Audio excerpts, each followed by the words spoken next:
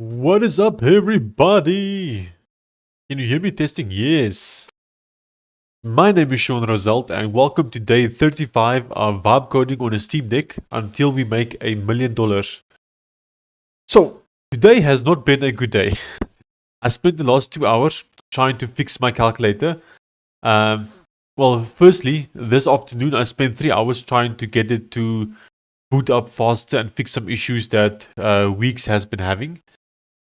And that broke it. And so I spent the last 2 hours trying to get that to fix. But yeah, I couldn't get it fixed.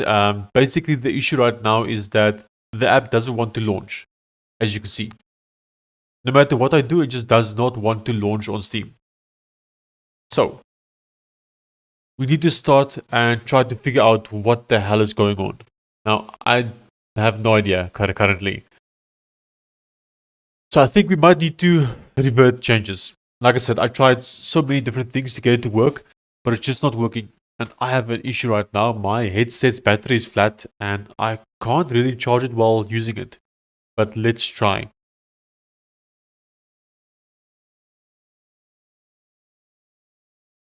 I'll just need to stay very still, and then maybe I'm able to use it while live streaming. We'll see. Busy checking here. I might need to hold the charger here.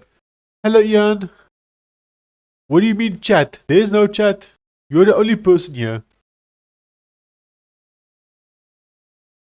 Okay, so I think we might just literally need to revert. Honestly, I don't know what else we can do. So it's really sad, unfortunately.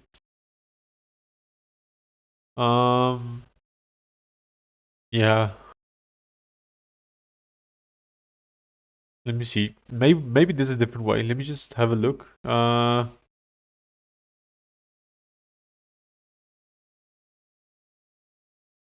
Okay. So the issue I think happened in this commit, this specific commit. I don't think this commit broke it. I think it was this one. So we need to revert that specific one.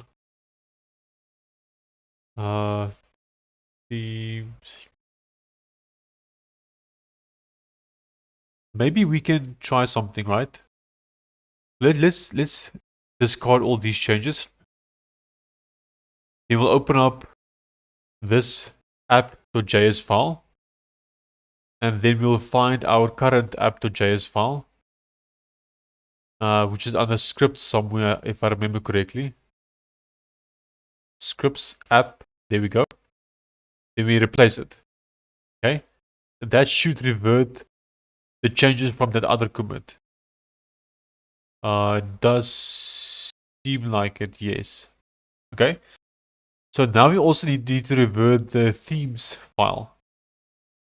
So how would we do that? Open changes.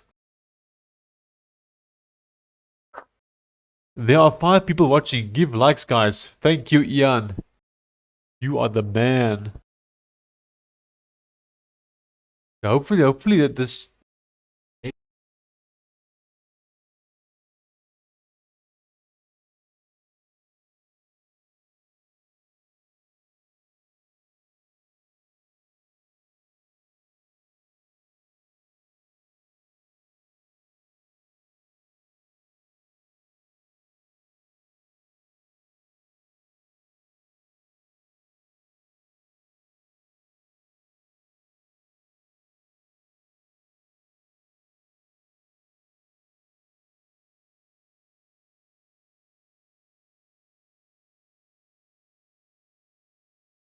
Oh no, I was speaking, but my microphone was up. I don't know how much you guys missed, but basically what I said was we need to try and figure out why the app is crashing.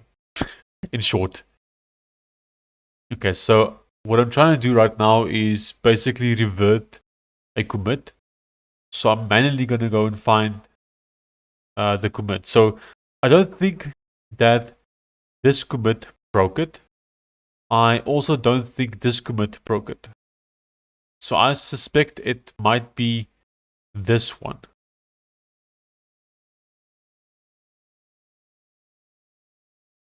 Wait, we have not yet committed all of our code. What I'm just realizing. Yeah, that's fine. So what I want to do is, since I think this one is still working, I want to go to that branch's code.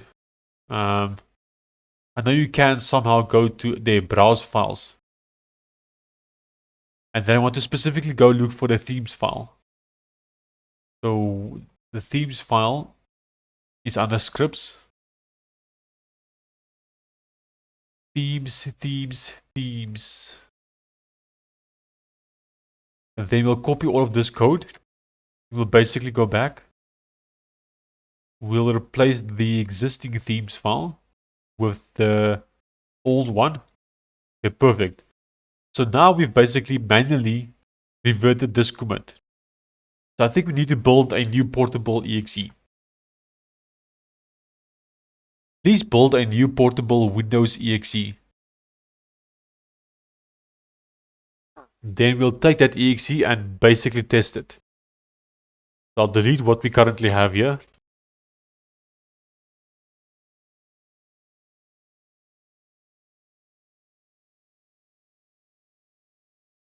And then while this exe is building, I'm going to give my headset some chance to charge. And then I'll be right back. Give me 1 second, guys.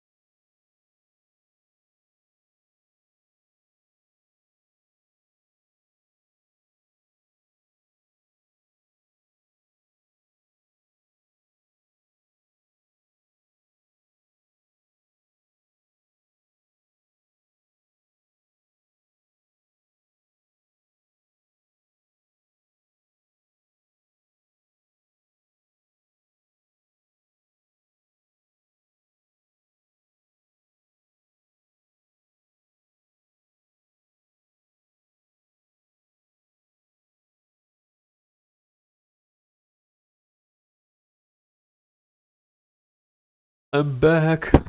But I still need the headset to charge a little bit. I see Gordon's in the chat. Hi, Sean. If you could do anything creative, what would you do? You cannot use any kind of computer. Good question. I'll need to think about it. Because all of my creativity revolves around a computer. An interesting story. When I was in primary school, I made my own business that like repaired pens, like writing pens for people. And I also made like custom pens for people. That was kind of creative without a computer. It's not something I would do today, but yeah, that's just an interesting story. This was way back in like 2007 slash 2008 when I did this. And I would like walk around the school and like look for pens that were like dropped by other kids and like thrown away pens. And I would like reuse them to fix other pens for people. I don't remember how much I sold them for, but it was like dirt cheap. Like I would like pick up a pen and like sell it to someone for like 2 rand. 2 South African rand.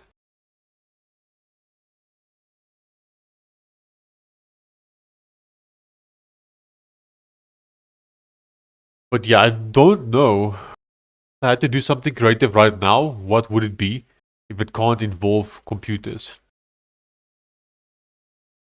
I mean, there's lots that I can do, but nothing that I really want to do, you know?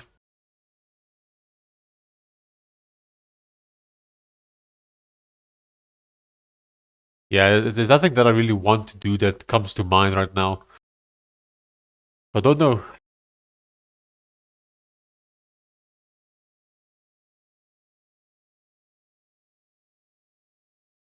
I'm trying to think, but nothing comes to mind.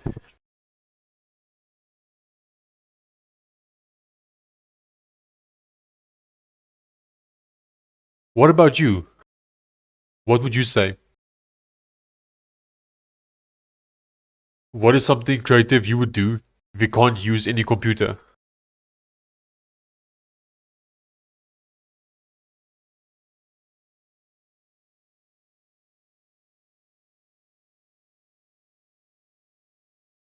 I really hope that this reverting fixes it.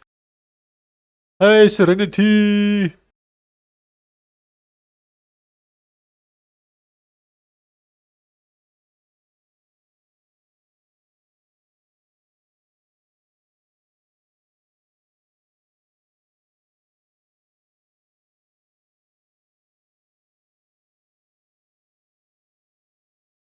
Actually, there's something that I want to do. Uh, I would love to do something that can be seen from Google Maps. Like, I don't know exactly what, but like, let's say, as an example, write a word somewhere very big that you can see from Google Maps, or perhaps like the Linux Penguin somewhere big, something like that, to like make that and wait for it to appear on Google Maps. I think would be fun and creative. So yeah, that would be one thing. Well, I guess it would need to involve a computer because I'll need to like map it out on Google Maps. No, so I guess that doesn't count. Yeah, there's nothing. Anything I want to do that is creative involves a computer. Okay, the exe has finished building. Let's test it. Man, I really hope this works. Otherwise, I have no idea. I don't want to revert any more changes. Okay. Ooh. Let's see.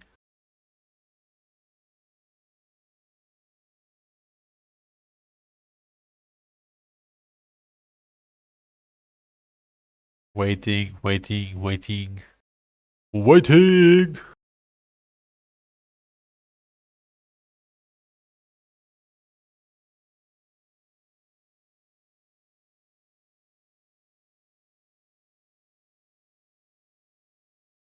Let me check the comments again.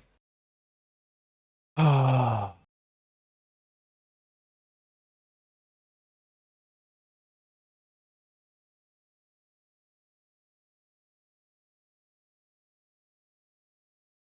Just double checking to make sure that it wasn't something else that broke it, maybe one of these commits.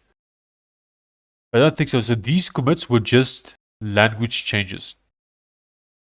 And then I'm pretty sure that it worked when I was testing these ones. But yeah, looks like it still is not launching. Wait, let me test a different app that I made just to make sure. Because maybe it's Steam or something. Cool, I'm off my daily YouTube binge. Sounds good. I'll check in now again. Sounds good, Gordon. Cheerio. Okay, so Delphi Turtle did launch. Okay, let me test something. I'll stop this. Then I will uninstall. Basically get the previous version and see if that one launches.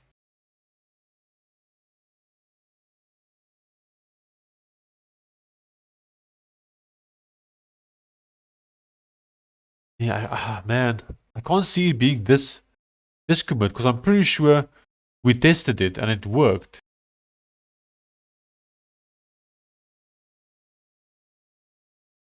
Maybe I should look back That look like exactly what we prompted here, if I still have it. Calculator, Steam Cloud Support. Windows Portable Build, yeah. I think at this point it was still working.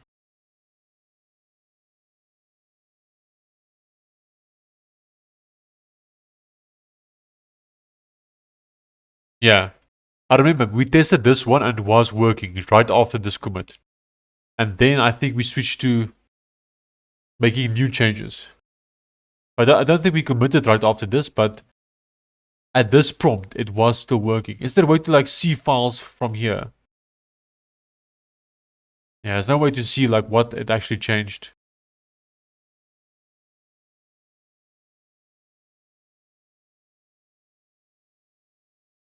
Oh, wait a minute. Agents / greeting response. It looks like we did this on a different branch, possibly. Fork chat. Copy branch name. Hold on. Agents. Okay. Uh, please paste this specific branch to uh, a remote branch called help me. Okay, let's do that.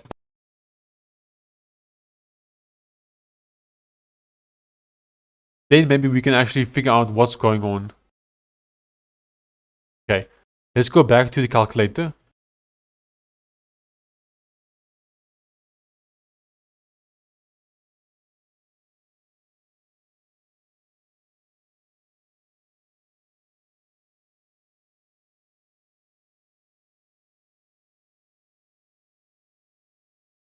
Okay, waiting for this to finish.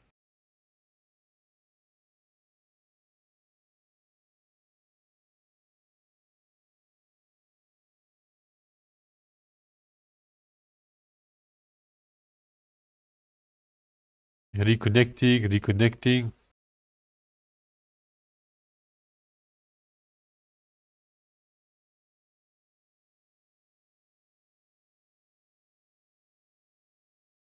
I really hope this works. That would be nice. Let's see what else we could possibly do. We could like right click here. Compare with remote. Cherry pick. Oh, cherry pick. What does that do? I have no idea what that did. Create branch. Let's try that.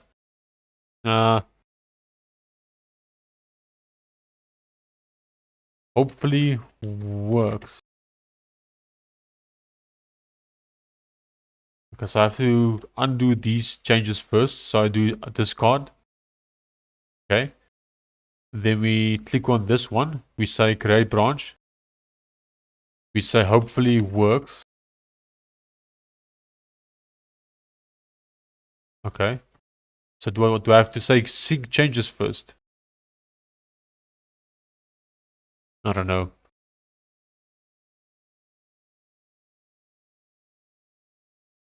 Pushing current main commit.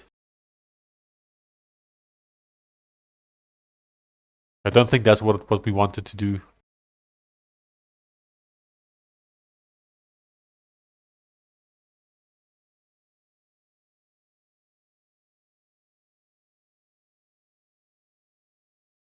Don't think this is what we wanted to do at all.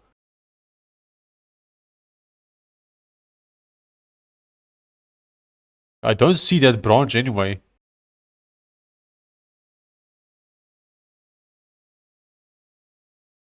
I don't see that branch. Where is it?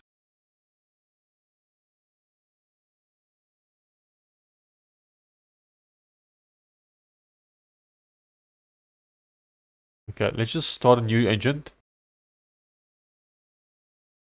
Okay. Let me backtrack. Okay. This I want to keep. Let's take a photo. Because that's the change logs. I don't want to lose that. So I'll take a screenshot. This I have to close. Then I'll paste the screenshot somewhere. Or I could just keep it open right here. Let's do that. And then I think let's revert back to this specific commit. I'll copy the commit name. Copy commit message. Please fully revert us back to this commit. Okay, let's wait and see. Hopefully doing that fixes our issue.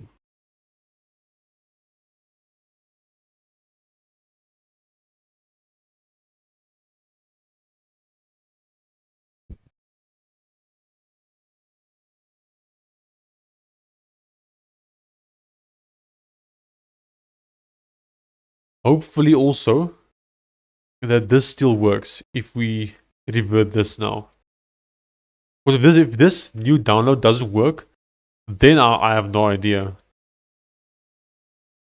There must be something on Steam or Proton, or I have no idea.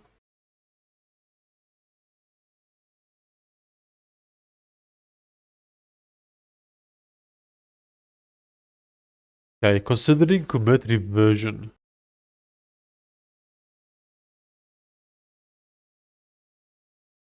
Okay, while this is busy reverting, I think we could probably jump into some other work. Let's look at the invoice generator. Now, I think we can use codecs today again, if I'm not mistaken. Let's try using codecs. I'll go to medium reasoning.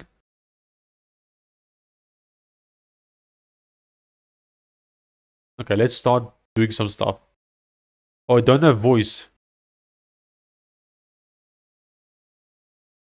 No plugins? No.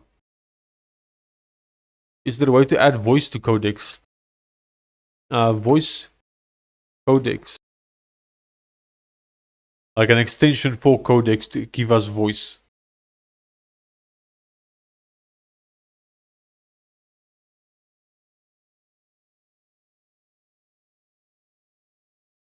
Wait, what happened?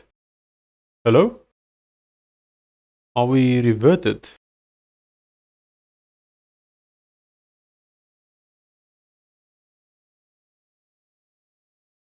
What happened to the prompt we did? I don't understand. Okay. Oh, we did it in GPT-5 Mini. My bad. Hey, Cliff!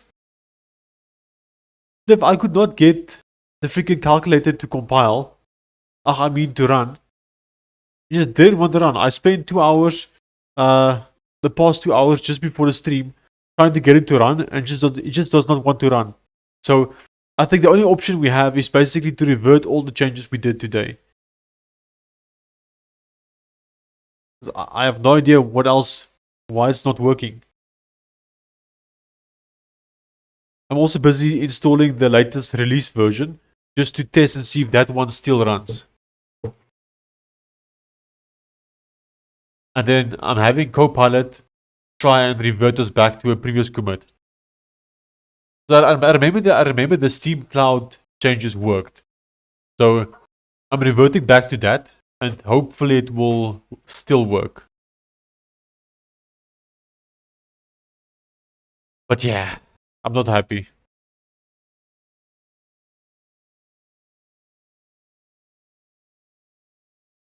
Yeah, it's part of the game.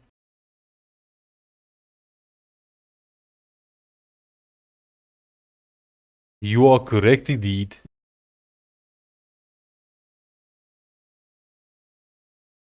And then my headset is also flat, the battery, and my charger is a bit broken, so I have to like keep putting it back in or holding it here and not move much.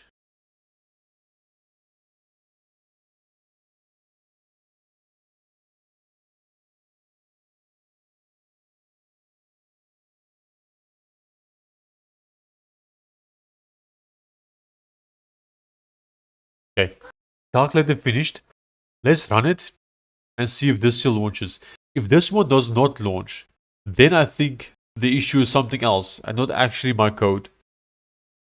Do we have more information about the bug? No, I don't have any more information.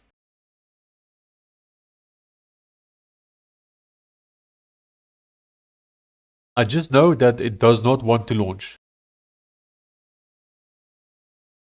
But we'll check if this one is now launching.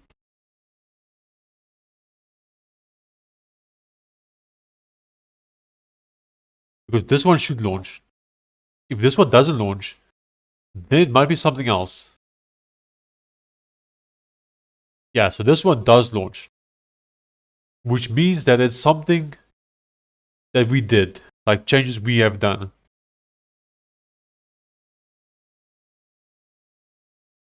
So I think reverting back is what we need to do. Yep. We just gotta wait. Gotta wait.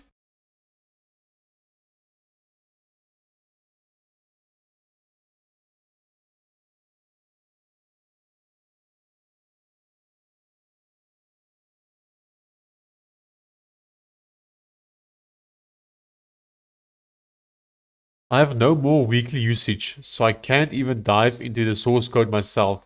Ah, it sucks. Luckily with GitHub Copilot, I have GPT-5 Mini and Raptor Mini, which is free. So even though I have also reached my limit, you can see 100%, I can at least still continue using the free models, which is nice.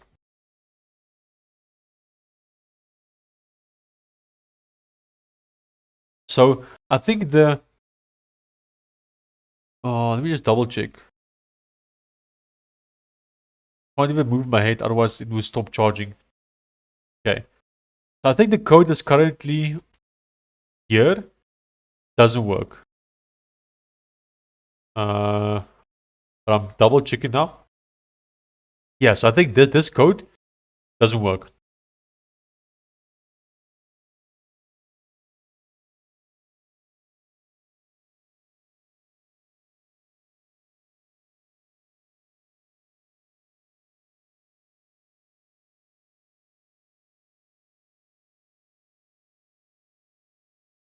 I should also be able to use Codex again today.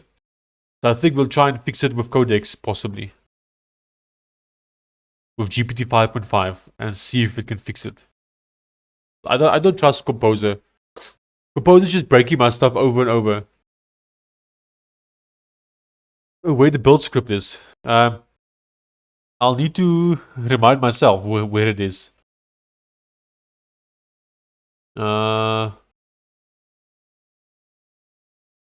No, it's dist. Build the debug.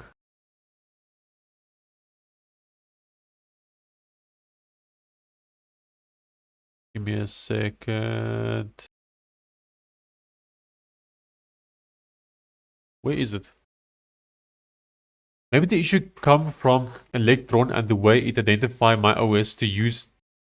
So I'm not talking about specifically your issue. Like the app does not launch at all right now. While trying to fix your issue, now the app that doesn't launch at all.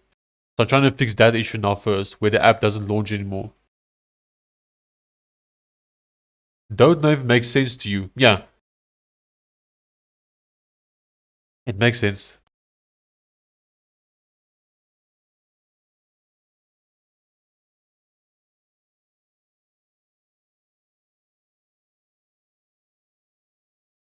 Let's just do a portable. Here we go. Right here. Package. Okay, so scripts. Package.json. Okay, so you can find a build script if you go to scripts, and then there will be a package.json in here. Not finding it. Man, where is this file? Hold on. Copy path. Okay. Oh no, it's in the root directory. Why am I not seeing it? Oh, there we go. Here. Yeah. So package.json. then you can find all the scripts that we have right here. So somewhere in here, we have a portable one. There we go. Package Win Portable Electron Builder. So this is the one we use.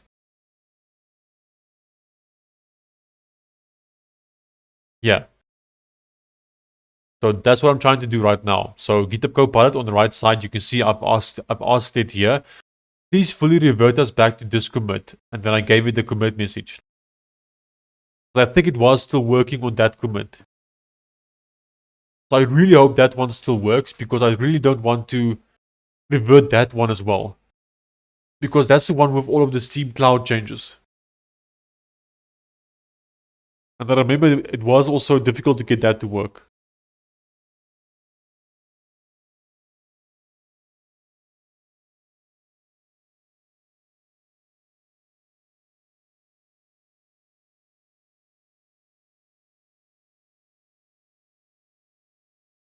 Well, I still have chips. I still have some chips. There we go. Not much, but a little bit. Okay. I'm gonna take my headset off, let it charge a bit, and eat some chips and stretch my back.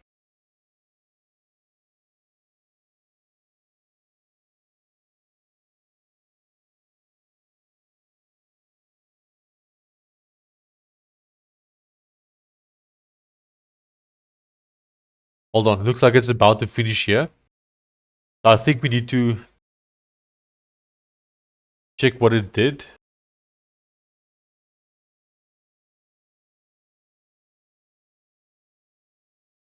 Okay, it doesn't look like it actually reverted yet. I still see some of the old changes. It doesn't look like it reverted. Force push main to origin to make the remote match.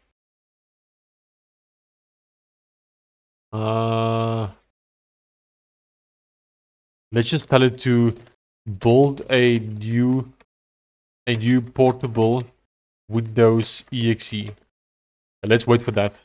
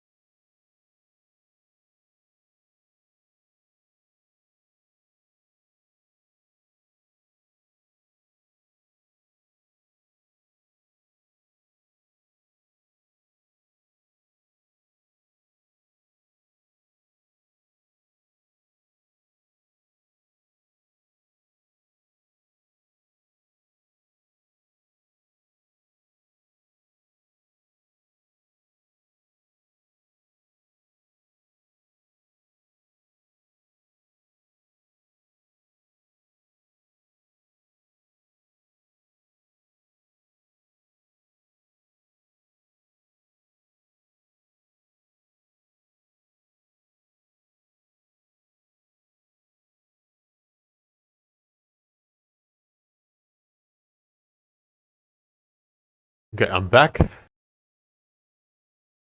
Yeah, it's still busy building it.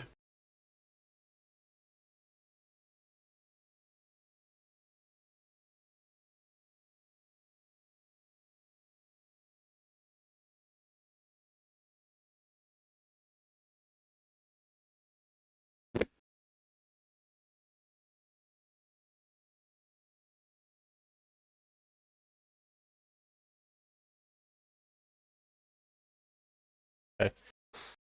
What we can do so long is we can probably delete these files.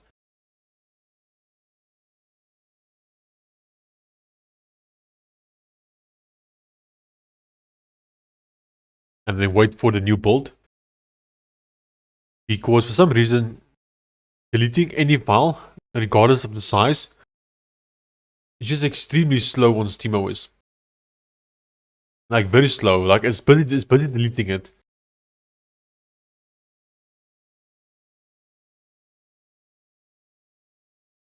Yeah, okay.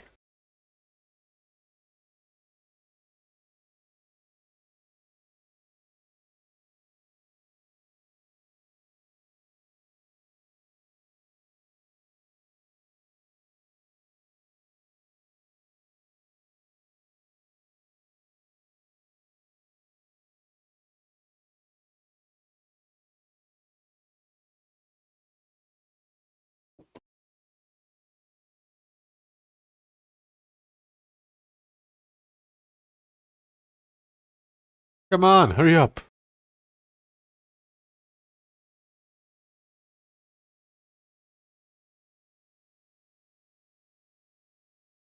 Hurry up, hurry up, hurry up.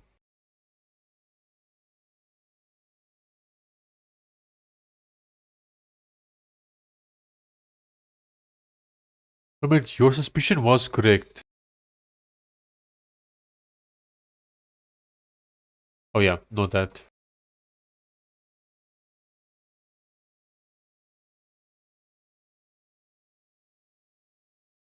Oh dang, it's taking so long.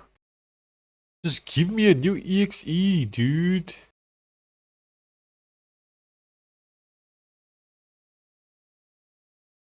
Ah, like what's taking so long?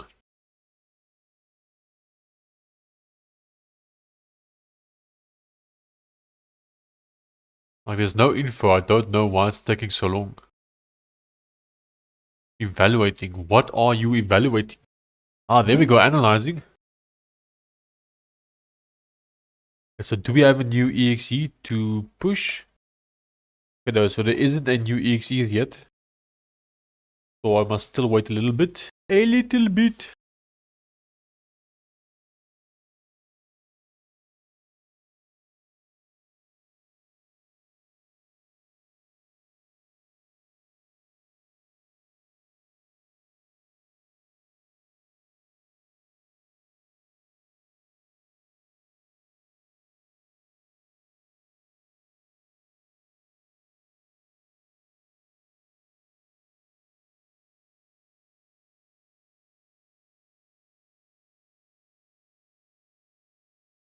I'm going to try and move my desk a bit. Let's get it closer to the wall. Ah, doesn't want to move. Because if it's closer to the wall, then that means this wire can be longer.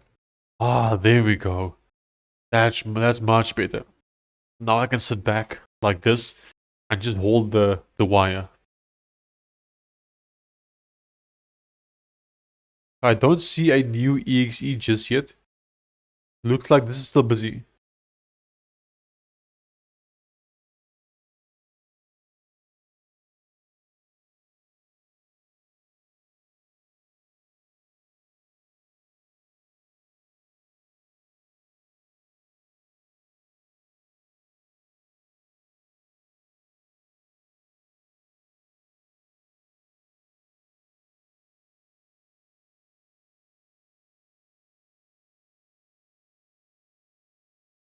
Preparing for task completion.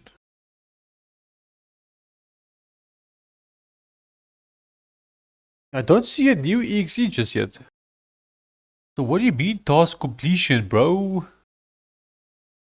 What do you mean? Okay, well, while we wait for that, let's try the unpacked version, just out of curiosity.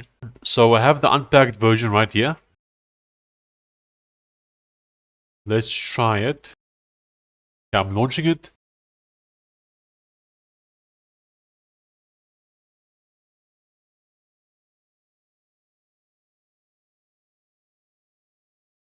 Yeah, see, we finally have a new exe as well.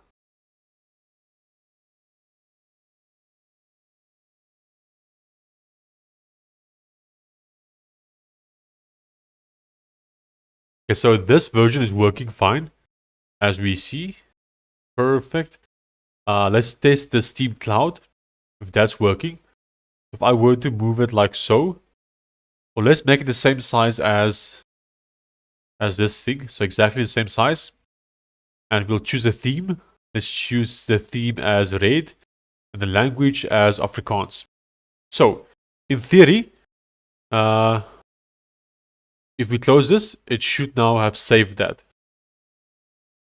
And we should see it in the saves file as well. So if we open up this file, it should show it for us. There we go. Red AF, which is Afrikaans. Let's open it. Let's open it again. Or should we actually give it a proper test? I say we delete the entire saves file.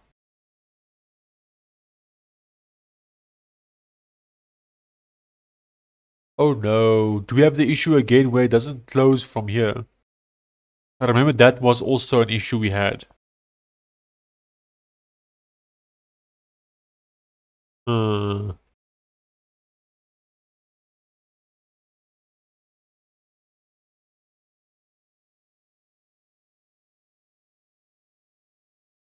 let's close it.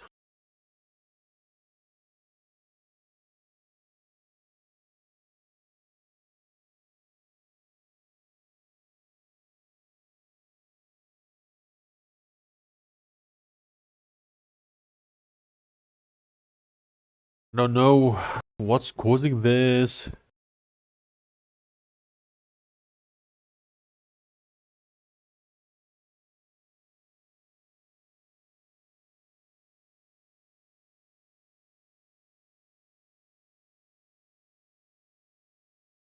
I don't see any processes running for it.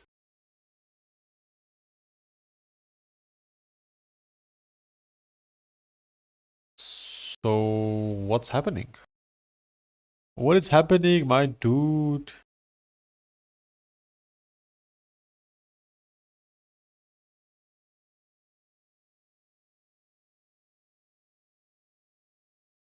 Hey. I'm gonna force stop Steam. So I'm killing Steam right now.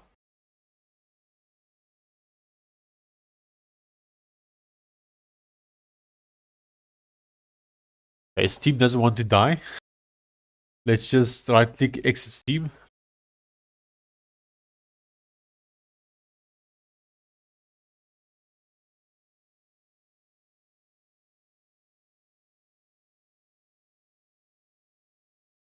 At least we know the app launches now.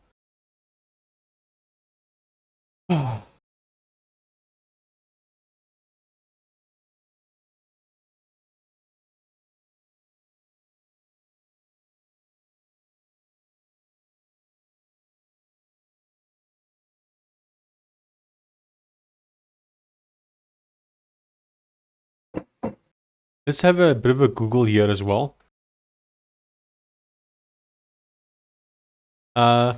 Electron window flashes black when resizing it via Steam Proton. Window blinks black every time. Okay, that's from 2017 though. Black screen after loading flashes real UI for one frame.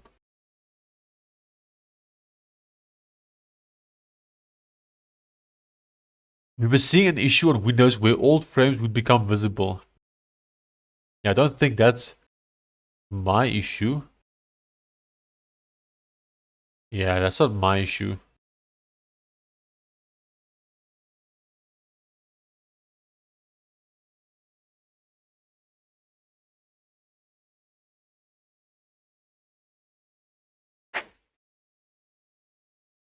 Yeah, my whole window is blinking from a black background when I change the size of my window.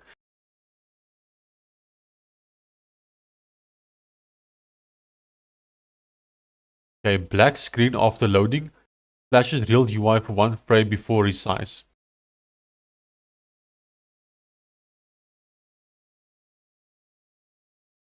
Okay, I don't see anything useful there.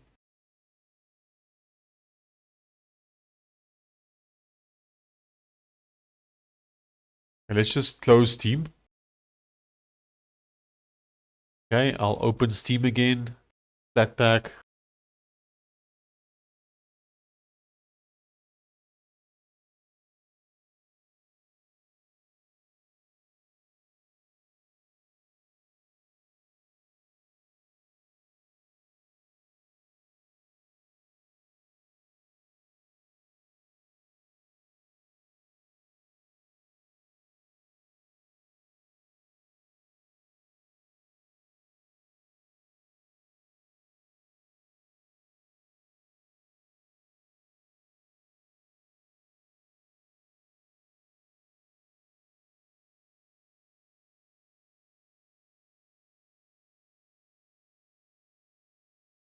Come on, Steam.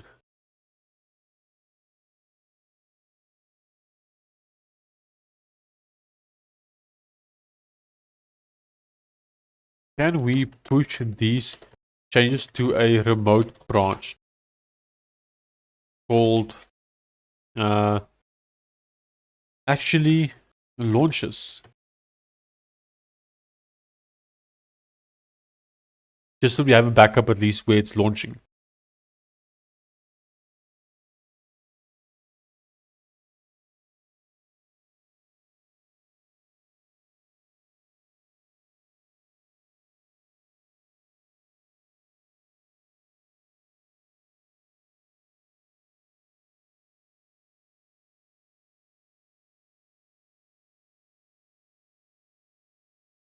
Why is everything so slow?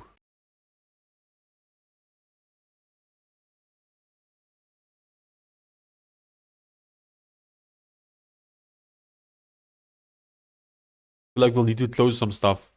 Let's close this.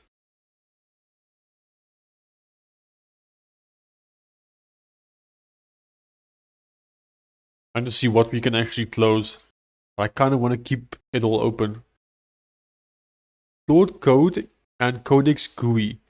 A premium VS Code GUI for Claude Code and Codex CLI. Streaming chat UI. Voice prompt dev. Voice assistant.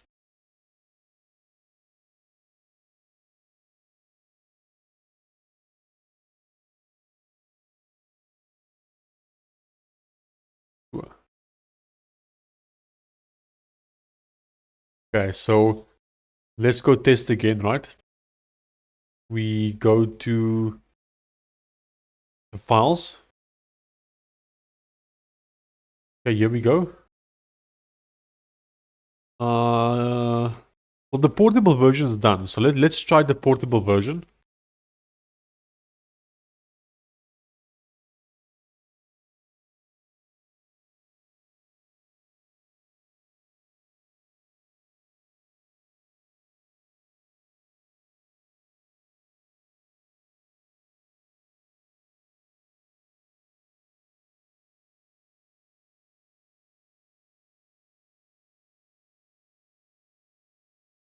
Okay, there we go. We make it Roselt Calculator.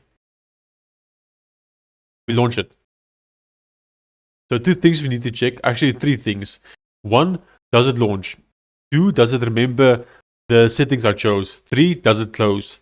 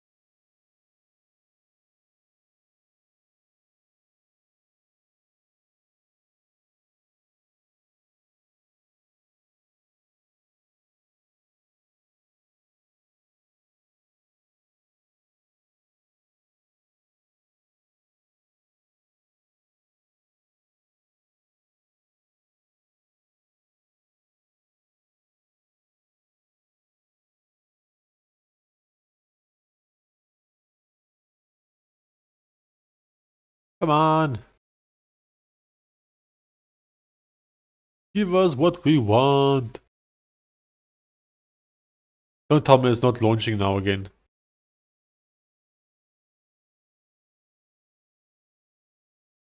No, I see a settings file. Oh, but that was Steam Cloud that brought this file in.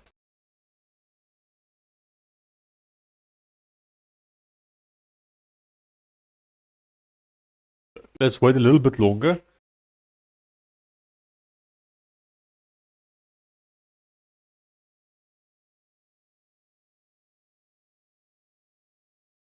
I don't know why it's taking so long always.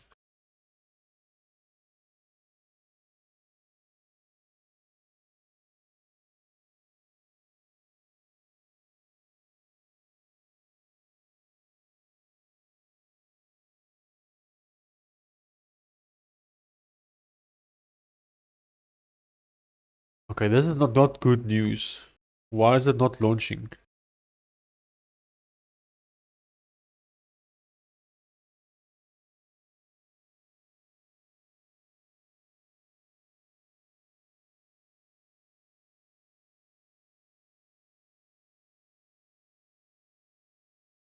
I'm stopping it. I'll launch it again and see if it makes a difference.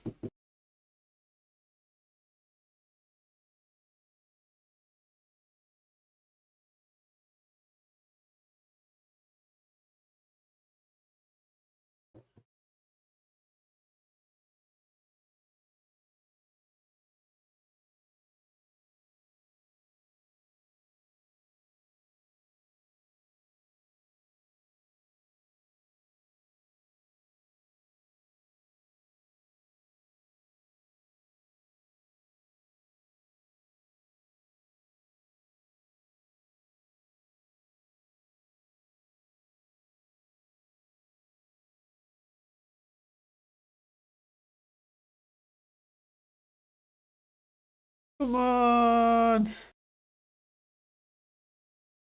let's stop it. I don't think it's working.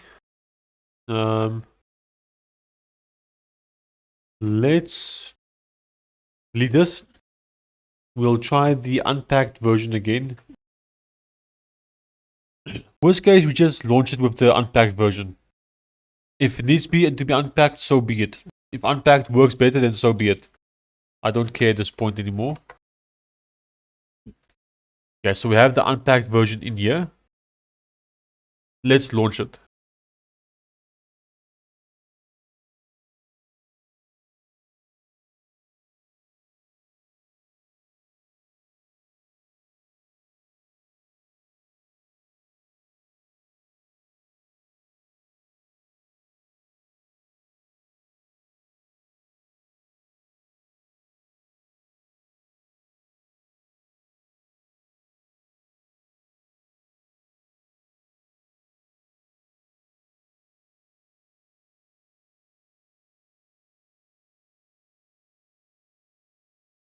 I don't know.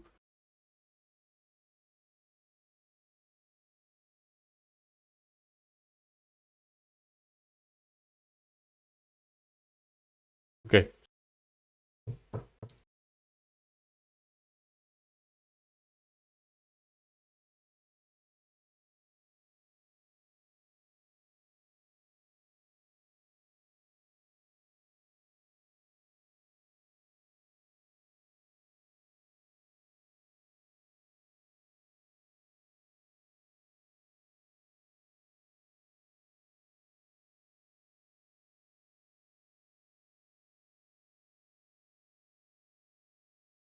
I'm checking your messages now, Cliff.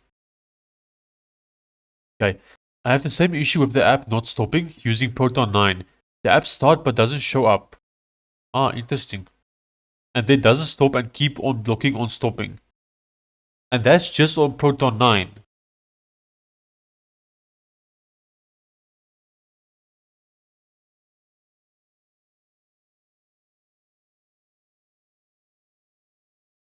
Thanks, Sean. Anyone want to see what?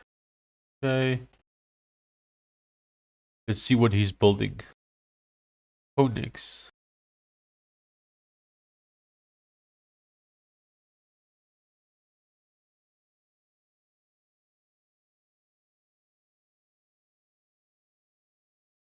There's only on Proton 9. Okay. I don't understand. Like, this version just ran. Nothing has changed. So why is it not running now?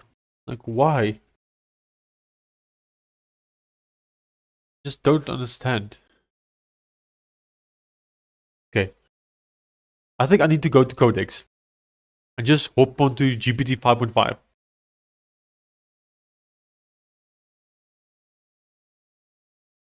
So where is the app? Or do we go cursor? Oh, cursor that doesn't want to open. Okay, fine. Be like that. Okay. Let's just say here. Push this. Oh, it did push it. Okay, actually launches. Well, now I'm not so sure anymore if it actually launches. Did commit that though.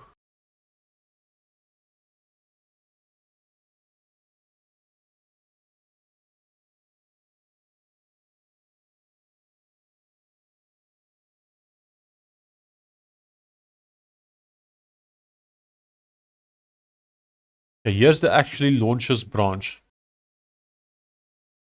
Like I said, don't know if this is actually true what's happening here.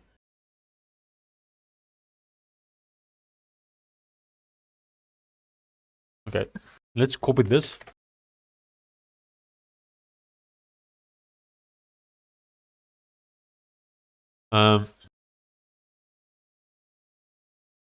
Okay. I think I want to close cursor and open cursor again, and we'll use Opus 4.8. Get the best possible chance of getting this fixed. Now I don't know if it'll work because I think I might have used up all the Opus like usage. But we'll definitely try. I'm trying to open up cursor again.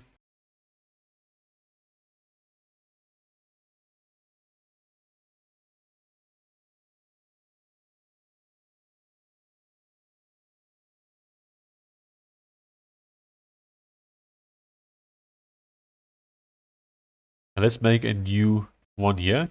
Okay, composer. We'll select a branch. We'll select the.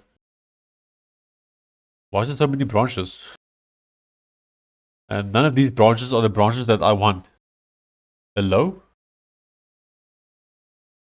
Okay. We want to have the actually. This does not make sense. Cloud. Oh, actually launches. There we go. But is this going to run in the cloud then? Because I do want it to run locally. I'm so confused. Get this branch locally.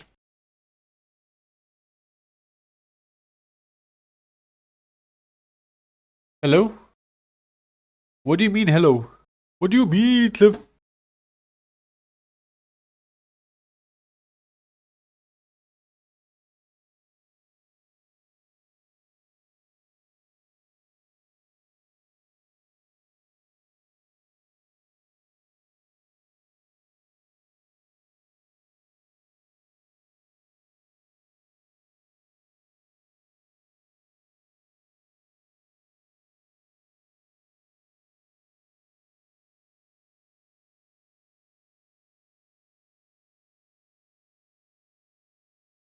This makes me laugh every time you do that. Ugh. What do you mean?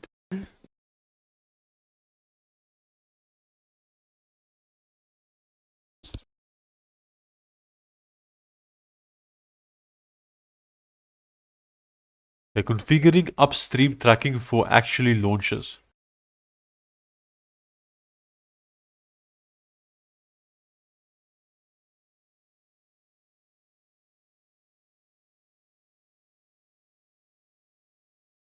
Okay. On your machine, if you don't have the repo yet, if you already have the repo, we need to say hello.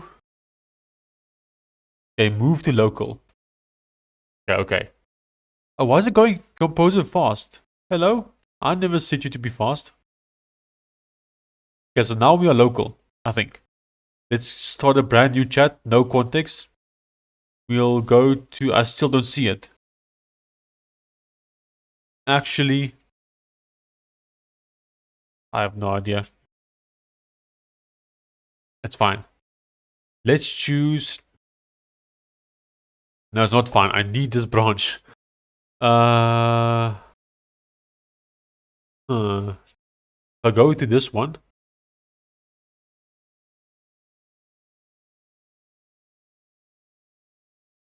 Actually launches. Here we go.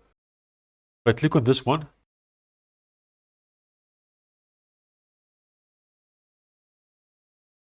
Okay. So now we are on this one, which is the one that hopefully works. Okay. So why don't I see this one? Oh, there we go. Actually launches local. Perfect. Let's go. Opus 4.8. Oh, max mode.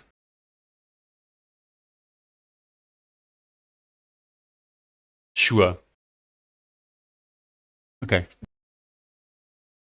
Let's try and give it a good prompt here. Hopefully get it to work.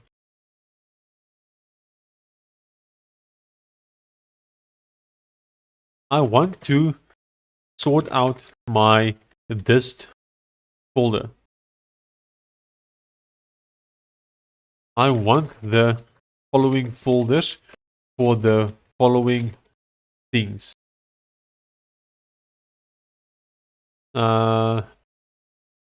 Android APK. I should have an APK in it. Windows or Windows Portable. I should have a single.exe. Windows. Just normal exe plus files required. No! Ah, I just sent it. No ways. That was a waste of Opus 4.8. Okay. 4. Linux Flatpak. 5. Linux app image. Okay. Let's see if we can do that for us. Okay. Let's see if Opus can do it. Okay. Specifically for the Electron plus Windows versions, I need you to make sure we're doing what is best. I need them to work well and feel native regardless of operating system. I will be running the Windows versions inside of Team Proton on various Linux distros.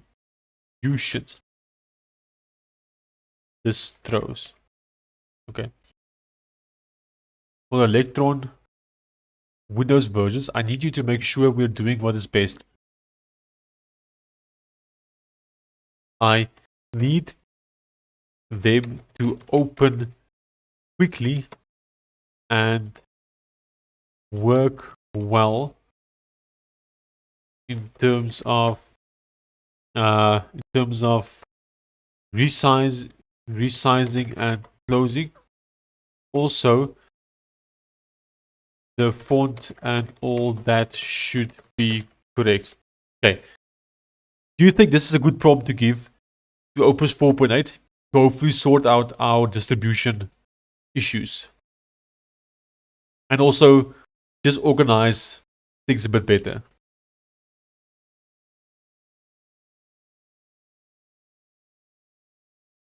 Windows Unpacked.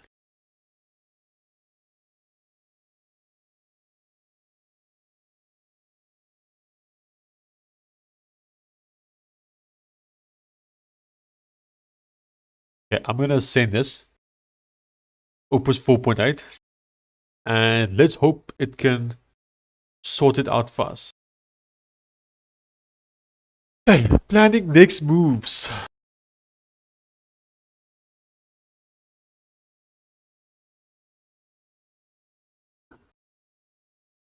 I can zoom this in as well, or I can't zoom in, or I can. Okay. I'll explore the project structure to understand the current build setup before making changes. This will be a good test for Opus 4.8 to see if it's actually as good as everyone says it is.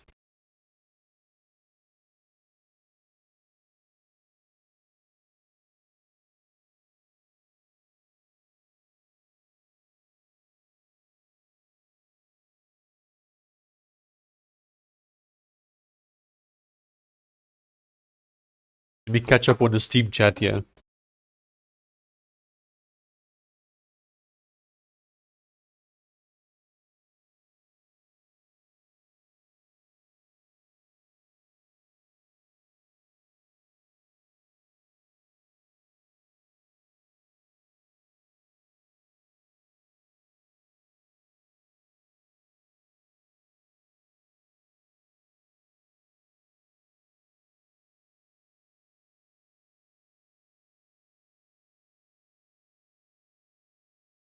Oh, my charger fell. It's fine.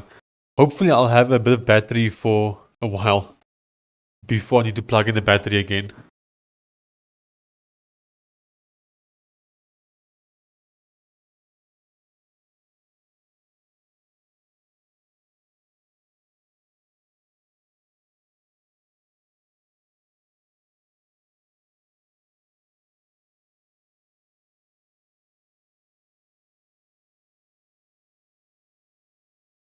Okay, let me check the fonts and front-end setup. Okay.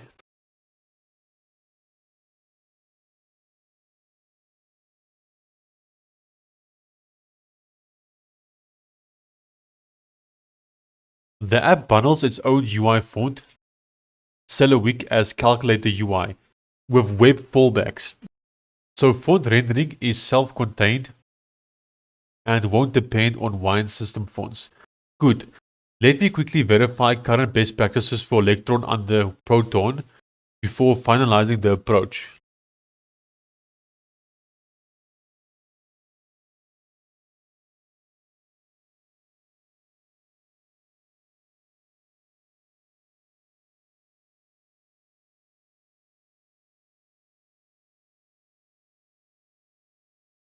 Okay. Yada yada yada.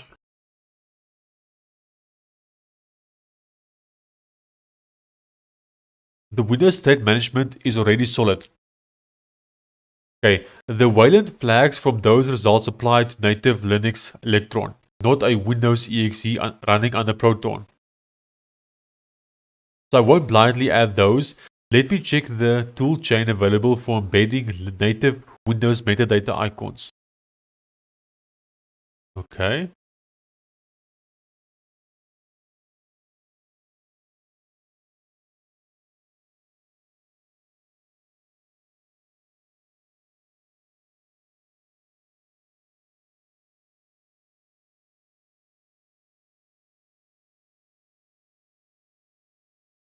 Okay. Okay, so the tasks.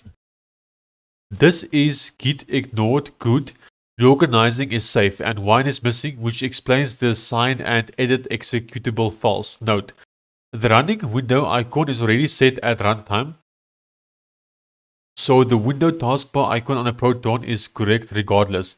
Let me set up a clean, well-architected build pipeline.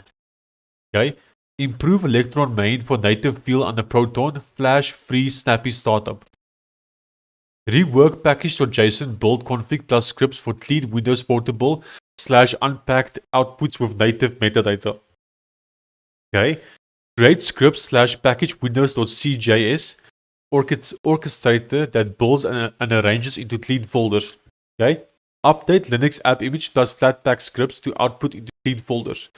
Reorganize existing dist artifacts into the 5 target folders and remove craft. Test build Windows Portable plus unpacked to validate. Now let me improve the Electron window for a flash-free snappy startup, which is what makes it feel native and open quickly under Proton. Okay, this is looking promising. Now let me rework the build configuration and scripts in package.json for clean, consistent outputs. Okay.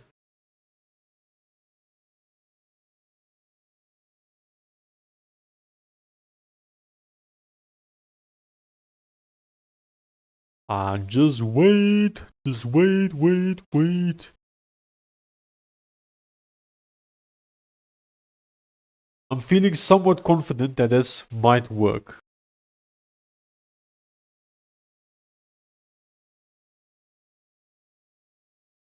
But maybe I just have too much trust in Opus 4.8.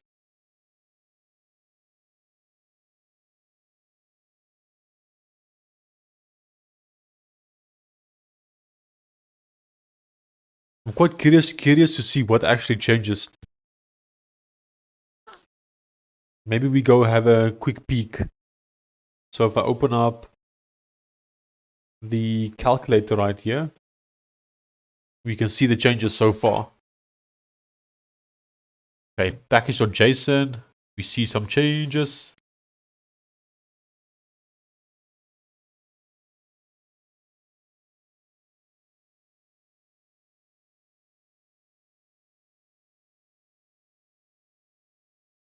Main window show false.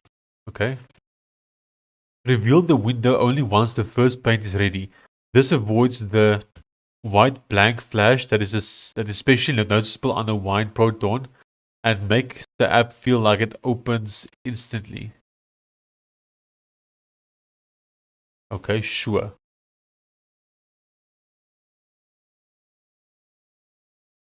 Builds the Windows desktop artifacts with Electron Builder and arranges them into a clean disk layout. Okay. A single portable build already produces the unpacked tree before wrapping it into the portable executable. So we reuse that tree for the unpacked folder instead of building twice. Sure.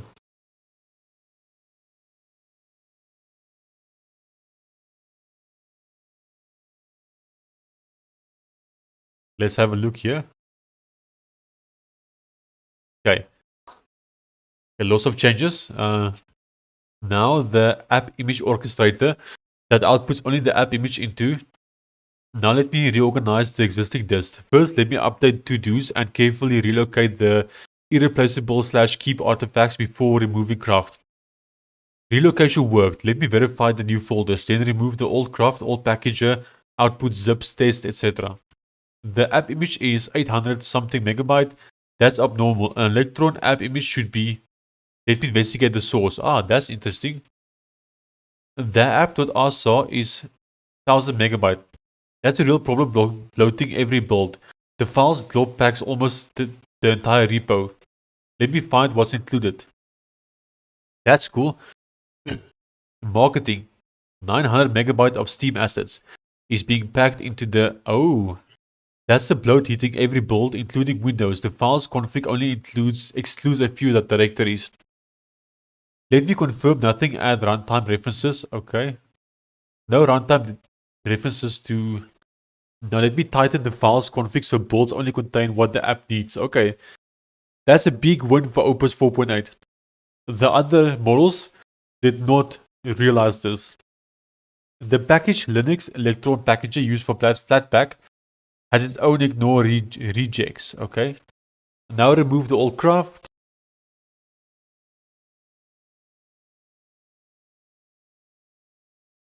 Okay. The node on path is cursor's bundler helper, no npm. Let me find the real node npm installation. No system node npm, only cursor's bundled node, which can still run JavaScript. Let me check how Electron Builder is wired so I can invoke it directly.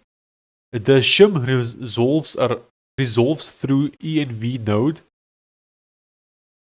Okay, Electron Builder 26 shells out to npm to collect the dependency tree, and there's no real npm on this machine. Let me search the whole system for any usable node/npm, including inside cursors resources. Okay.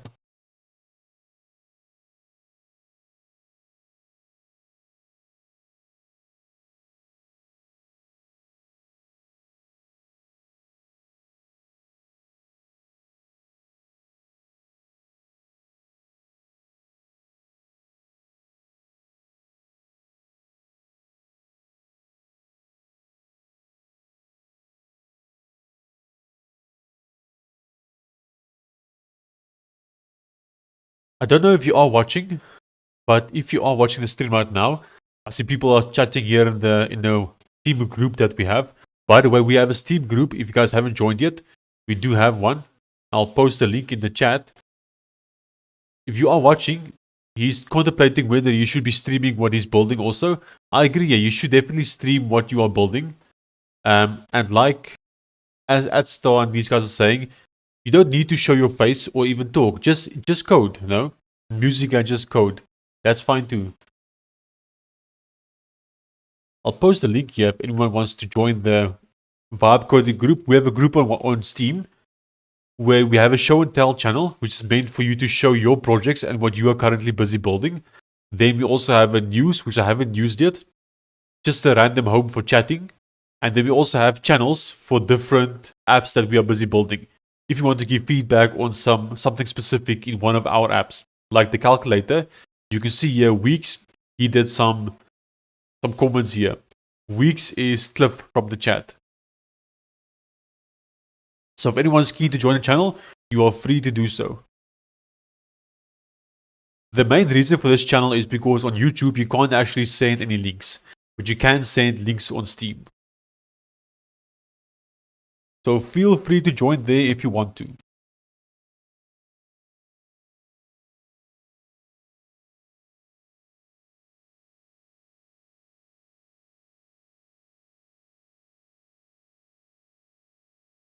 We still need to make an icon for it.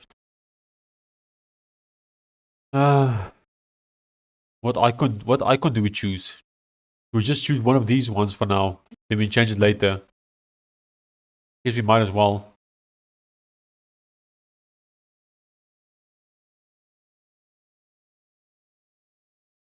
Yeah, let's just choose this one.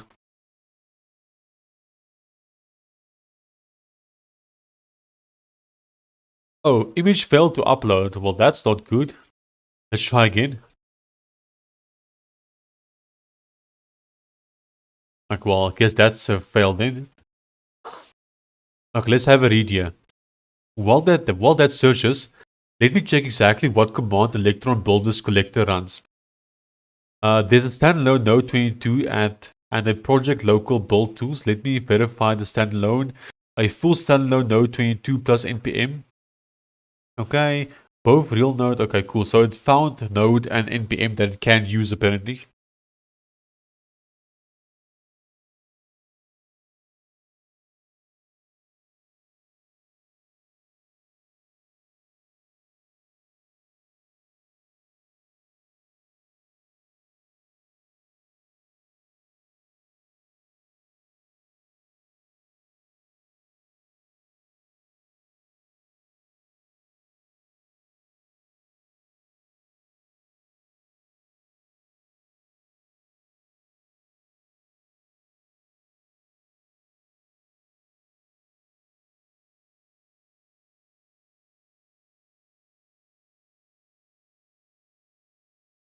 Just keep swimming, keep swimming.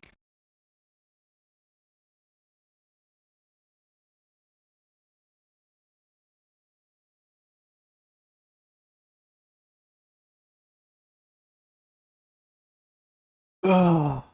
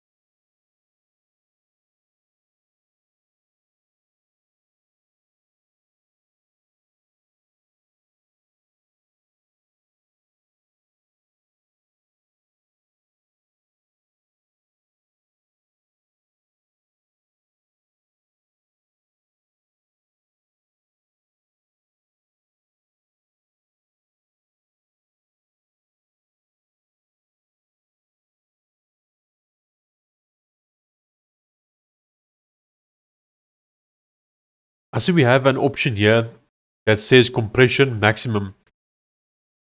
I wonder if the app will open up quicker if we don't compress it to the maximum.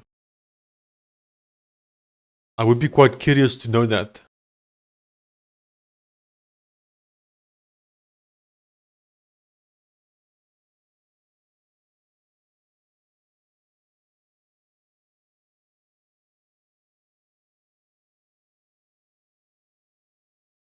Let me have a read here. How do I close this sidebar? There we go. Okay. The Windows build succeeded. Let me verify the output layout and the new slim sizes. The app.asar dropped from 1 gigabyte down to 15 megabyte.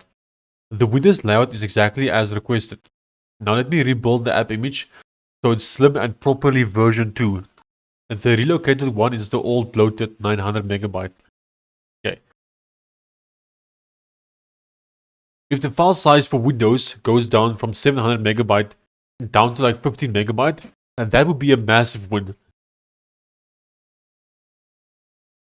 Yo, I must say Claude is pretty good, you know.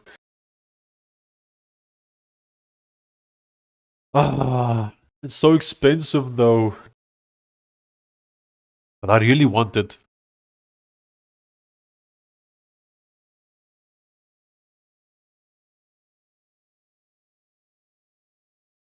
$200 per month.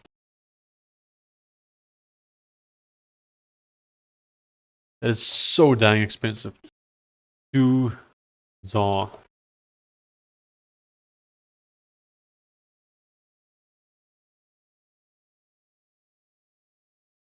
17. Do you get Opus 4.8? You do get Opus 4.8 as well. I'm guessing 17 you won't be able to do much on Pro. 17. Bizarre. 300 Rand. It's too expensive. I do want it so badly though. Yes, like, no way.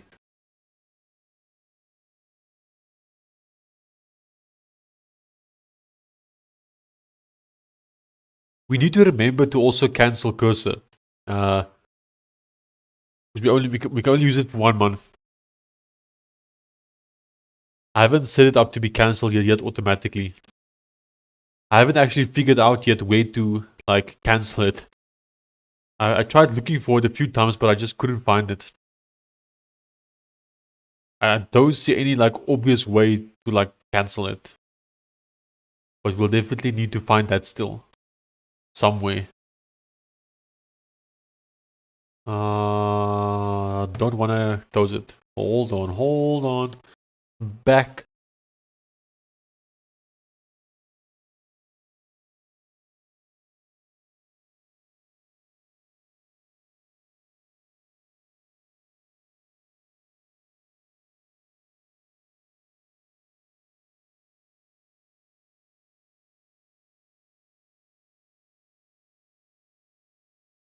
How long has this been running?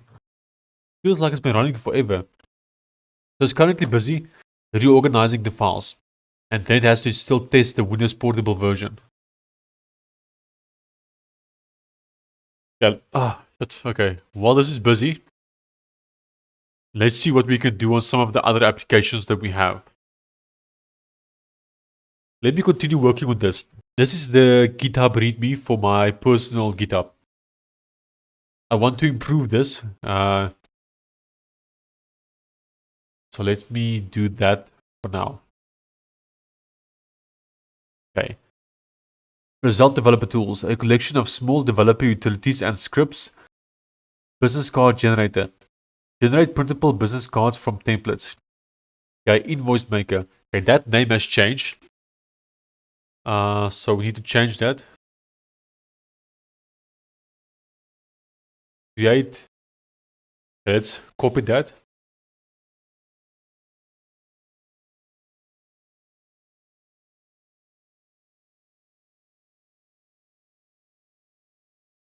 For the attached option, the name has changed. It's now called Roselt Invoice Generator.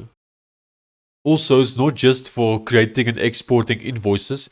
You can also send invoices straight from the app to someone. A Roselt Calculator. I don't like the icon. Is there not a calculator icon? What's the shortcut key for icons? There we go. Let's see if there's a calculator icon. There isn't. That's fine. QR code generator. The best calculator inspired by Windows Calculator. Generate QR codes in multiple formats. Snippets and helper tools for Delphi development.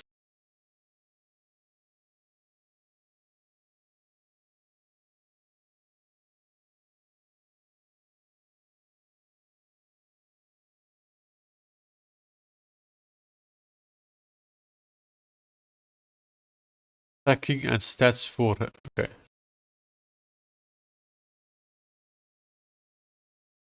Okay, this is not accurate.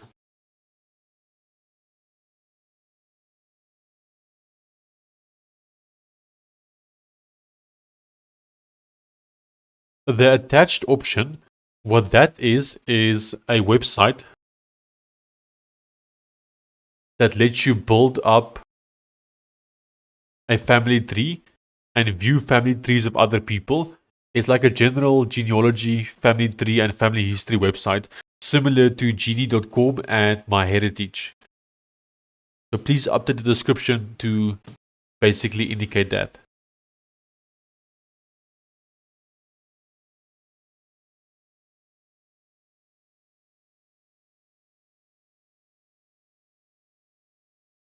Look at the attached. This project is a website where people can list where graves and cemeteries are and also have that link to a family tree.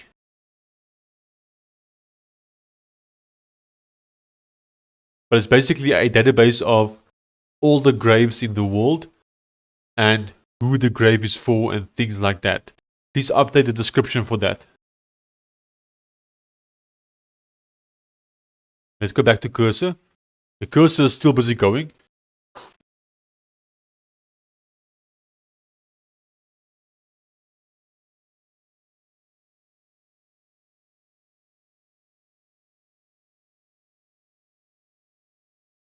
Look at the attached. This project should be called CSS Hexagon Generator. It's basically a pure vanilla JavaScript CSS Hexagon Generator.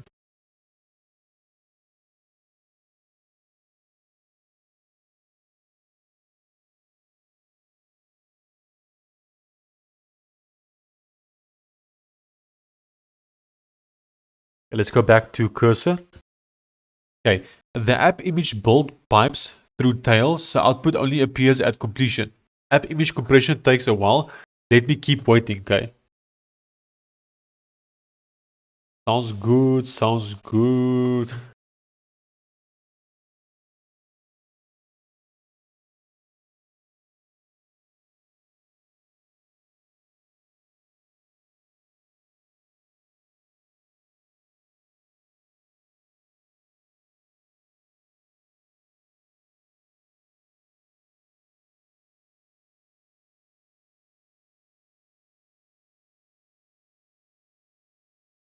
Okay, waiting 3 minutes for shell. And we have two terminals open. Don't know what it's doing. Sure.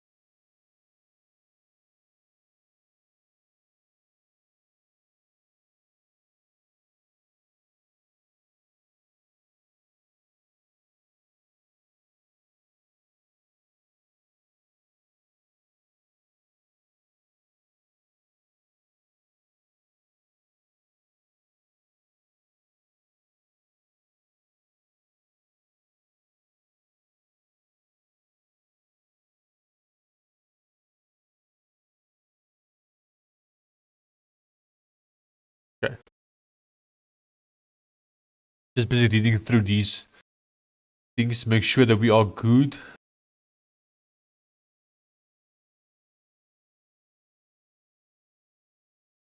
I think these two games, I want to rewrite them. The original versions was made using the Delphi programming language. But I think I want to remake them using JavaScript. So the way these work is I basically have collected so many like photos and screenshots of different video games and operating systems over the years. So I want to make some kind of a game where I show like a real life image of either an operating system or a game, and then the person must guess what game or operating system that is. That's basically what that is.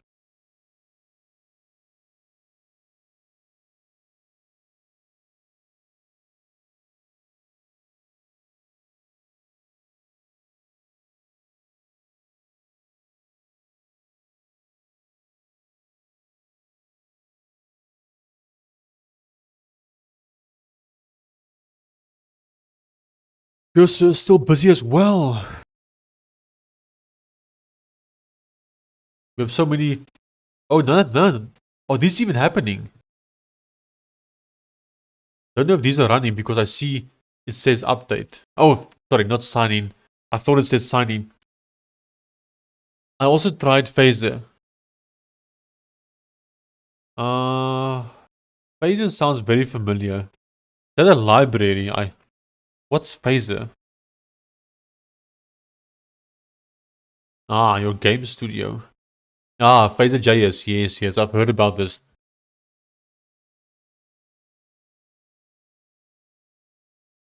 Never used it, but I have heard about it. But you know me. I don't think I'm going to use it. I'll most likely just code from scratch. But maybe we use it. I'm not against using it.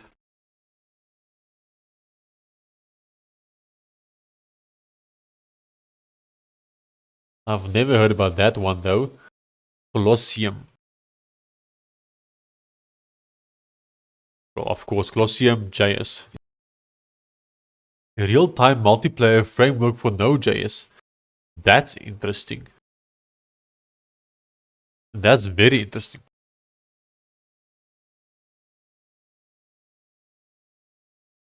Chip multiplayer. Okay. Build and ship real multiplayer experiences. Open source framework for Node.js. Okay. Colosseum is very cool. Yeah, this looks very cool.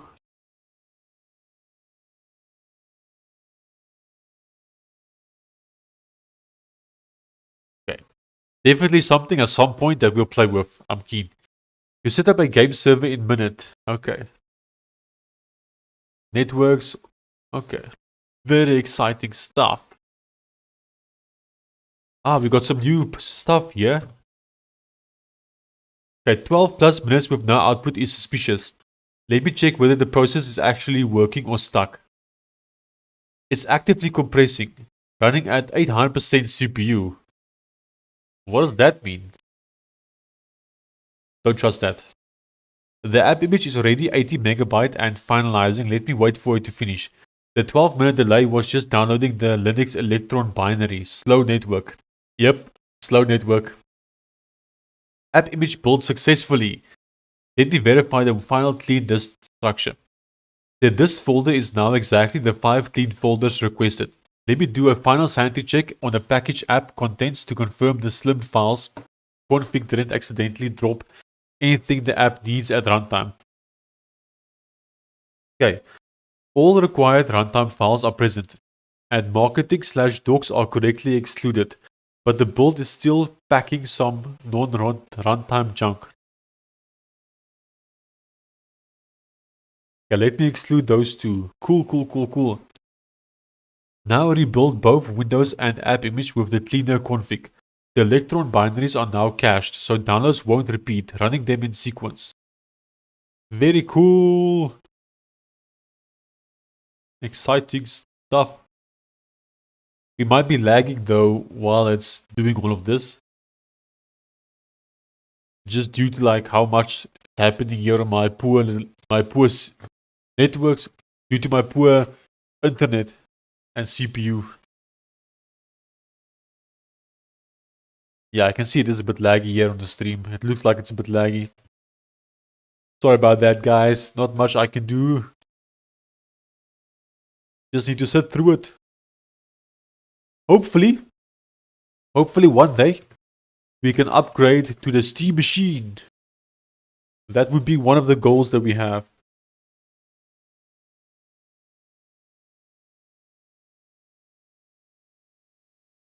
Steam machine, ahoo! Yeah, that would be super nice if we can upgrade to it.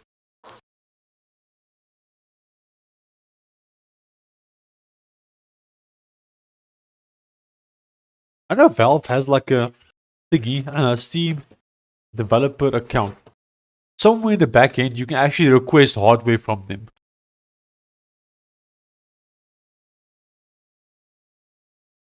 I forgot where you can do that, but I know somewhere you can like request hardware. So I've seen it somewhere. Here we go, request beta hardware. Then I can like request a Steam Deck OLED or a Steam frame. What's Steam Machine? Never heard about it. Okay, so I'll show you. So Valve, you know the Steam Deck, obviously. So, like we have the Steam Deck, they also have the Steam Machine. So the Steam Deck, let's start from scratch. So these are the Steam hardware. The first one is the Steam Deck. The Steam Deck is a handheld, as you can see.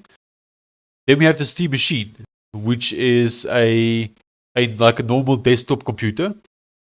Then you also have the Steam Frame, which is a VR headset, but it runs normal Steam OS. So you technically have full Linux on it. You can run full Steam games on it. You can open your desktop, etc. So it's like a full computer. And then lastly, they also have the Steam controller. So yeah, that's basically it. So we currently have the Steam Deck. We don't even have the new OLED one. We currently have the even older one, the LCD one. And I think the goal would be to eventually upgrade to the Steam machine, which is much more powerful.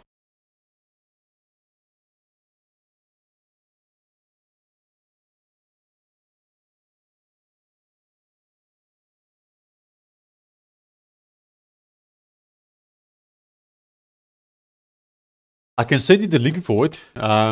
Yeah, it's laggy because we are letting Opus do some compilation and I don't know what, some building stuff. So unfortunately, can't do anything about the lag. We just need to wait the lag out. That's the thing I can do.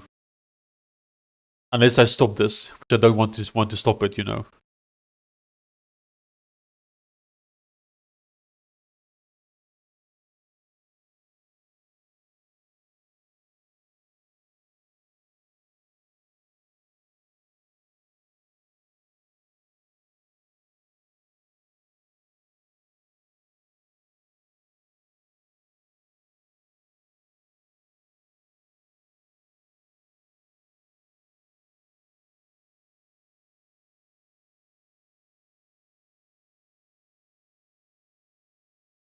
I'll see if I can close some stuff that hopefully will help us. So give me a second, I'm busy closing some stuff here.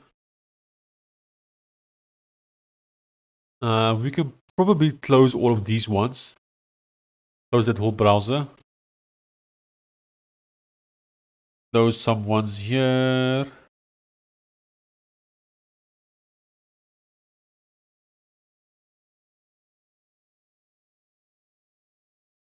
It looks like it finished. So hopefully...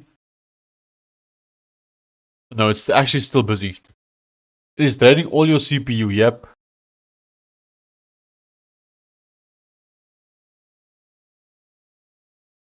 Every last ounce of it. I'm checking my CPU usage here, and it's literally 100%. It's like touching 100% the whole time. My memory is full, my CPU is full. Crazy.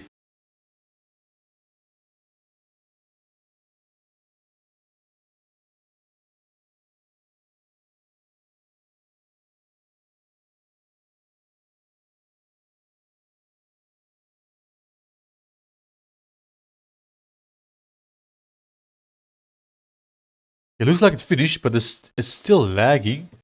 Why is it still lagging?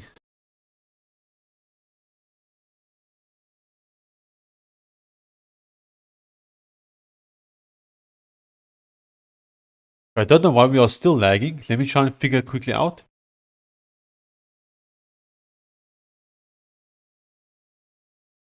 Okay, so there are two things using my CPU quite heavily, besides OBS, and both those things are CR browser main. What does that mean? What is CR browser main?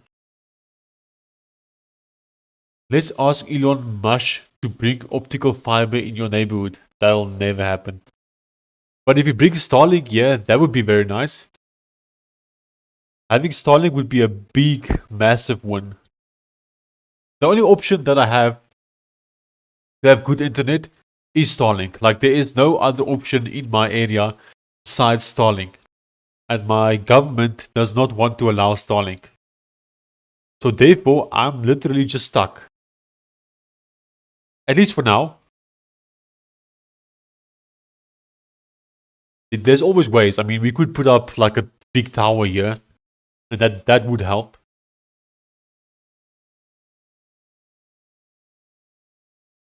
Okay, is the stream still lagging, or is it better now? Okay, I think we should check out the folder structure and see if it's better. Okay, so here is this. That looks much better. So we have Android. Perfect. There's the APK. Very nice. I don't know when we'll test it, but we'll be testing the Android version soon. And I have not forgotten about the Mac version, Mac and iPhone. Then we have the Flatpak version. Cool. We should test that right now, I think. Do I currently have one installed? I do not. Okay. So I double click on the Flatpak. It should then open it. There we go. Perfect. Let's clear my data. So I should be able to just simply say install. Let me just enter my password here.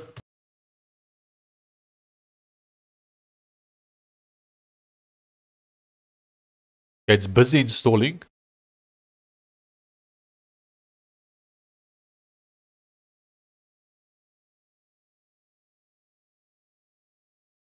So my government doesn't allow Starlink to be here because my country has like laws where most businesses, especially like ISP companies, you can't actually operate in South Africa unless majority of the shareholders or owners are black.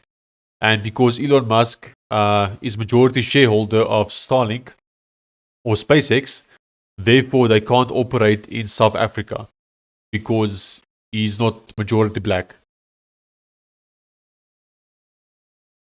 It doesn't necessarily say majority black. It's actually majority disadvantaged groups. But the thing is, most of those disadvantaged groups are black people. So that's why people say they must be black.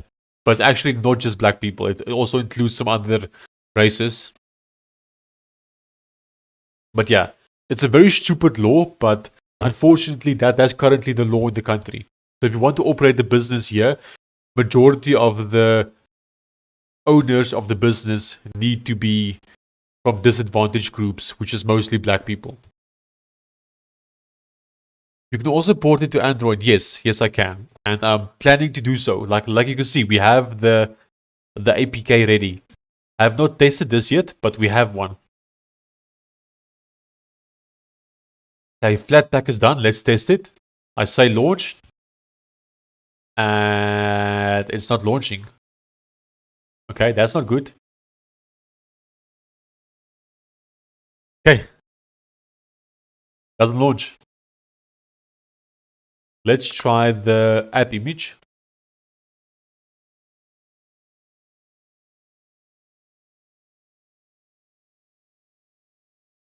Okay. Not launching. It's not launching currently. Okay, why is it not launching though? African corruption. Yep. Okay. Something is not working correctly here. Let's try the portable version. Let's try that, yeah. Go to Steam.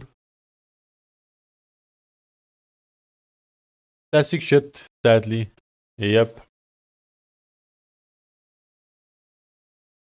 Yeah, so most of the, well, I don't want to say most because I don't actually know, but many of the African countries have corrupt governments, or at least corrupt people in the government. In the government, I don't want to say everyone's corrupt because that's not true, but there's many corruption.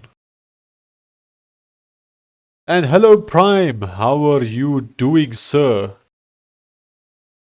Are you good? Because if you are good, then we are good. Hey, hey, hey, hey, hey, hey, hey. Hey, it's launching. Oh, wow. That took way too long to launch. So long that I don't even know what launched. Is it the Flatpak? Is it the app image? And I'm clicking close, but it's not actually closing. Ah, there we go. Not responding. What is this file explorer? Don't tell me you built your own file explorer. No, this is just a normal KDE file explorer. This is just normal Dolphin file explorer.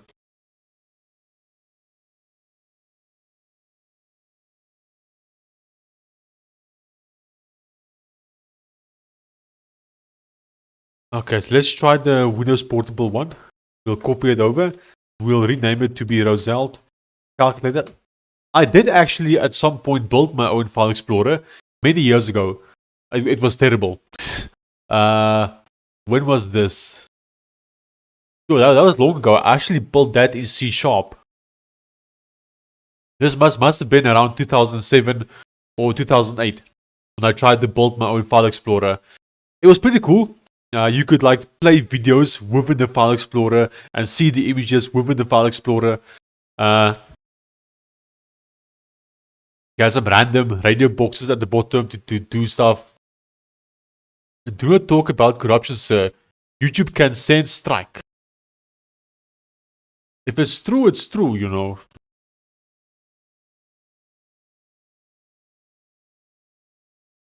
Okay, and let's try it now.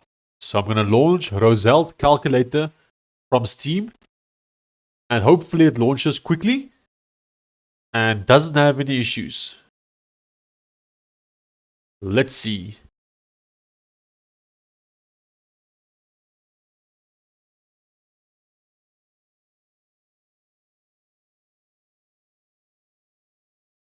Okay, it does appear to still be slow.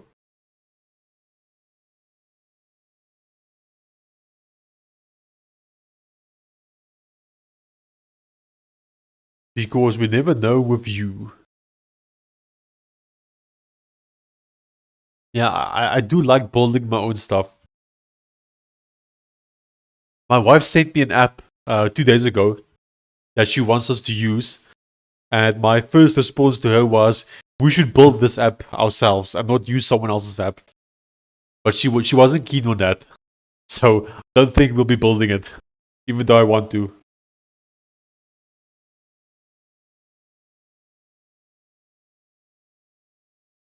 Back in the day, I also had my own like media player. Um, so I didn't want to use anyone else's media player. We might still be able to find that one online. I think the name was TMS, no, TFS. I think it was TFS Media Player, if I remember correctly. Ah, I think it's this. I think this is it. It's always Softpedia who still has these old apps from mine. TFS Media Player, yep. Ah, there we go. Now I don't know if this was the latest version, but there we go. My media player that I built probably almost 15 years ago. So yeah, this is definitely an old version because I think we had more stuff to it. But essentially, you could like click load on this version. You could click load and then choose either a set of images that would like show in a gallery, or you could choose a video or music, and it would then play it for you. And we had the old school Windows Media Player looking style. So yeah, this was it. TFS Media Player. Dang. Does it say that? Oh, there we go. Developer Sean Roselt. This is such a long time ago. We got some release notes. Oh, so this is version 1.1. So this was most likely like the second version that we released. Okay, this looks like it might have been the third version or something. Oh, even here, Klingon has been added as a language. I don't even remember adding Klingon back then. A close application button has been added.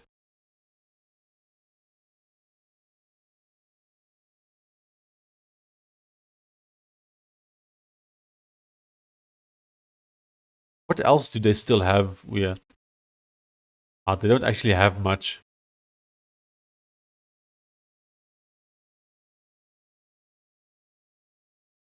Uh, what if I just search here Bazooka Studios?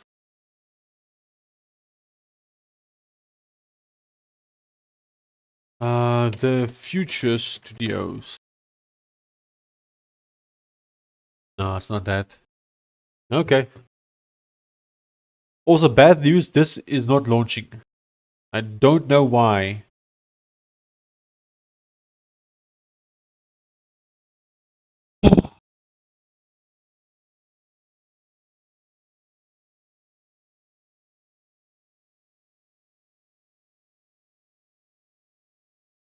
Yeah, Cliff, I don't know why this stuff is not launching.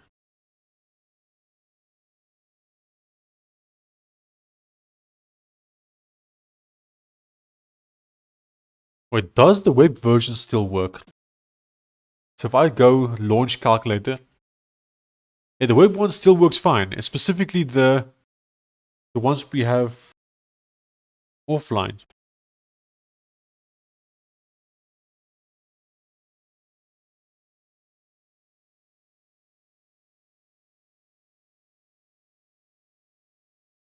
Yeah, it's just not launching.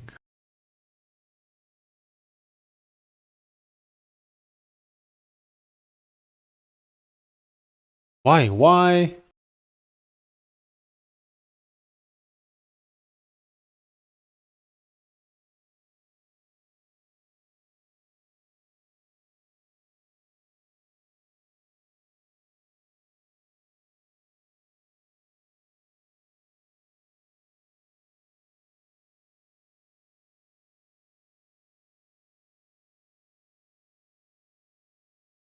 Let me try something. Uh, can you launch the Flatpak version and test/see if there are any issues? Because I'm trying to launch it right now, but it's not popping up for some reason. Please see why. Let's send that, and maybe Opus can figure it out for us.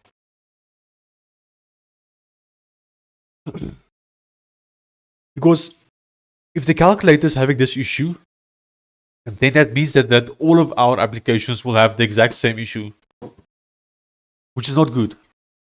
Because I'm building all of the apps in the same way, just using Electron.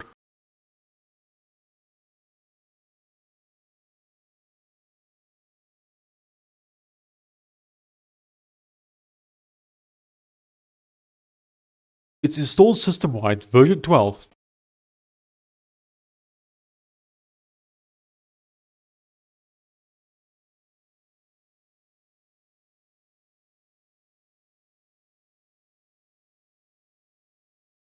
Okay.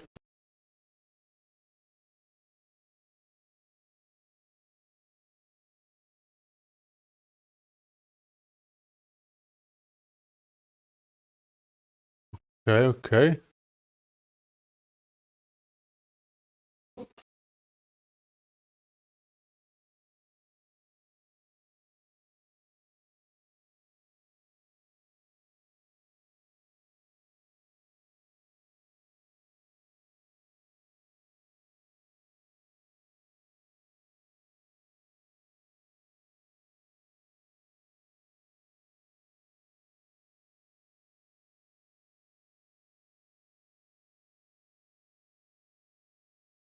Okay.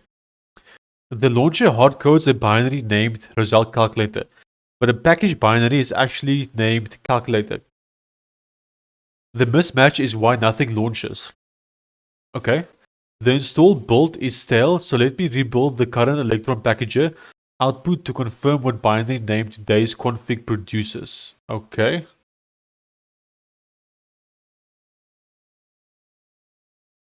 Can you build a proper Linux package to deploy on Steam for Linux? So you can do that, and I was going to do that, but then I spoke to Steam support, and Steam support actually recommended that we rather just push a Windows version and let it run via Proton, because according to Steam support, that most of the time it's better to just use a Windows version because it runs better via Proton than what a native Linux version would run as. So because of that, I trust Steam support and I'm just pushing a Windows version. I don't know if they have something to detect the user OS and provide the best package. I don't know.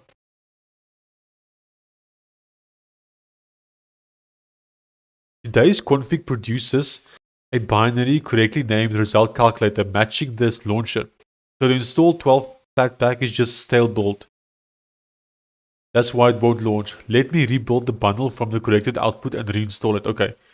Sweet. That sounds good.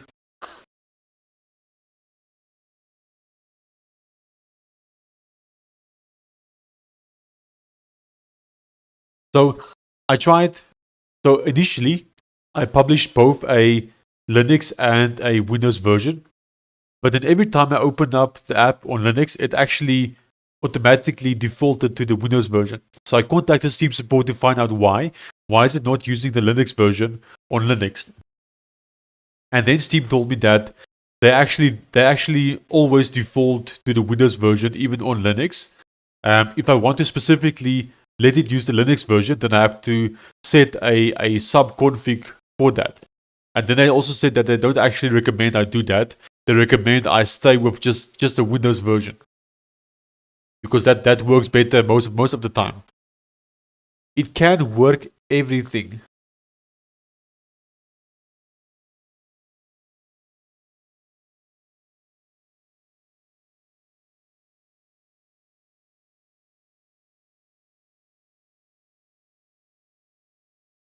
Diff, I have not used GNOME's file manager in many years, but the Dolphin one is actually pretty good from KDE. But like I said, I have not used the GNOME one in many years, so that one might be better nowadays. I know this one does look a bit dated. Doing some research, there are some weird issues with Electron Proton Wayland based on some Git issues. Okay. Someone deleted my message. That's not possible.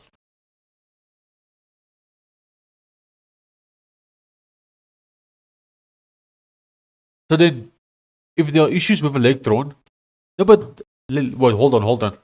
I have an idea. There's a game on Steam called Mine something. Mine. I forgot the name. Why is there so many mine games? This one. No. Oh, Mine Idol, I think. Or Mr. Mine. It's called Mr. Mine. Mr. Mine. Okay. So this game, Mr. Mine, is actually a JavaScript game, and it's also running in Electron. Now, I don't think I've played this game on Linux yet. So let's install it and see how it runs on Linux. Because I'm pretty sure this one is also Electron, if I remember correctly.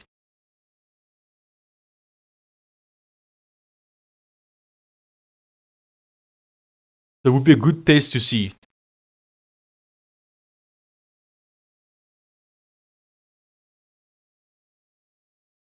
And this game is also just a normal JavaScript web app that is packaged using Electron. Someone deleted my message. That someone could only be you. We don't have any moderators or anything, so if someone deleted it, it must have been you. Yeah, it could also be YouTube that filtered it.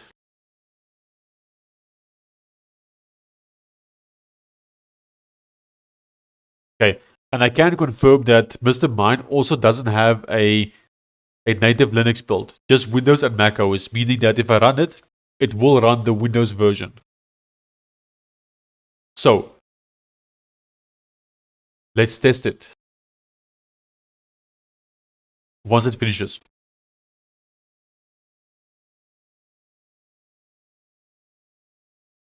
Yeah, it's going pretty quickly. I see my internet is performing quite well. We had a peak of 17 megabit per second.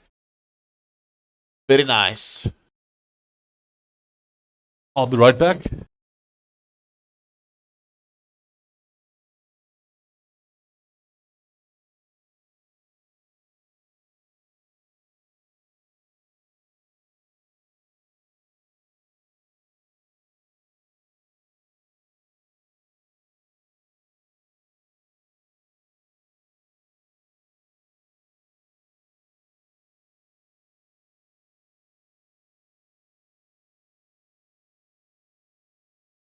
I'm back.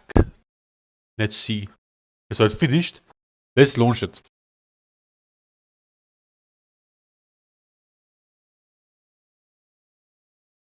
Okay. Flatpak builder runs via. The script handles that. The build is running. Let me wait for it. Okay, sure.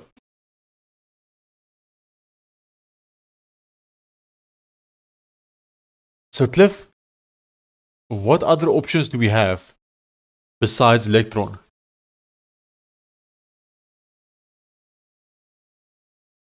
That is good in your opinion? Because from what I've seen is that Electron is basically the best. Okay, Mr. Mine launches quickly. So it doesn't launch as slow as ours. Your camera is lagging, I guess.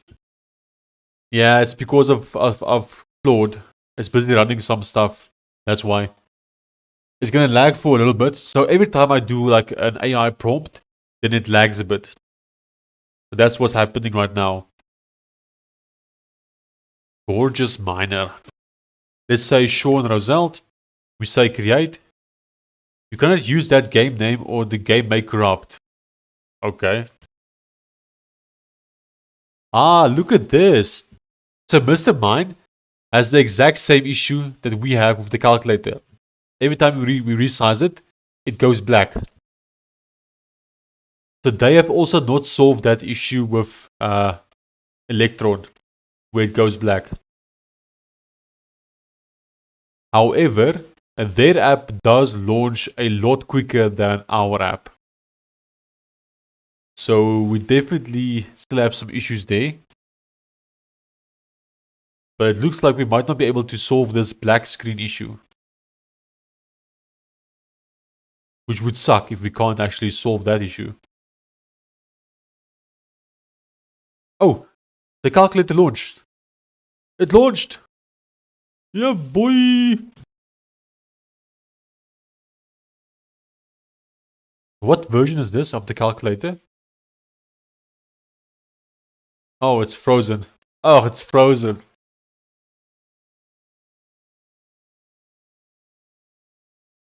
Yeah, sorry about the lag.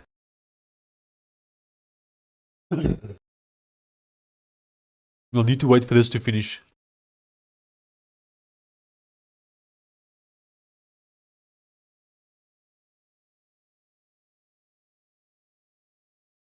Well, since it's lagging, let me just stretch a bit.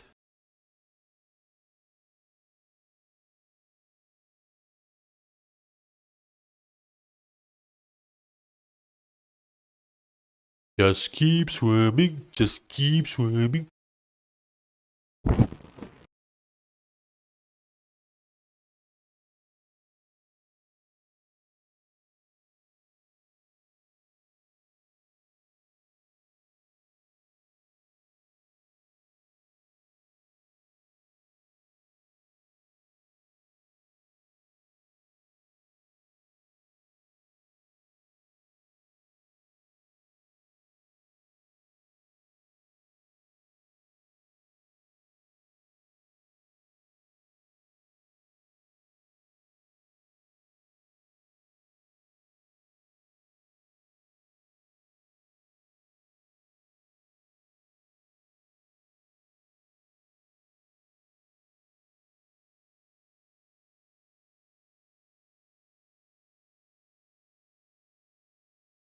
It looks like it's almost done. So the lag should stop shortly.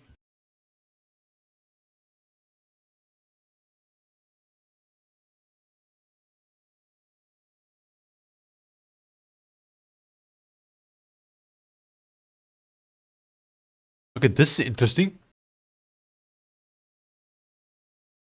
The Flatpak fix works.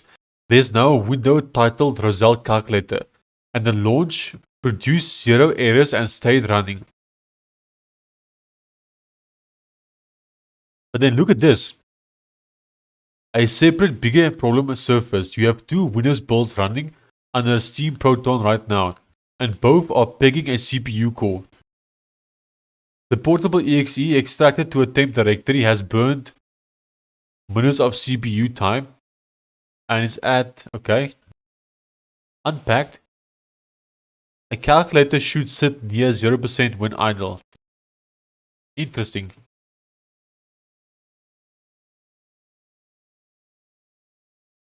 Very interesting.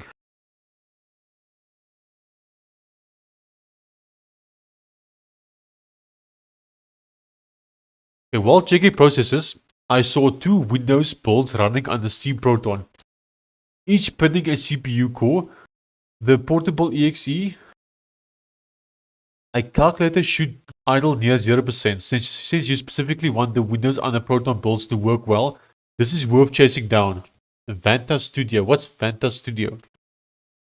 Want me to investigate the Proton CPU usage? My first checks would be whether it happens on a non-animated theme versus an animated theme. Okay, confirmed. The launch test completed. Okay, let's test it. So, is it saying that the Flatpak will now work? If I go to here and then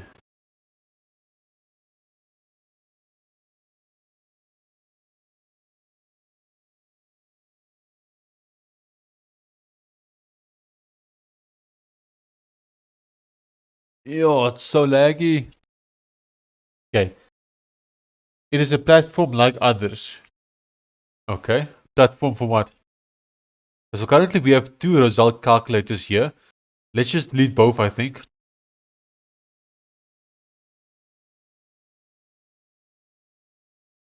Cursor and all that. But it's way better than others. Okay. I'll go check it out quickly.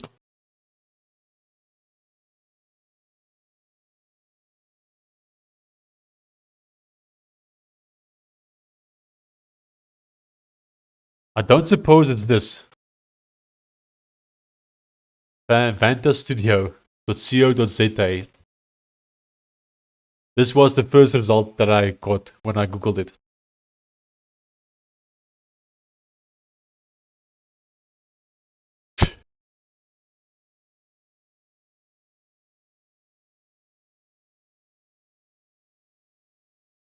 Yeah, I'm scrolling, but I'm not seeing anything. Okay, let's go check out. Oops, go back. Okay, let's test the Flatpak again. So we have a new Flatpak. We double click on the Flatpak.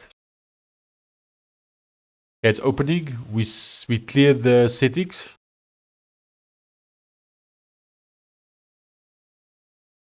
And then we go to install. Okay, I'll enter my password.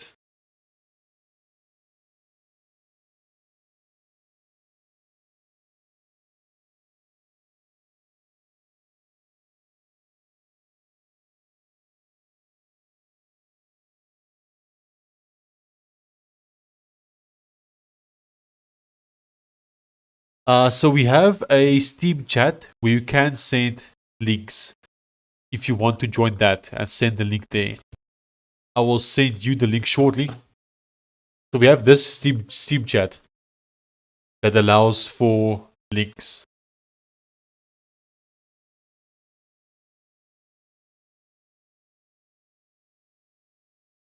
Okay. I'll go check it out quickly. I see you sent the link.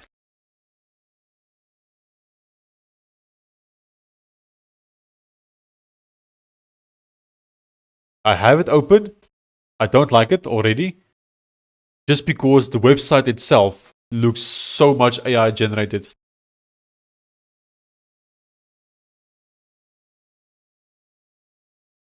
I hate it when websites look like it's AI generated. Like this looks AI generated.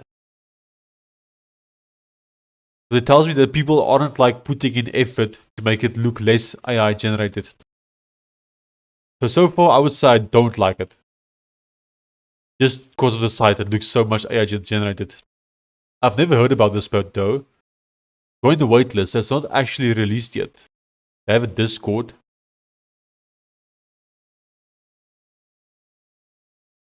So what is it? Brief one supervisor, direct a team of coding agents.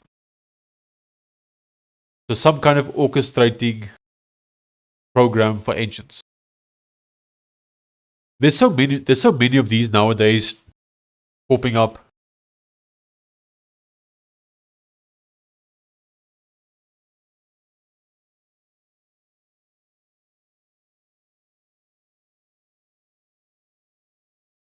Changelog. There's no changelog given. Pre-launch, no releases. This page fills up on launch day. Okay. Then why even have it?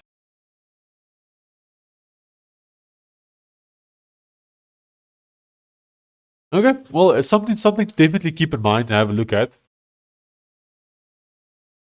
I'm always keen to try out new stuff, so maybe when it eventually launches someday, we'll try it out. How is it? Are you currently using it? Vanta Studio. Let's launch the calculator. It's not mine, sir. Are you currently using it? How is it if you are using it? Okay, so the calculator is finally launching on that hub. Okay, we are making progress. It feels a bit slow though, but might just be my computer. Oh, resizing is a bit buggy too. But now it feels better.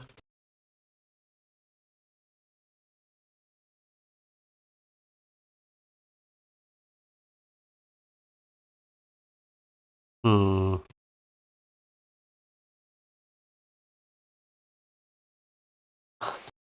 let's go back to Opus. I said look at it, yeah. So I did have a look at it. It's not fully released yet, so I don't really want to try it out because it won't be fair to give it a proper look if it's not released yet. What I can say is the website looks like it was AI generated. I'm not using it. I checked the website and read all the things. It can run 5 agents at a time. There are so many apps popping up like that right now. Like so many people are building exactly that same app. That I don't think it really that I want to test out so many of those ones. Just because there are so many right now. People are still figuring out like what is actually the best. It's very interesting though. I think it is something that we should like pay attention to. But I don't want to like sign up for a waitlist on a random app. Okay, this is not working. Let's take a screenshot.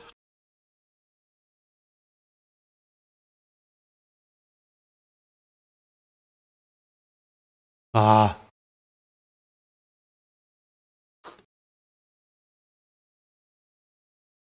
The Flatpak does launch, but when I try to close it, then it goes not responding and never actually closes. I have attached a screenshot to show that. So, Prime, what are you currently using? Like, what is your tech stack? What do you use to like program?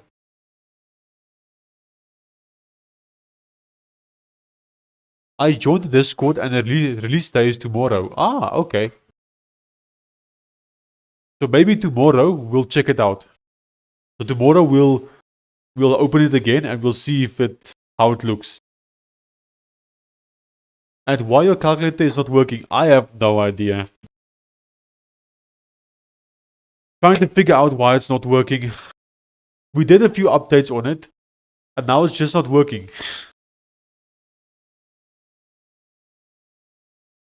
I don't know necessarily if it's my computer or what.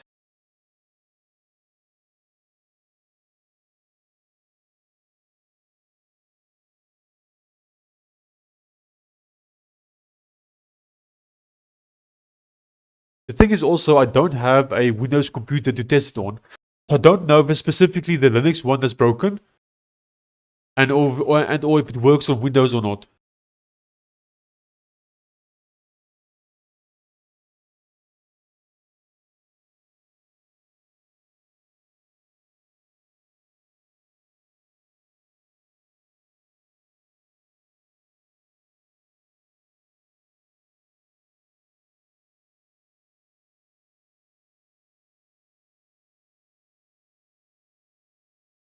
You are using cursor, right? Yes. Someone from the chat has given me 1 month of cursor. He donated $20 to buy cursor. So we have cursor for 1 month. And so I'm testing it out. I must say it's pretty nice so far. I am enjoying it. We have almost run out of usage. And I have to remember to cancel it still.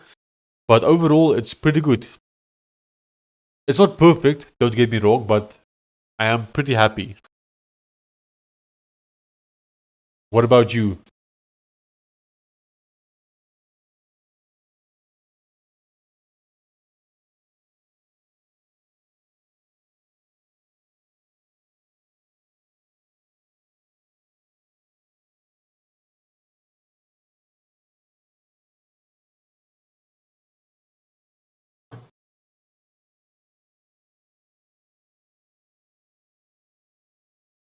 I would be really happy if someone give me cursor too. Yeah, I'm super grateful for this guy.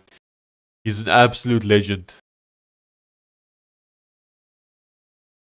If he did not pay for me to have cursor for 1 month, then we would not even have had the Invoice Generator application, which I don't have open right now, unfortunately. Oh, I do. So if he did not give me cursor, we would not even have built this application, which is an Invoice Generator application, as an example.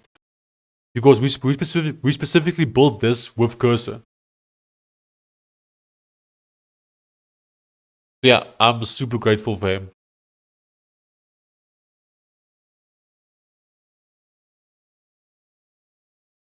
So what do you use?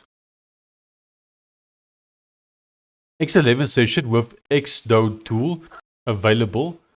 Let me launch the Flatpak properly. Then send it a graceful window close, the same WM delete event as clicking X, and watch whether it actually exits or hangs. Hang reproduced. After a graceful close, the process stays alive. Yes. Matching your report. Now let me diagnose why the hung process won't exit. Let me inspect its state, threads, and whether the window renderer actually closed.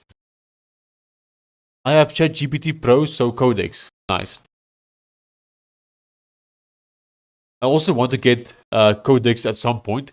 We are currently using just normal GitHub Copilot.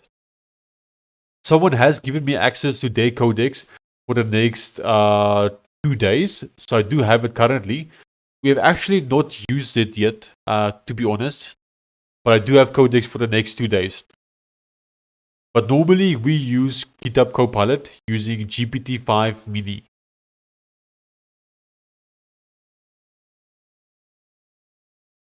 Okay, found it. The main process is spinning at 88% CPU on its main thread. Dang!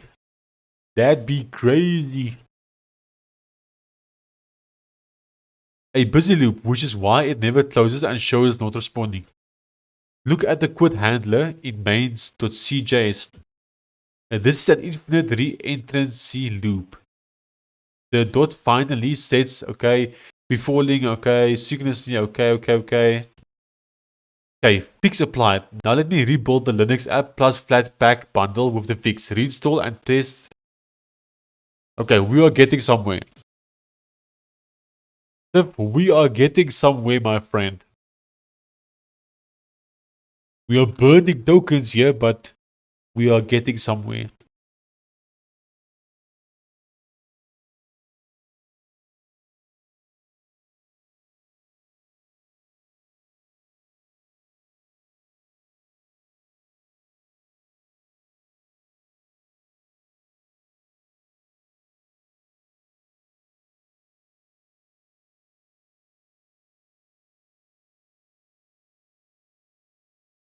So, Politica Denny, what is your go-to model? What AI model are you using in Codex? And like, what is your general or your go-to one? The one you use the most.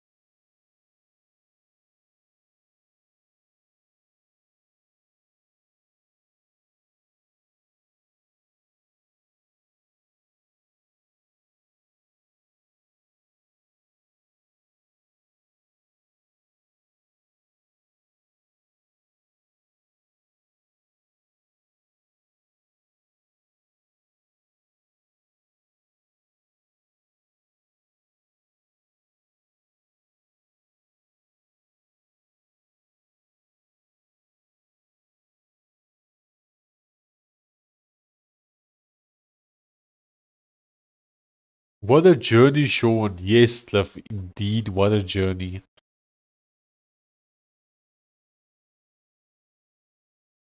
But the journey is not over until it's actually fixed.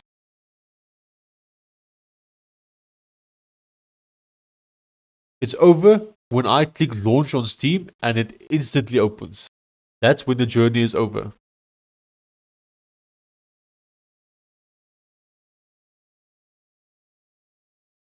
Cliff, I'm curious, right? If you launch Mr. Mine on Steam, does Mr. Mine have the same title bar issue that you are having? Because as far as I'm aware, Mr. Mine is also using Electron. Mr. Mine is a completely free game on Steam. I don't know if you want to try it out and see if it has the same issue with the title bar that you have. Because that would be interesting to know.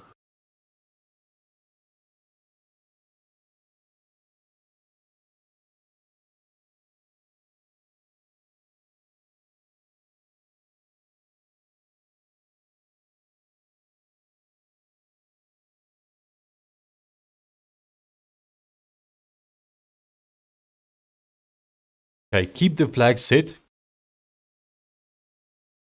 Once we've committed to quitting, the next app.quit must pass straight through this handler. Resetting it here would make app.quit re-enter before quit. Prevent the quit and spin forever. Okay. Uh-huh. Okay, package app image. Cool.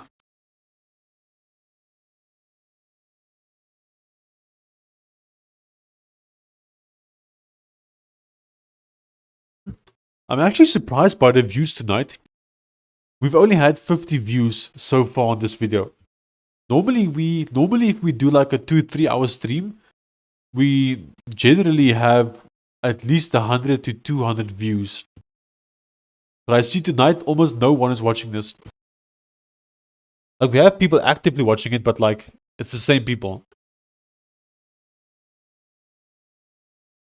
I wonder why. What did I choose for the title? Fixing my broken calculator. Maybe that's why. People don't want to watch me fix the calculator.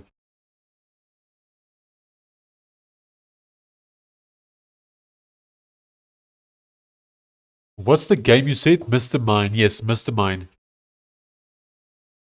I can probably post the link here in the chat. Do you want me to post the link or will you find it? Just called Mr. Mine.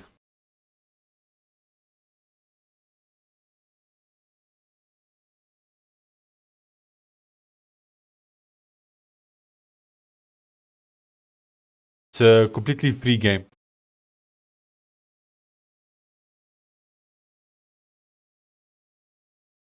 Okay. Rebuild. Now reinstall the fixed bundle and rerun the same close test to confirm it now exists cleanly. Sweet. Okay, it's opening. Okay. Let's see what happens if the AI tries to close it.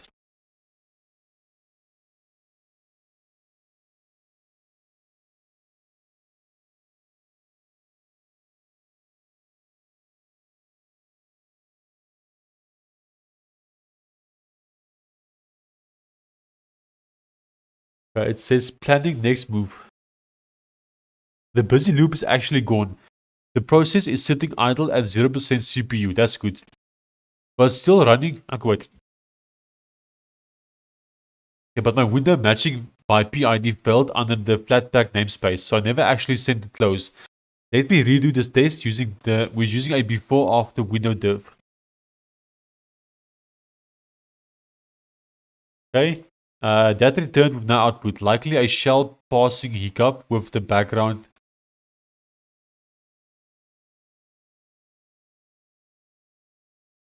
Okay, something's off with the shell session. Let me verify it's responsive.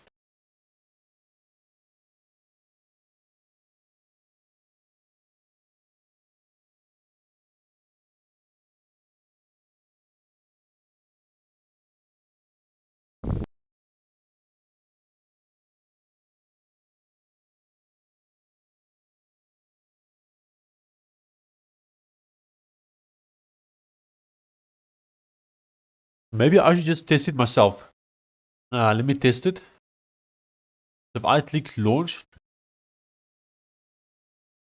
it's opening. If I close it, it's working. Ah, yes. Okay, look at this. I click launch, it launches. I click close, it closes. Done.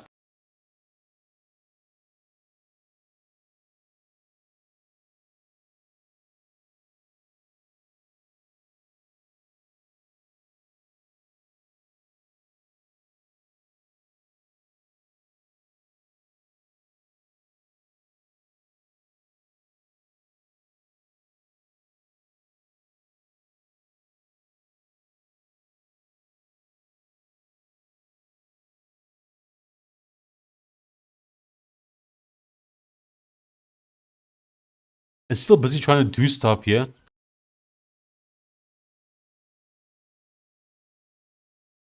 But it feels like it's working now though.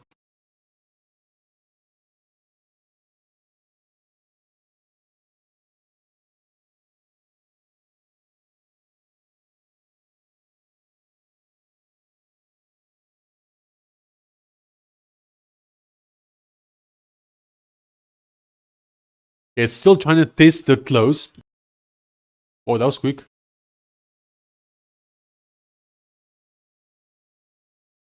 The fix is working. Sweet. Okay, fix confirmed. With the rebuild flatpak, the quit path root as ticking X now accessed cleanly with 0% CPU during quit. Versus the old build that stayed stuck at 88%. The same buggy main.cjs is in the Windows builds too, which almost certainly explains those Proton instances pegging a CPU core. Yeah, let me rebuild the Windows artifacts with the fix. Sweet.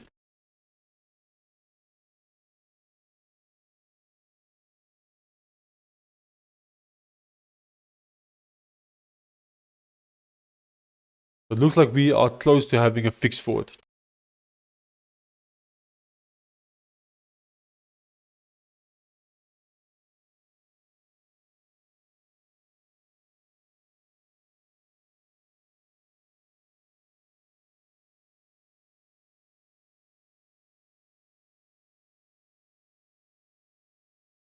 I see one of the people in the chat here in our Steam group just posted this, which is crazy.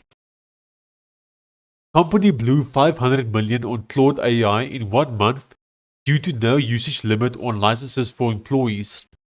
That's crazy. Yo. Okay, Roselt Calculator. Okay, Cliff tested this for us. Did you create that? And when I expand the window, there's the black background, but everything resolved well. No. It's a game on Steam for testing purposes because it also builds on Electron and it works well on my machine. But we have issues with the calculator, so it's possible to really fix the calculator for mouse. Okay. The title bar is looking a bit weird though. But at least it's launching, right? And working like you were saying. So that's good, at least. Let's just reply to him. Yeah, live right now, trying to fix this with Cliff.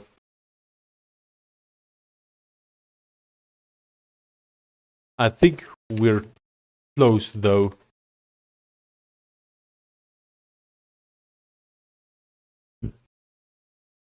Okay, so it's trying to rebuild the Windows version now for us.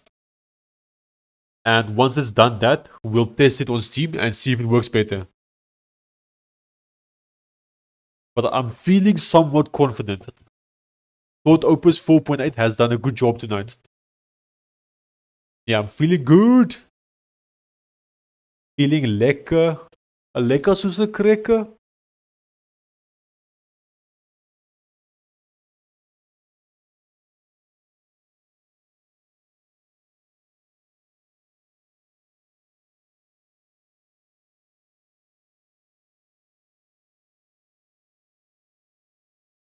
Taking a while though, taking its time.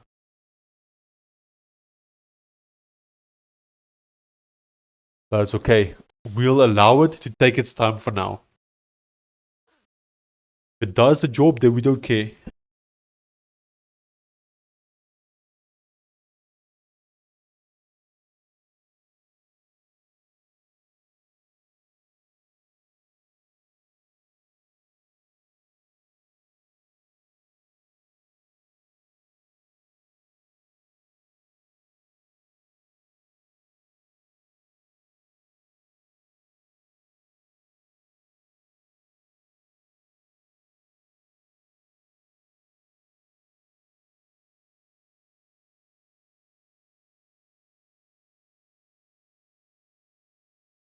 We should actually be multitasking a bit more to get more done.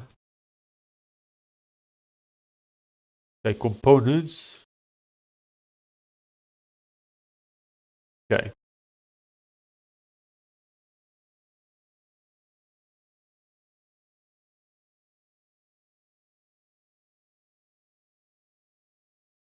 And I'm going to use Codex to improve some stuff here on the Invoice Generator.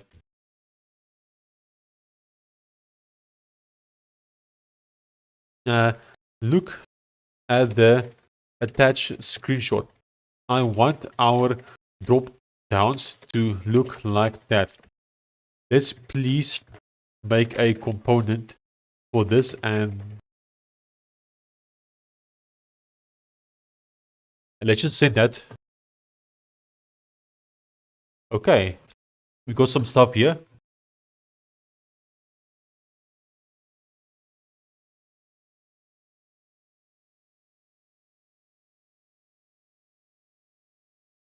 Okay, Windows rebuilt with the fix.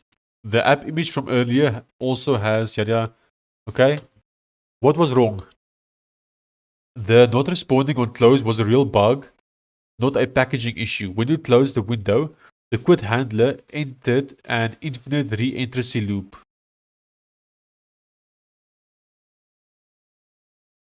Likely bonus fix. This is almost certainly the same root cause behind those Steam Proton Windows instances begging a CPU core. Okay, so I think we should try the Windows version again. Let's see how it is. Okay. So we can delete this. Then we grab a new portable version, which is this one. We copy it to our clipboard. We paste it in here. We open Steam. We rename this to be Roselt Calculator. Okay, so if all is well, it should now open fairly quickly. Oh, it's still running from a previous one. Okay, so in theory, if we now launch it, it should launch pretty quickly and also close pretty quickly. I still have a bit of it. I still think it won't do it, but let's test. Okay, so I click launch. Hey all, and good luck with fixing the issues. Thank you, Hyper Voice App. I appreciate it. I see you have been busy. I've been reading and showing the chat messages you guys have been chatting there.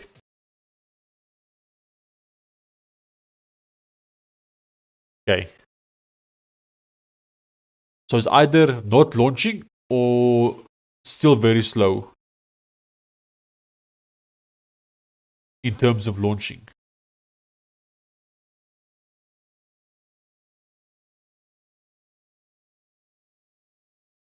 At least the exe is quite small now, just 90 megabytes.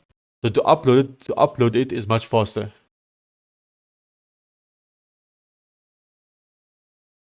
Yeah, but it's still not launching though.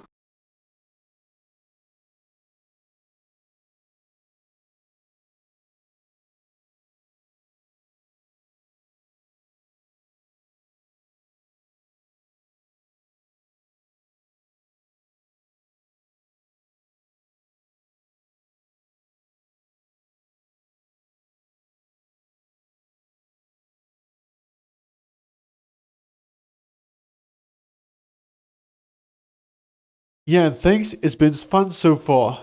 That's good.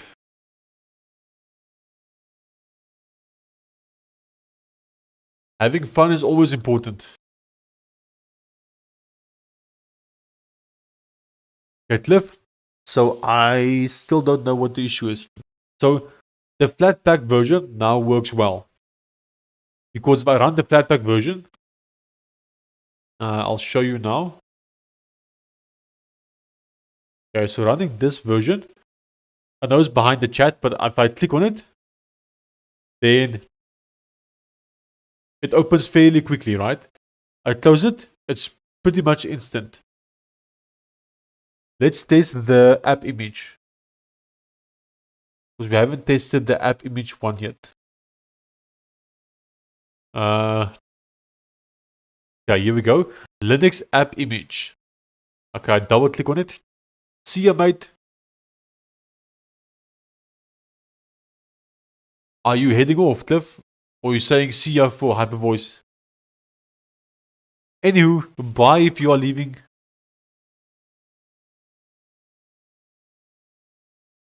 It's not launching still. Unless it's just very slow. But it's not launching. Launch. Yep, not launching. Okay. Oh, hyper voice. I see, I see.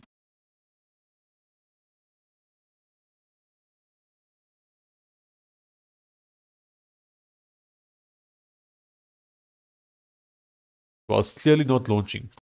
Let's stop it.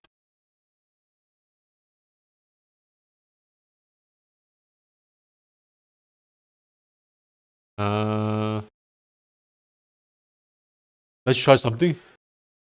Can you make sure that oh, so this is the app image one, I'm guessing, that's launching now.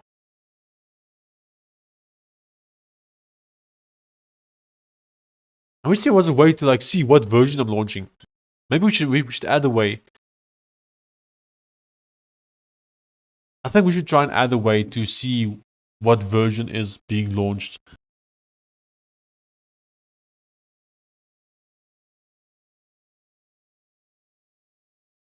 Okay. Can you make sure? Yeah.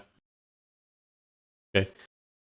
Can you make sure that there aren't any versions of the calculator for any platforms currently running? Stop them all. Then also the app image version is taking a very long time to launch, but it does eventually launch. It's just very slow. Any idea why? Let's see what it says for us.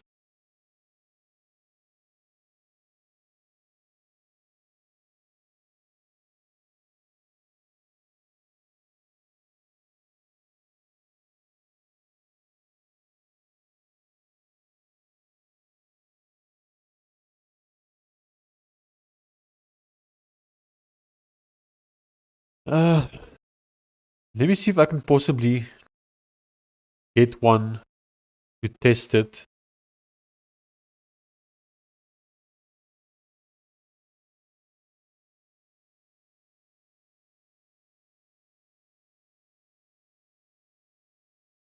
I want to see if I can test the Windows version on a Windows PC. I'm quickly going to check here if I can access a Windows PC from someone. Because that would be helpful.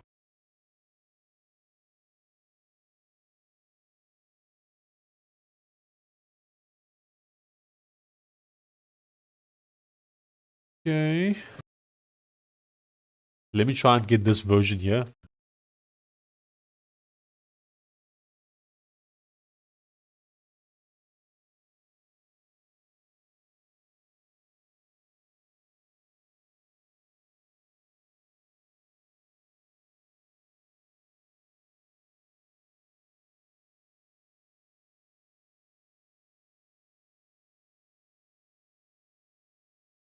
I have access to someone's computer. Let's see if we can quickly test it.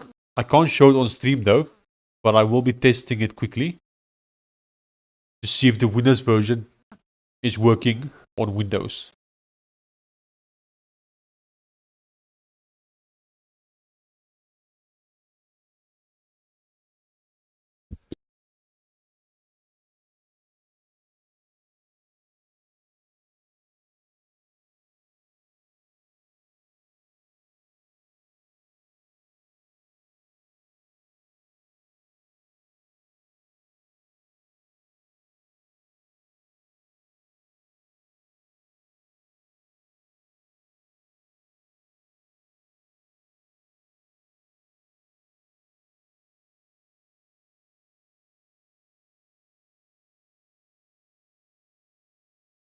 Okay, it appears like the Windows version is working on Windows.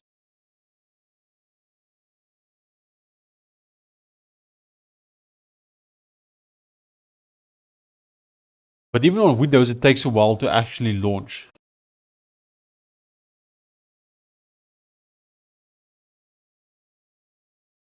Like, it takes too long in my opinion.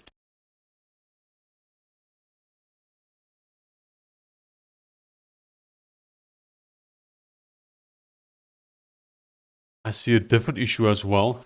And wait, what's this doing? Diagnosis confirmed. Fuse works fine, so it is mounting, not doing a slow extract fallback. But the... Oh, where am I now?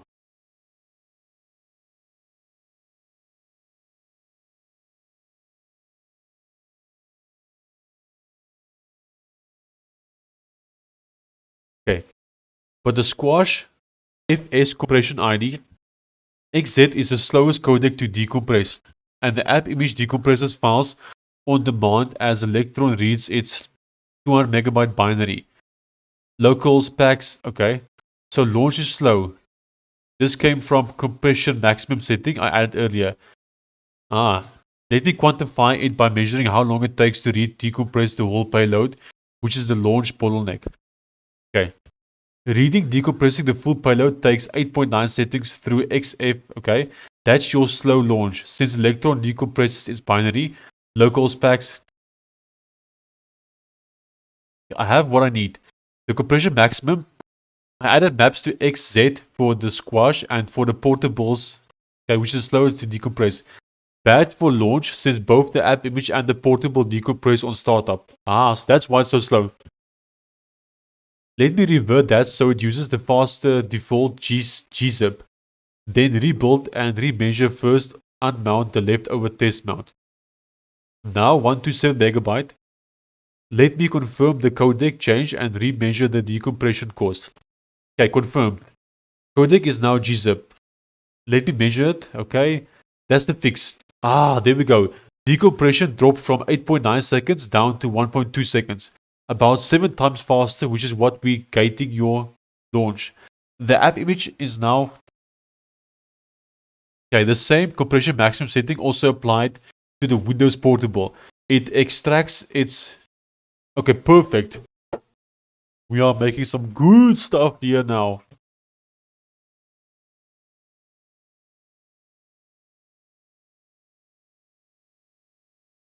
Okay, I must say, I've been very much impressed with Claude Opus 4.8 tonight. Like, very, very impressed.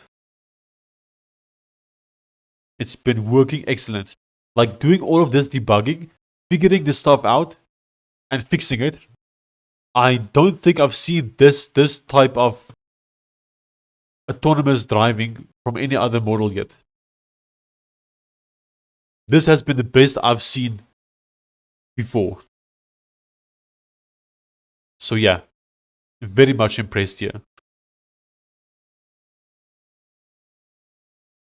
Okay, we have a new Windows Portable busy being built. Sweet!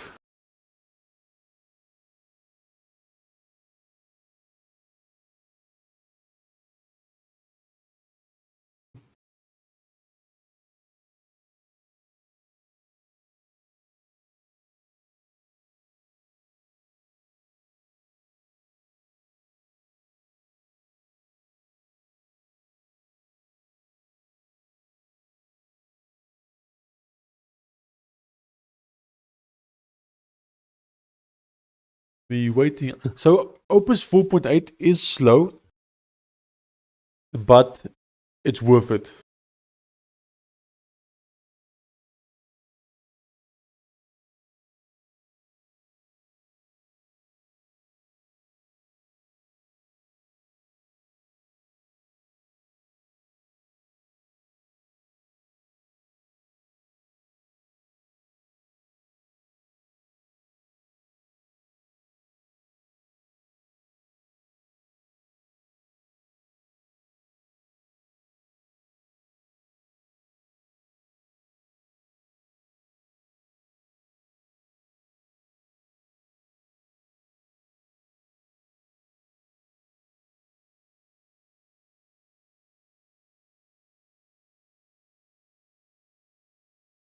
Okay, still busy.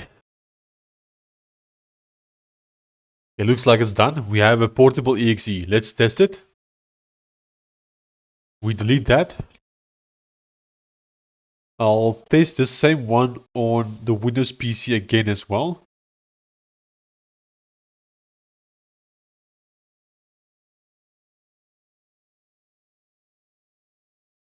Roselt Calculator. Okay, let's have a look. We click on launch. Tick. Let's hope for the best.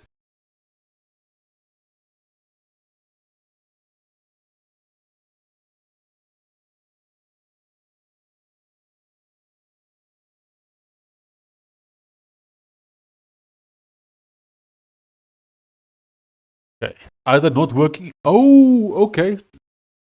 It did open this time. The one I'm testing on the Windows PC here is still slow. At least this one opened. Let's test something else.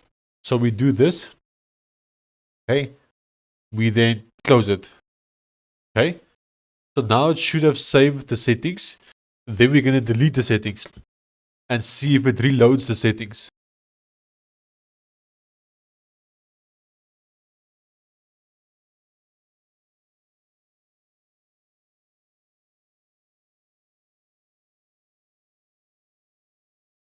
Okay, so we launch again.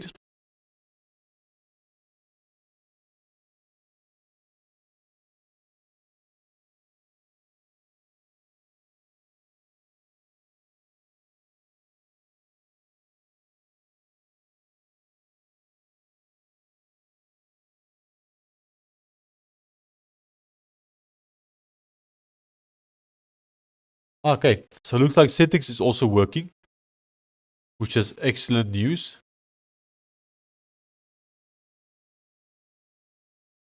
But it still feels a little bit slow, but that's okay for now.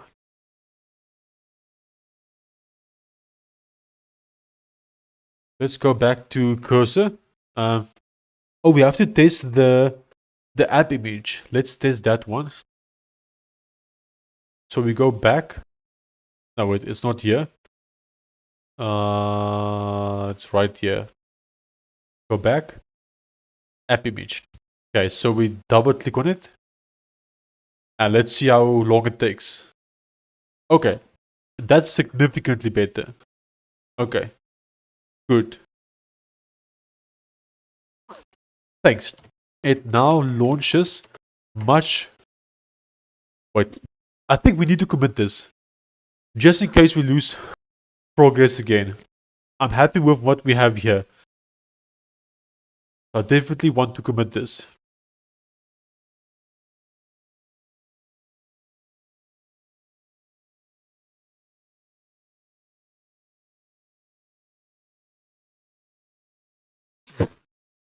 Excuse me, I sneezed.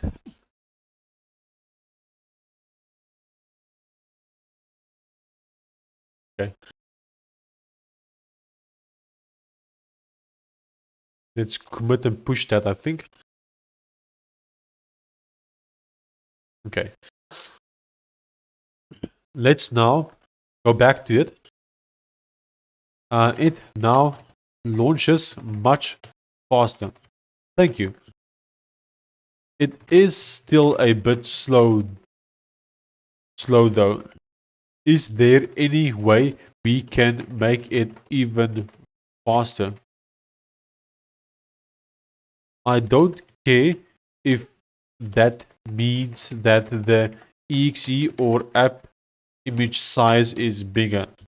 I'm okay with the size being bigger if it means that the app launches much faster. Also look at the attached what happened at the attached image on Windows. It's showing Electron in the task manager. Is it possible to let it show Roselt Calculator with our logo instead of Electron? Let's send that through to Opus 4.8.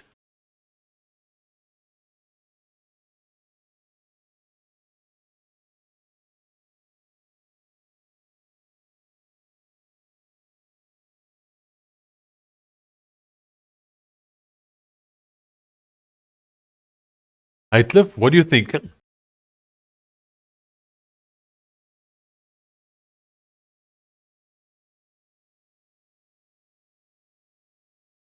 I feel like this version that we have now, I think it's going to work better on Linux for you and myself. I'm launching it again now, just to test it a bit.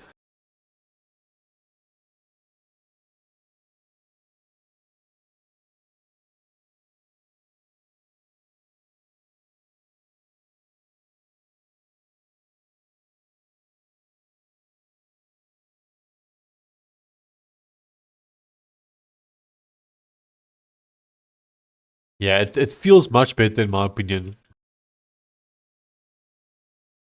we still have this resizing issue. But overall, the app feels much better.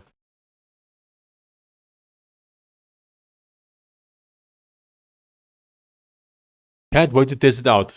Thank you, I appreciate it. I can't wait to give it to you.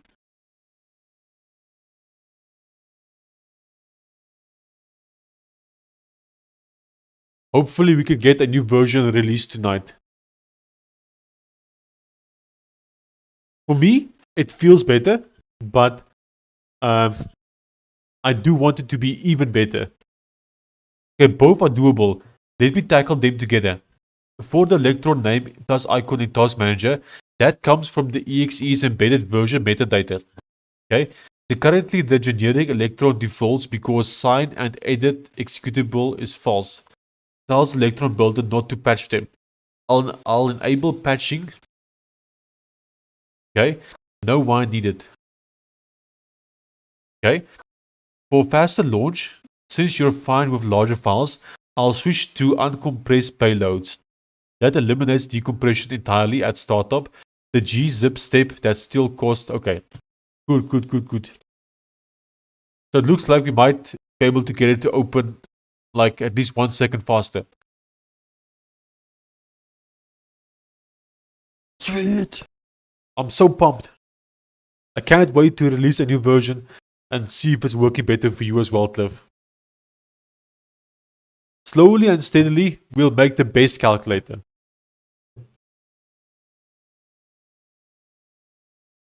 Even if it's not completely fixed, if we have learned something, if we have a better understanding of what's going on, it's a win, yeah. This is also my first time building an Electron app, so everything I'm seeing here is brand new to me, you know.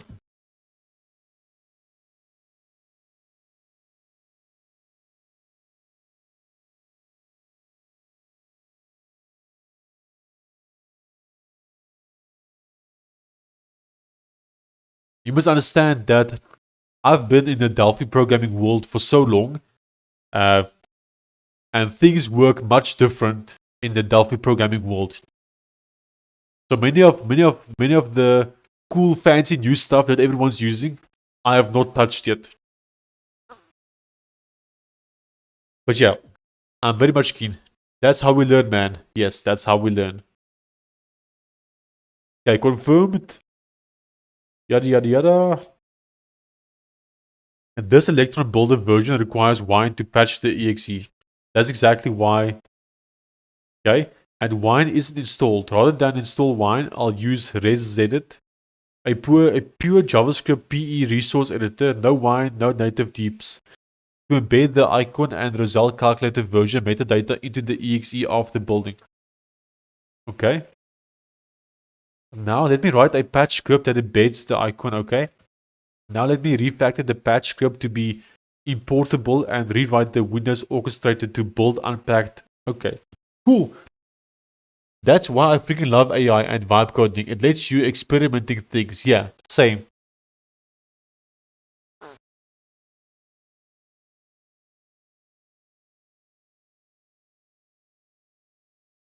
Like I think if it wasn't for AI, then most of what I'm building here, I would have been building it in Delphi. But thanks to AI, I've chosen to build it using Electron.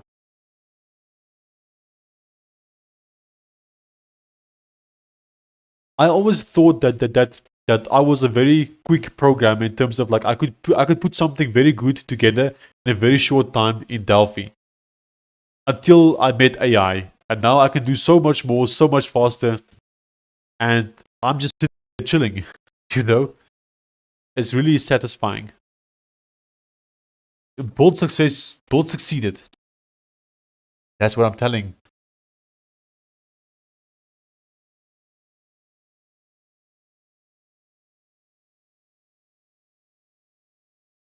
It lets you go behind the normal, yeah,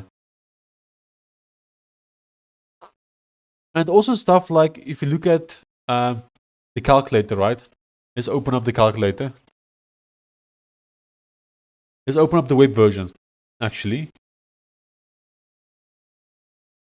Even stuff like this. I'll show you now. Even stuff like this background with the numbers, the zeros and ones in the background here.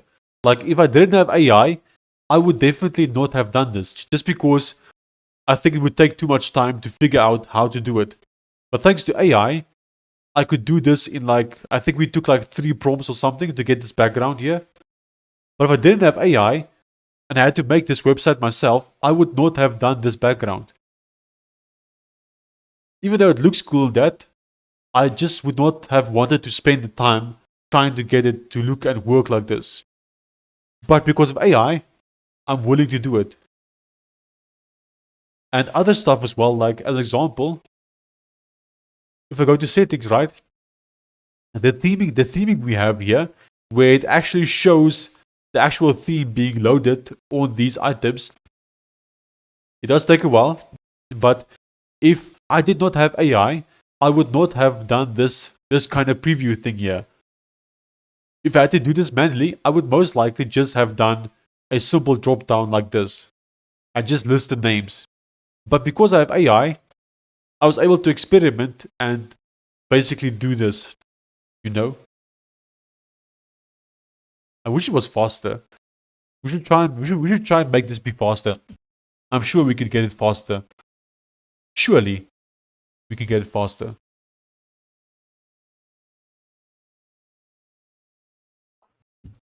Let's have a read here.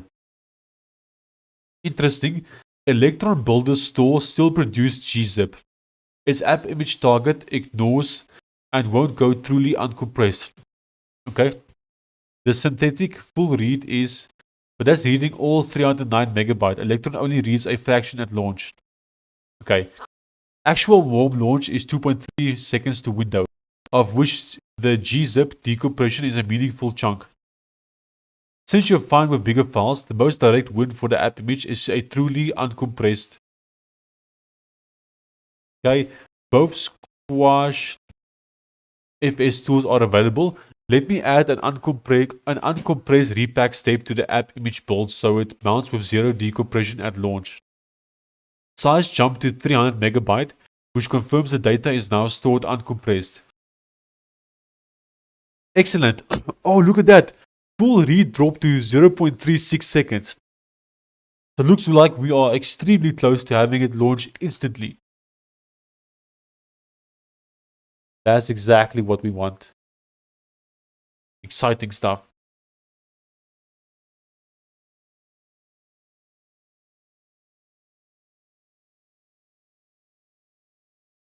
We just some chills, dude, doing things. Indeed, we are. Okay. Time to window went down from 2.3 seconds down to 1.2, nearly halved with the uncompressed app image.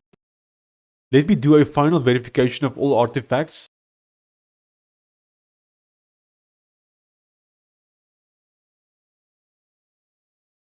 Okay.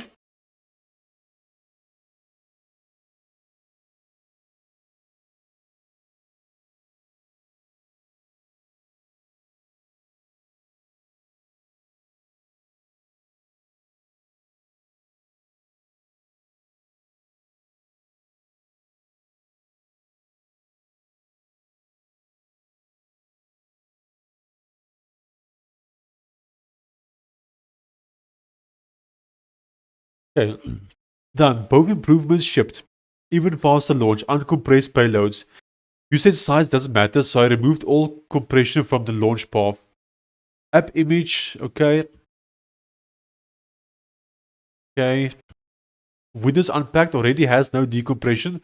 Raw files plus uncompressed ASR. This is the fastest launching Windows option. Windows Portable now uses uncompressed store, so it copies no decompress to temp launch. New dependency / scripts. Okay, added ResZ edit to dev dependencies pure.js. If you want to shave off more, the next lever is app side. The preload loads the full Nerdgamer cast. So now we're back on that. Which we actually already fixed. Do you remember, Cliff? We did actually do this. And then I thought that is what broke it. So we had to revert that. So we'll definitely need to get back to fixing that again. But for now, let's test these versions again. So if I now open this app image, it should be almost instant. Double click. Okay? Not instant, but tremendously faster. I'm happy. Let's test the Windows version. So I delete this. And I'll test this version on Windows as well.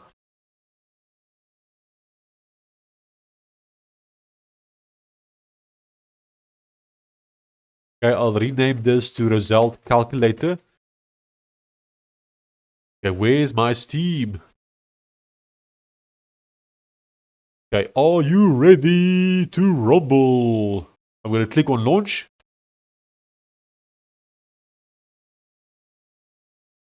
Okay, so first is getting the cloud status.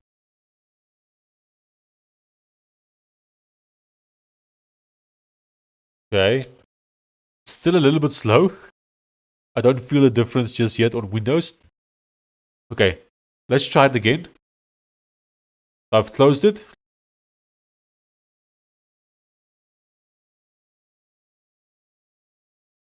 Okay, I'm clicking launch again.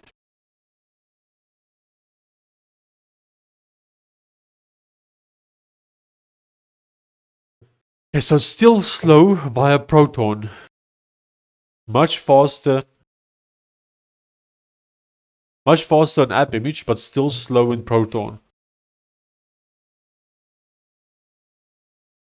Okay. Let me think about this.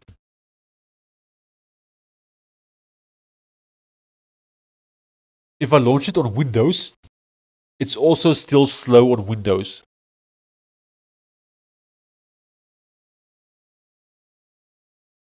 Yeah, the Windows one is also slow.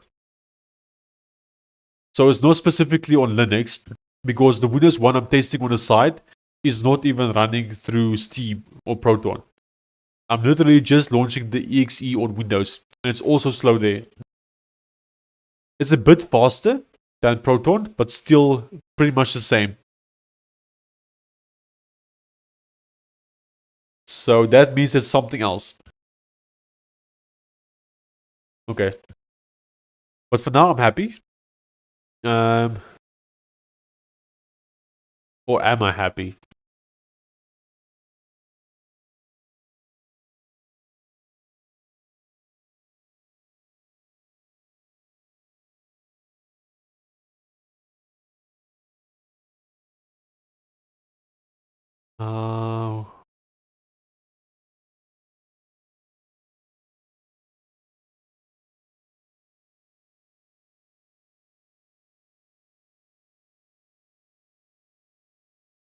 Uh, Hello? Why don't I have any? Oh, I didn't save the screenshot. Oh no. Ah,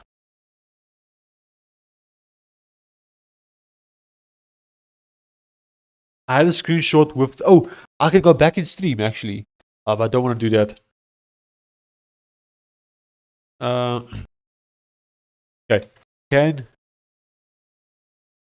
you please update our app version to 12.2.0 everywhere, and also add the changes to the changes.html file. Write the changes in the same style and format as the other versions. Check what code changes we've done since the last version bump, and based on that you can write the changelog. Let's send that to Opus 4.8. Oh, I wanted to include the nerd damer stuff, but I forgot about it.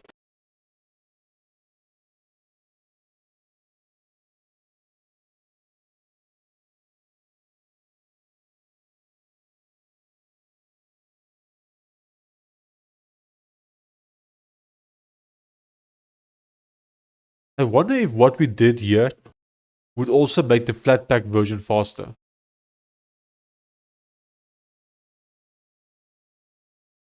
Linux Flatpak. I'd be curious to know.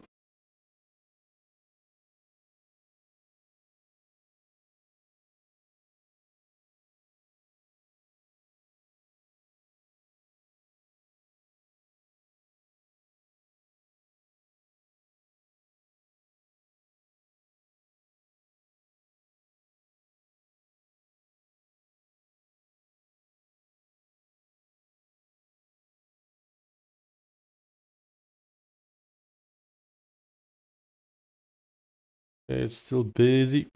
Still busy.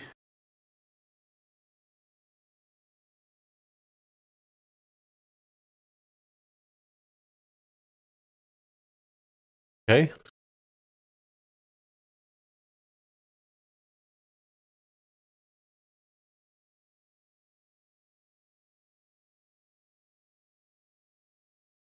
Let's go have a look at the actual file though. So if I come here, no, not there. If I come here, go to changes. Where's the changes file? Or is it updates? Is it updates or changes? Oh, it's updates. You okay? Desktop reliability, faster launches, and packaging. Okay. A release focus on desktop stability, launch performance, and cleaner platform builds, with settings that persist beside the app. A close on quick fix and Windows builds that show the correct name in Task Manager. Added a settings.json file besides the app. Install for theme, language shortcuts, repeat equals, and window bounds. Compatible with portable installs with Steam Cloud Sync. Settings are merged on launch and flushed on quit so preferences survive restarts and Cloud Sync. Window size and position are now restored when the app relaunches. Fix a quit handler bug that could leave the window stuck as not responding and spinning CPU until forced close.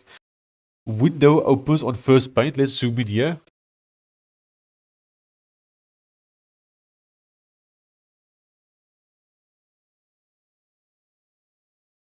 Okay. Window opens on first paint, ready to show to remove the blank flash at startup, especially under wine/proton. Okay. Reorganize this output into 5 clean folders. Okay.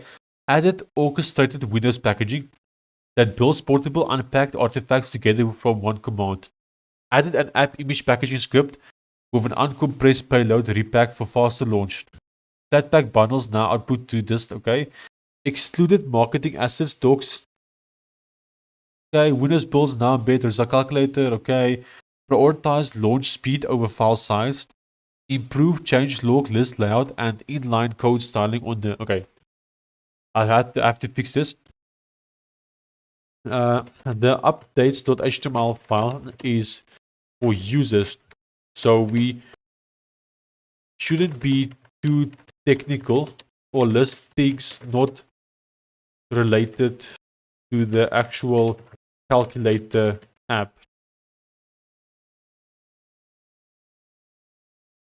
Stuff like the disk folder organized is not needed, or the changes on the updates file. Then also, can you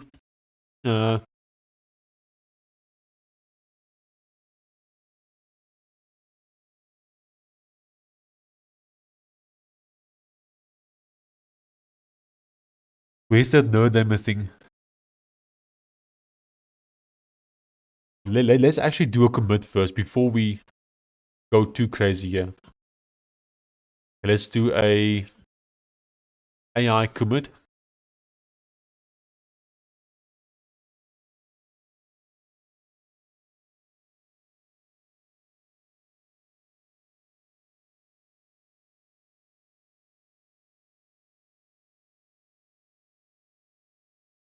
Okay, we say commit and push.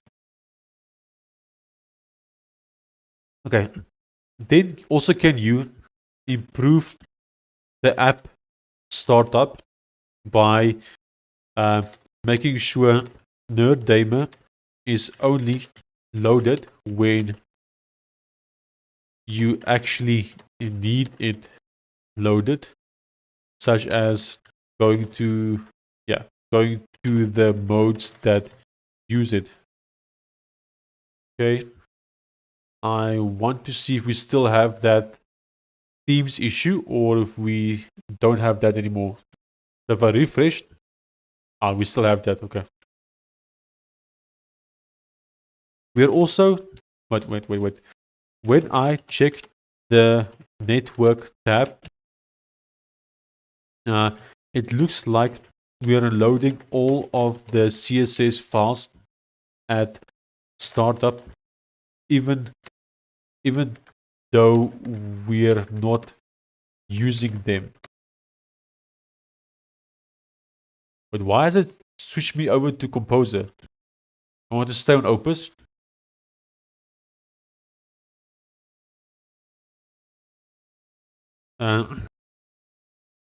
I think we should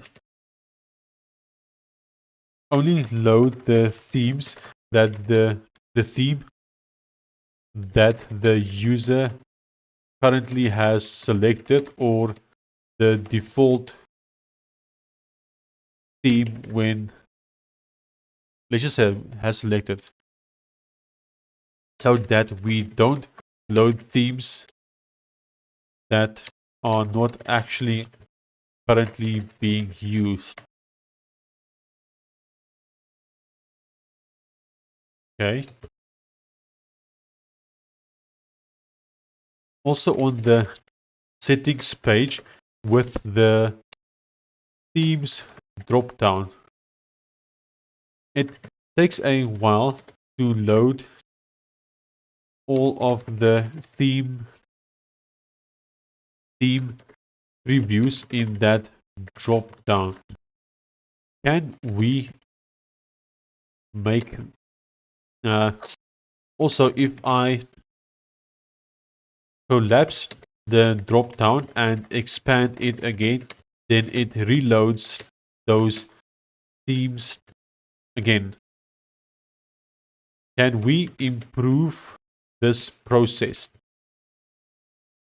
Maybe as soon as we open the settings app, the settings page for the first time, then the themes drop down already starts loading in the background.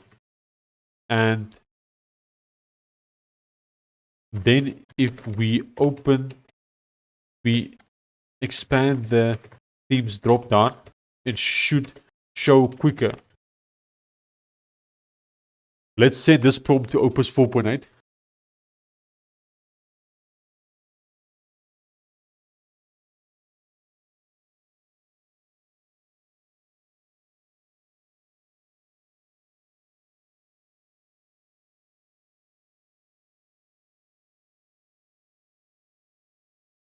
Oh no, switch to Composer 2.5 after reaching API limit.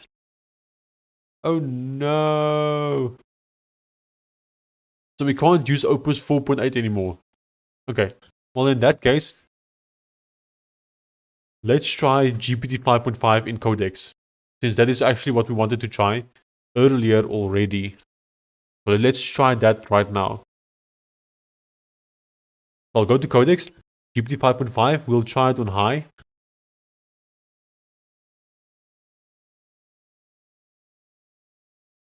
Let's do it.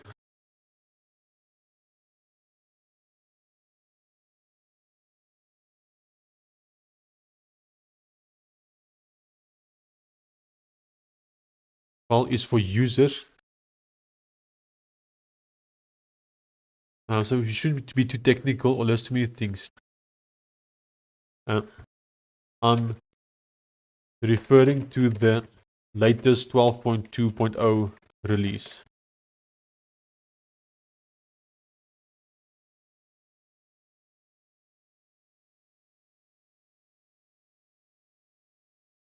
Let's send that through, and we'll see what GPT 5.5 on high does for us.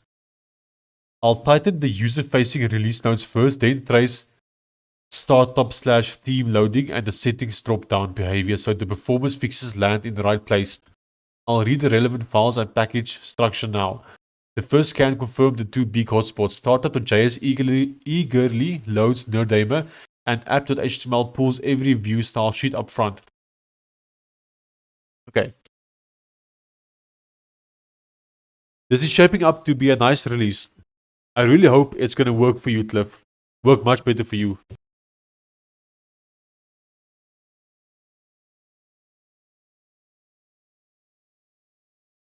A useful detail, the settings page currently rebuilds the drop-down iframe previews only while the menu is open. So closing it destroys the previews and opening it recreates every frame. I'm going to keep those previews cached in the DOM after first open and start preparing them as soon as settings is open. Yes, that's exactly what I want. That's exactly what I want.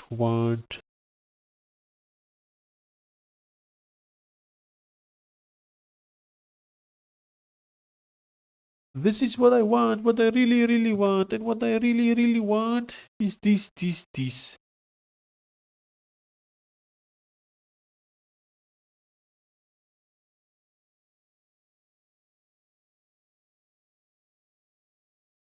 I must say, the last few days, I've been enjoying using all of these higher tier models. It's much quicker than using GPT-5 Mini. So it was working on a bug, no problem. You carry on doing what you are doing. What's the news? Okay, so the news is that I've reached my limit on cursor, so I can't use cursor anymore right now. And then I'm now still trying to improve the startup speed on the app, but overall it's feeling much better. So yeah, I'm trying to push to see if we can get a release out tonight, but I first want to do some more improvements. So I think we can squeeze it and make it a little bit faster still. I don't know by how much, but I do think we can still make it faster.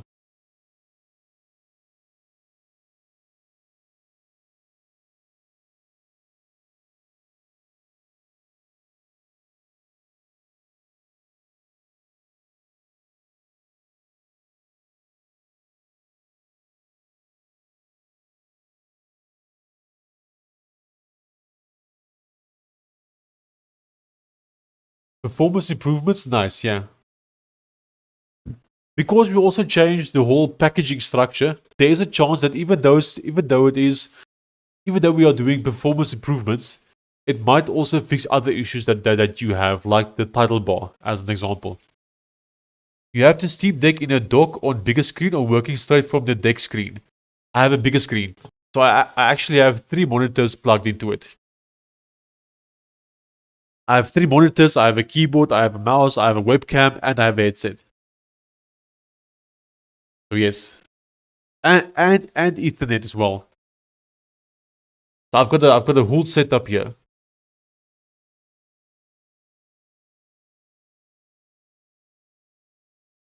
Do you also have a Steam Deck?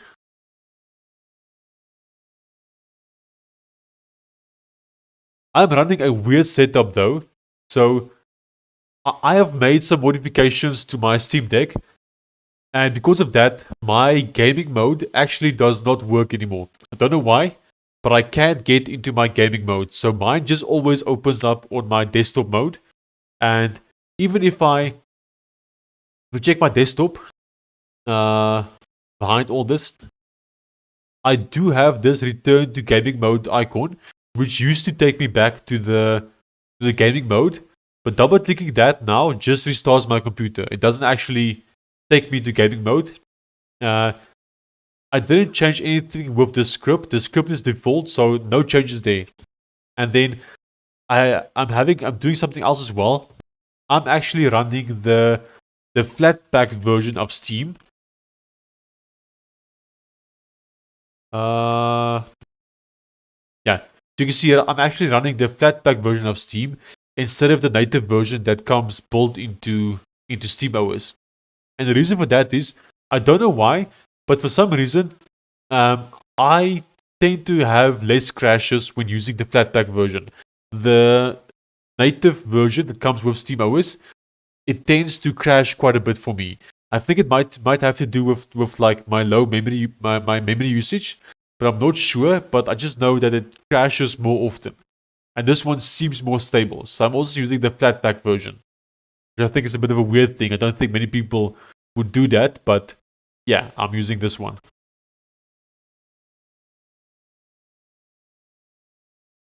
Nice, impressed you could do all this on that. Yeah, the Steam Deck is pretty powerful, don't underestimate it. It does sometimes be a bit slow, but it works. Bruh, I'm copying, pasting code from my IDE to DeepSeek web app. Ah man, I'm so sorry. There's a good thing, more productivity, yeah.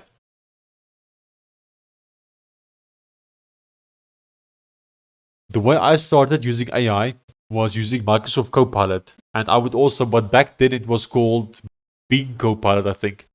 And I also used to copy code back and forth the whole time.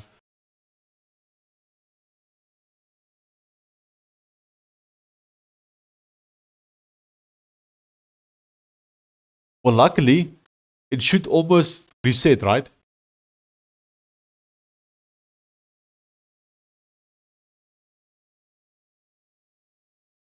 At Mr. Hens Gaming, what I want to tell you is that even though the Steam Deck is such a small device, right, it's actually really powerful. Like as an example, I can play Counter-Strike 2 on it in 1080p and like medium settings, and there's like no lag. I don't know what FPS I get because I actually limit it to 60 FPS. But I'm hitting 60 FPS. It's working perfectly fine. I'm able to play Counter-Strike 2 perfectly. Uh, yeah.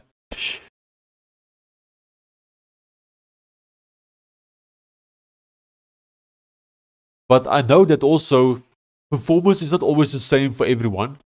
Like as example, um, you get the LCD model and the OLED model. But even if you do test and compare, like let's say two LCD models, depending on the wear and tear on it, you might get drastically different performance if you compare two of them. So performance is not always the same for everyone. So I might have okay performance, but someone else might have better performance than me, or worse. 1D reset. Sweet. Yep, my Copilot also resets in about 1 day. But unfortunately, when Copilot resets, it's going to be on the new usage, which is going to be much higher, and it's going to be no free model. So I'm not very keen for that. The Codex has finished. No, this is the wrong app. Oops, we are in the wrong app. Okay, implemented the 12.2 cleanup and the startup theme loading performance. Let's read the notes first. Okay, added local settings, so storage besides the app. Okay, settings now stay in sync. Okay, window size. Okay, fix a closing bug. Okay, reduce the blank flash. Okay, Windows builds now embed. Okay, reduce the package app size so there's a build, install, and launch faster. Okay, how much I have with a $20 Codex sub? I have no idea. I don't have Codex. This Codex is actually someone else's Codex. I only have access to this Codex for 2 days. So basically, tomorrow I won't be able to access Codex anymore.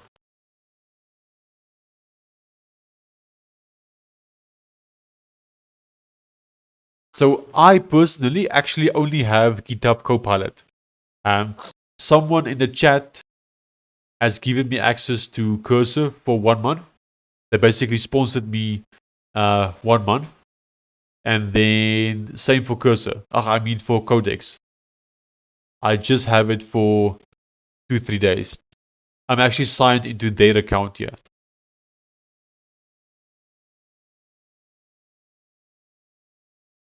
So yeah, I do not have anything else besides GitHub Copilot. Technically, I have Microsoft Copilot as well, But that's more like a chat. I have to copy and paste code. It's great for like SQL, but not great for like agentic type of coding or vibe coding. So this has finished. Let's go test and read here. Removed NerdDemo from startup and Electron preload. It now loads through only when graphing/cas needs it. Okay. Change app.html so it no longer eagerly loads every app view style sheet. Okay. Added lazy loading. Okay. Improve the settings. Okay. Let's test the settings. Settings. Okay, that does feel a lot better. And if I close it, oh yeah, that's much better. Okay. Massive difference.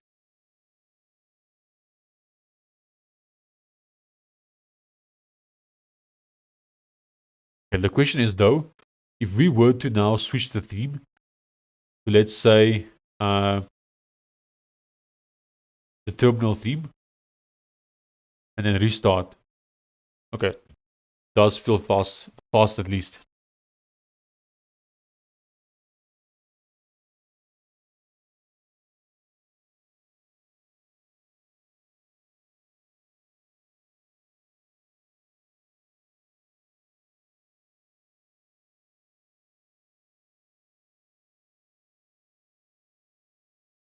Okay.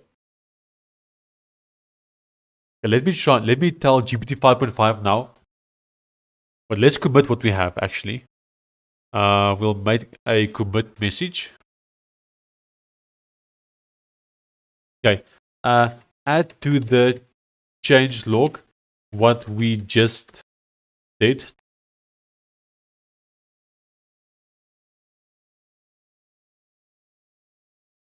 Then also please build new packages for everything in the dist folder. Can you also add a new Mac OS build? I want to publish a Mac OS version on Steam. Here we go, Cliff. We are trying to make a Mac OS version now. Let's see if GPT 5.5 can do it for us. Oh, I just chose medium. I should have chosen high. Oh, now I messed up. Fine, we'll just paste it right here.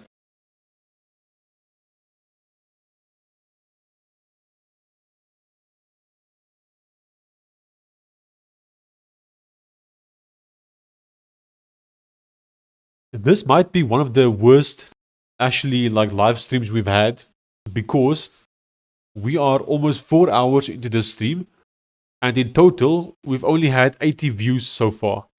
Normally, if we do a 4-hour stream, we have like 200, 300 views. I wonder why. Strange. Don't care though, but it's just very interesting. Like, what's different about this specific live stream tonight compared to the other ones?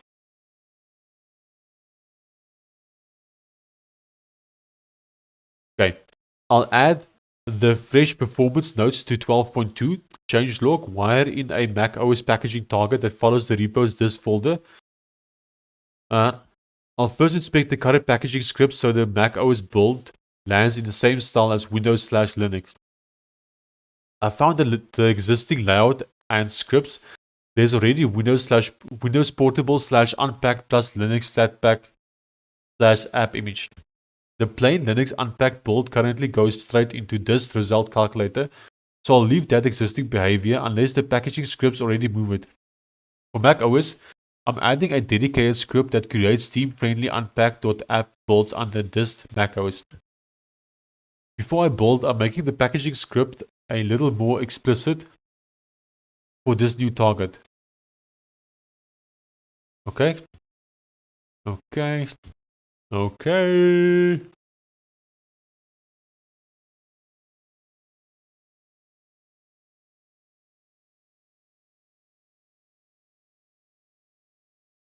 Okay, the new change log is in. Let's have a look here. Okay, reduced Okay, well, improve launch performance by loading the graphic math engine only when the graphic feature is needed. Theme previews in settings now prepare in the background and reopen faster after the dropdown has already been opened. Okay, Windows builds now embed. Oh, that we have. Okay, cool.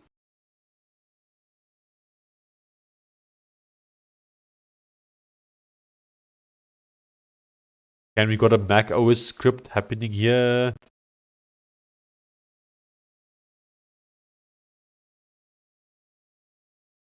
The Mac OS build is still running, most likely downloading or unpacking Electron's Darwin runtime. One snag already visible, there isn't an .icns icon asset yet. So the first Mac OS package will build with Electron's default icon, unless we add a proper Mac icon file afterwards. Okay, why are you telling me this? Just make an icon then.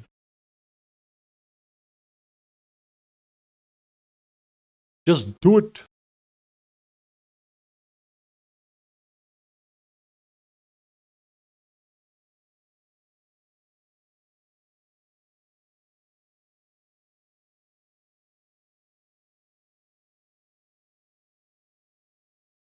I'm also very excited. And the good thing is, whatever we are doing and learning here, all of this will help towards packaging and doing all of the other future applications. Should I buy a codex or a cursor subscription? I'm going to be honest, I like cursor because I have access to not only GPT models, but I also have Grok, I have Gemini, I have Kimi, I have Opus 4.8, and I have Composer 2.5. So I find this very nice because you get access to way more models than you do just buying Codex. If you buy just Codex, you only have GPT.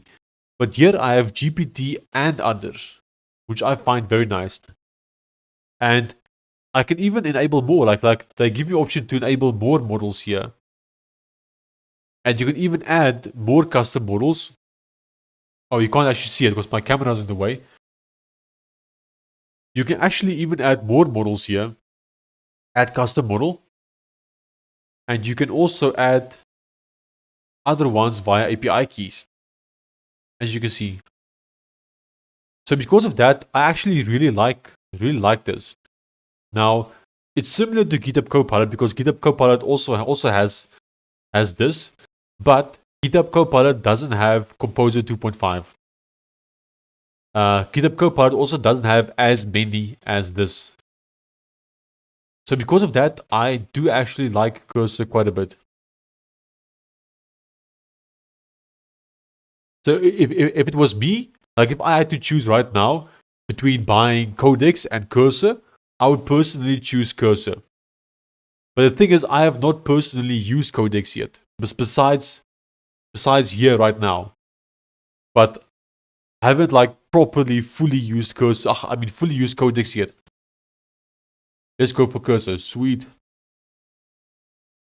It's crazy, right? About a week or two ago, I was against Cursor. I had almost zero interest in using Cursor. I wouldn't say that. I did want to test it out and try it, but I did not think that Cursor would win me over as much as it did. So yeah, if I had to choose between a license for Codex and Cursor, I would actually go for Cursor, which is crazy to think about it. But also because Opus 4.8 is so good, right? If I had to choose between Cursor and just Claude, I would most likely just choose Claude Code over Cursor. I think. Just because how good Opus 4.8 has been. But obviously, this only if money doesn't matter, you know. Because Claude is way more expensive. Liv, I'm curious to know how Composer 2.5 is for you. Many people online have been praising 2.5 and saying it's a very efficient model, but it's very powerful. According to them, it's about the same level as GPT 5.5 and GPT 5.4, around the same level, but much like cheaper token wise. I have not had great experiences with it, but other people online are like praising it. So maybe I'm just not using it right.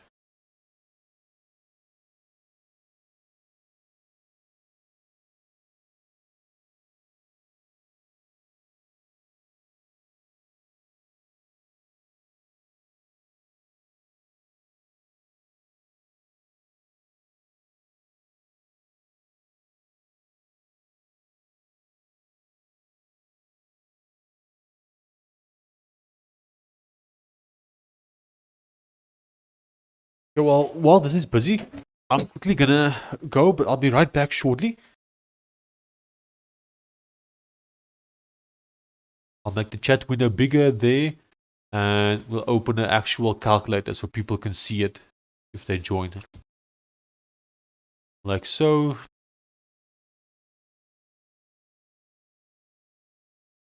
There we go. Now we've got a nice window. Okay, I'll be right back shortly.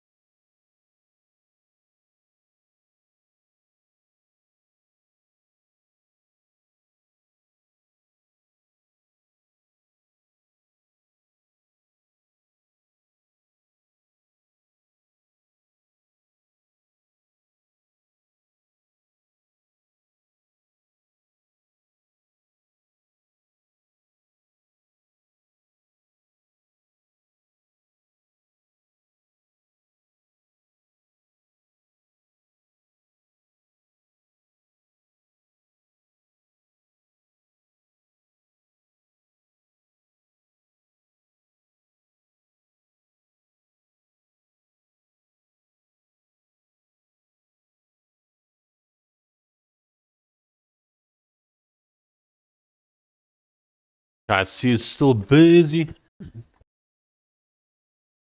So Cliff, Composer 2.5 is Cursor's own model.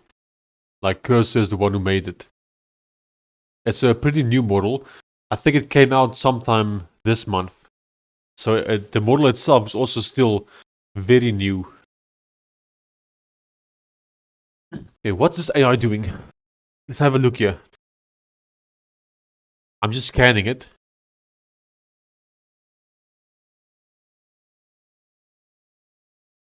Okay, nothing too special.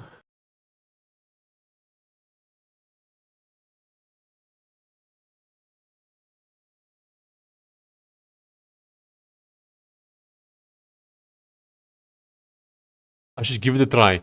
Yep, I think it's worth it.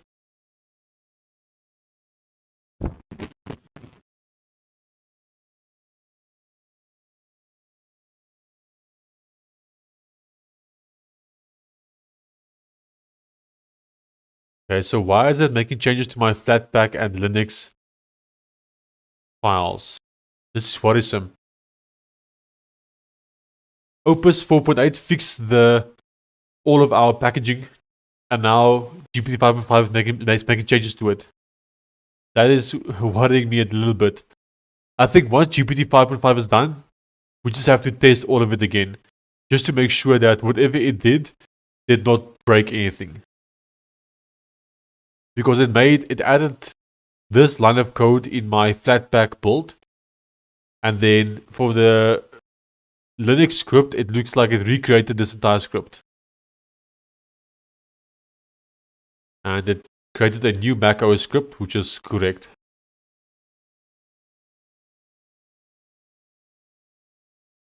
Oh, I see. So it switched my packaged Linux over from Electron Packager. Oh yeah, I don't trust what it's doing here now. Over to Node Scripts package.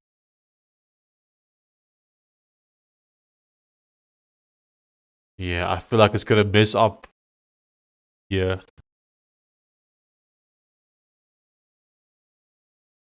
Yeah, I don't trust this thing at all.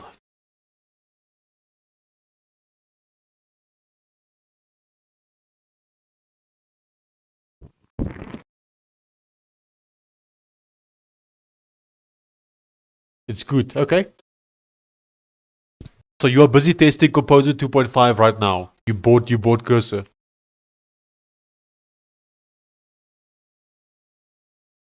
Okay, Mac OS now built correctly for x64 and ARM64. It's unsigned and using Electron's fallback icon because there is no .icns asset yet.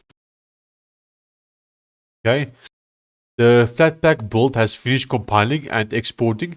It's now in the bundle/export stage. Okay, the Flatpak bundle command appears to be stuck against the existing .flatpak file rather than updating it. I'm going to stop that packaging process, adjust the script to remove the old bundle before build bundle, and rerun it. I updated the Flatpak script to remove the old bundle first, retrying Flatpak now. Okay, Flatpak is actively compressing the bundle on the host now, so it's just a quiet CPU heavy phase. It writes custom scripts to better build. That's a good practice.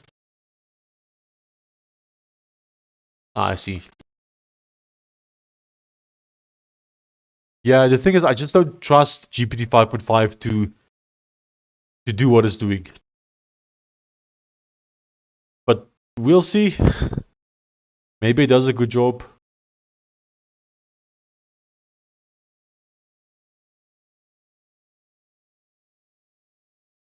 I don't want to be too critical too quick, so we'll wait and see. But looks like this might still run for a while. So because it might still run for a while, I think I'm quickly going to go to the bathroom and maybe see if there's a snack or something. I'll be right back. Let's open up the calculator window again. Like so.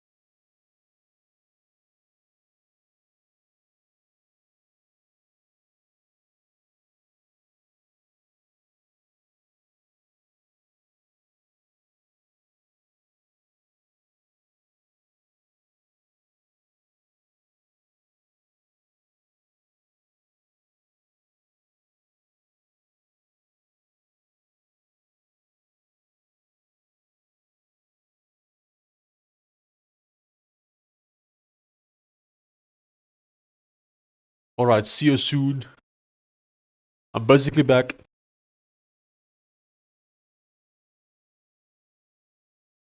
Let's have a look at what it's actually doing again. Okay.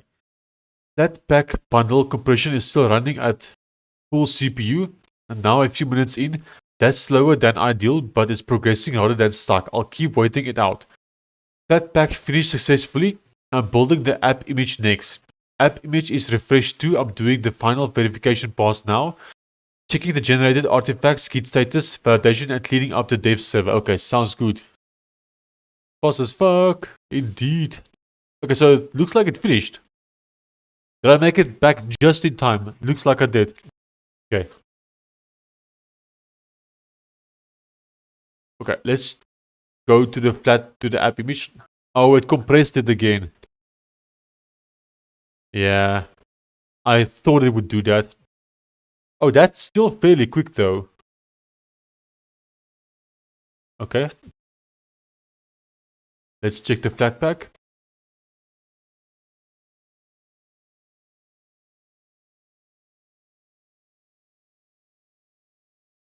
Okay, this one's a bit slower, but still fairly quick.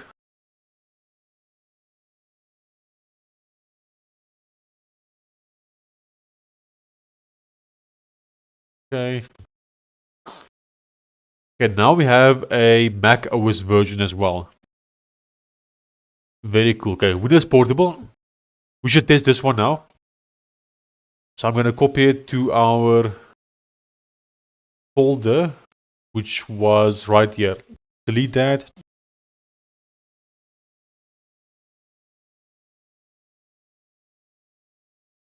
And I'm busy opening up the Windows PC again to test it there.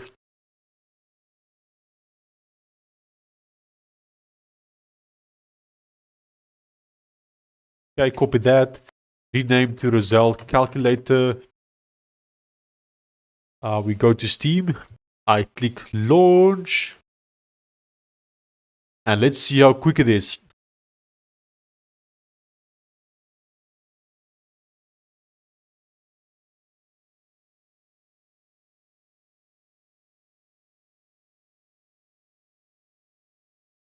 Okay, that was fairly quick. Let's make sure this is actually the latest version. Okay, it does seem like it is the latest version. Yes, okay. Sweet. That's not too bad.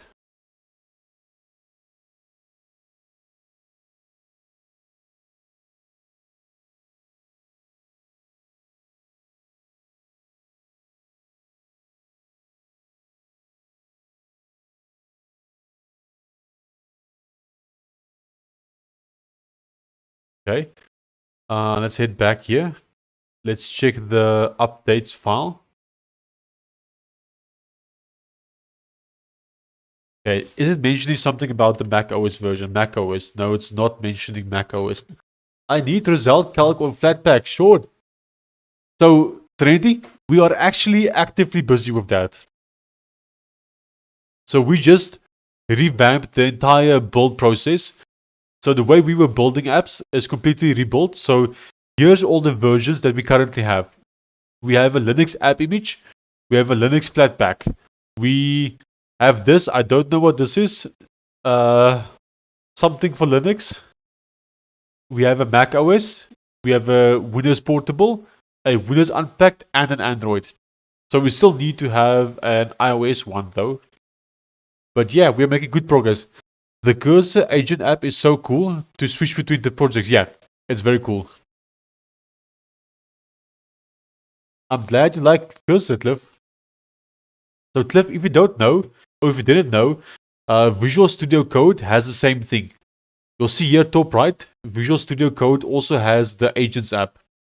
In my opinion, the agents app in Visual Studio Code is better than the cursor one.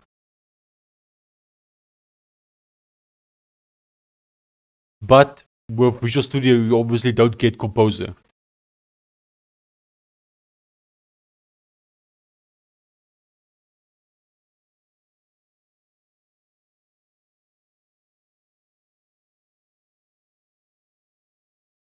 Let's find us some free credit, Sean. What does that mean? Cliff, tell me. What does it mean? So yes, Randy, we are very close. We have done a few improvements on the app. Make it work on Roku too. It's like a TV app. Okay, interesting.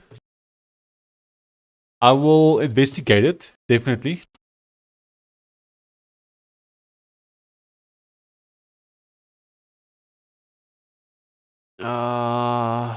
I think what I don't have a Mac OS device to test the Mac OS version on.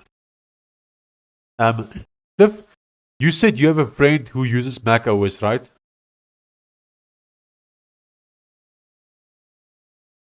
So what I can do is I can publish it on Steam for Mac OS and hope for the best. But there's no way for me to test the Mac OS version.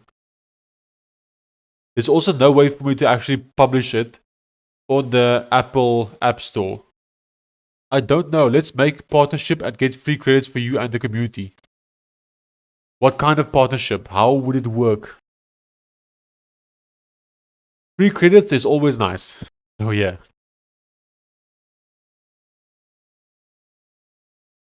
I have a MacBook Pro, but it's Intel 2015. So I don't know too much about Mac, right? But what I got here is an x64 and an ARM64. So I'm guessing this one might work on your laptop. And this one is for the M chips. But I'm not sure. I've got a Mac, but do I need to pay for it to test it? I don't know. I could give you these files, and you can check if it's useful to you to test. I have no idea how Mac works. Like I have absolutely no idea. What I can do is I can publish it on Steam, but on Steam you'll need to pay for it. The other option is I give you these files, but like I said, I have no idea like how it actually works.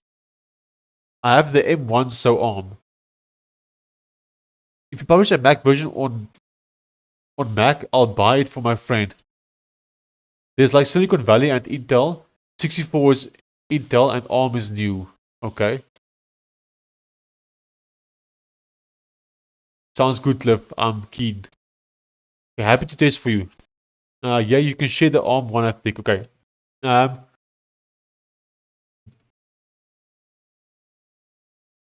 I don't even know what I'm looking at, but I will zip this Mac OS folder and I will give it to you. I don't know how I'll give it to you just yet, but I'll give it to you. Let's see how big it is.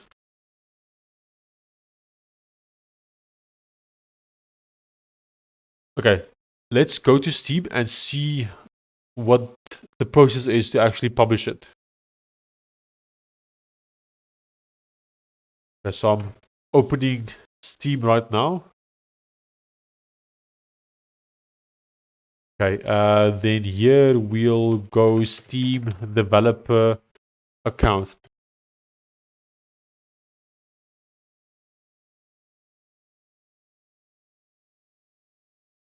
Okay, view dashboard.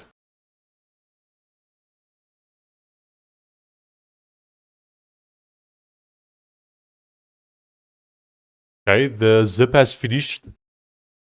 I will upload this somewhere and then I'll send you the link. So it won't be right now, but I will do so for you. Okay, Roselt Calculator. Well, let's see if I can do it right now. Give me a second. I'll quickly see if I can upload this for you.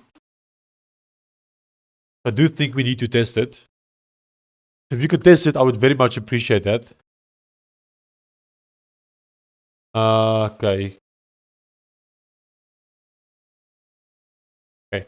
So I know we'll need to go to Steamworks and the store admin and basically tick support here. Okay.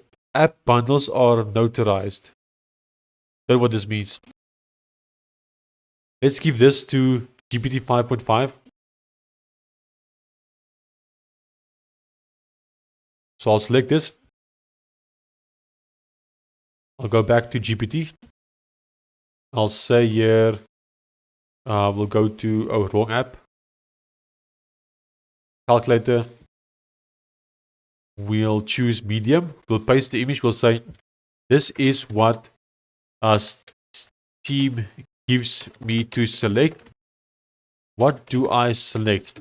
What do we have?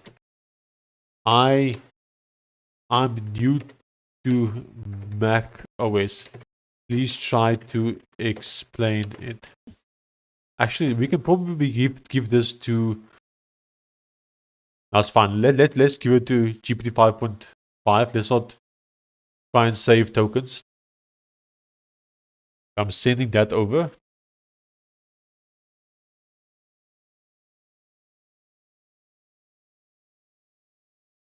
I should probably test the Android version as well. It would be nice to have the Android version working. Okay.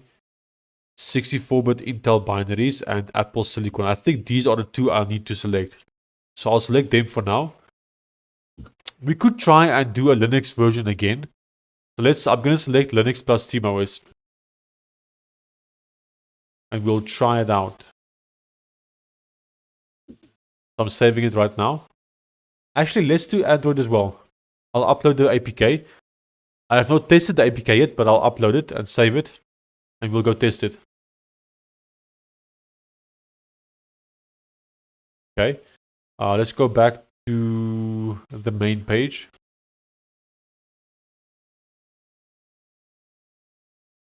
Okay.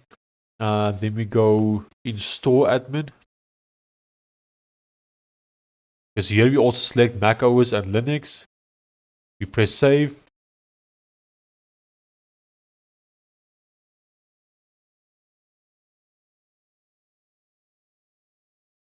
Okay, now I need to figure out what do I do next to actually get them published. So I think we go back to Steamworks. I think we go to, I don't know, builds. Okay, web uploads or depots. Let's just go to installation first. Okay, so here's a launch script for the Windows version, right? So we're gonna have to add a new one.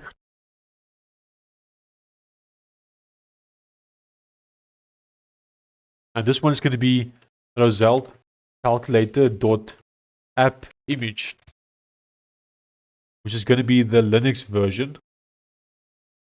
I guess just launch default. And the OS is Linux plus SteamOS.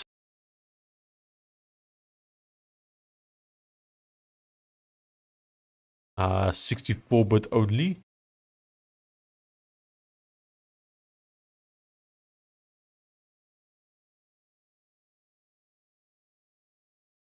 Okay. Um,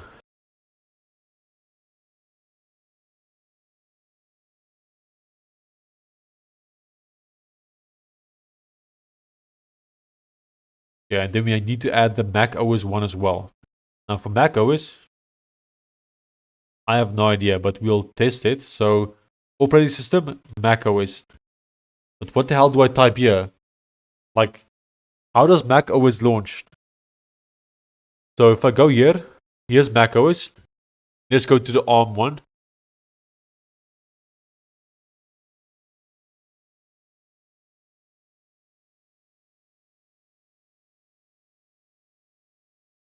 Okay.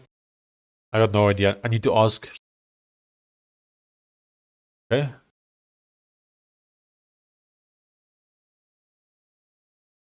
Okay.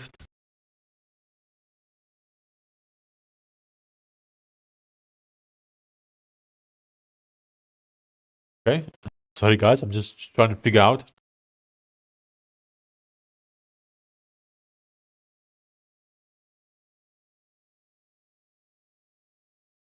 So how do we differentiate between the ARM and the Intel one. .dmg or .pkg. Okay. So from the dist files that I have, what do I upload to Steam for Mac OS?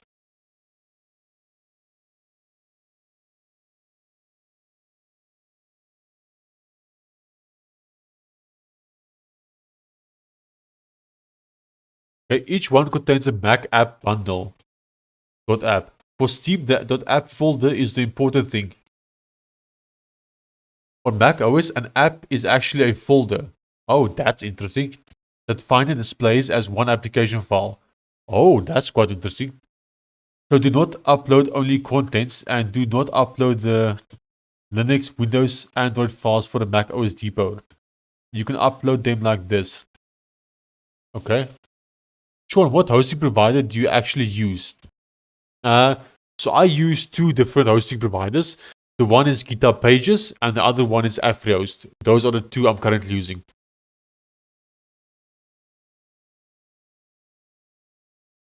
Or if Steam gives you a separate depot branches for architectures, okay? I would not upload this, okay?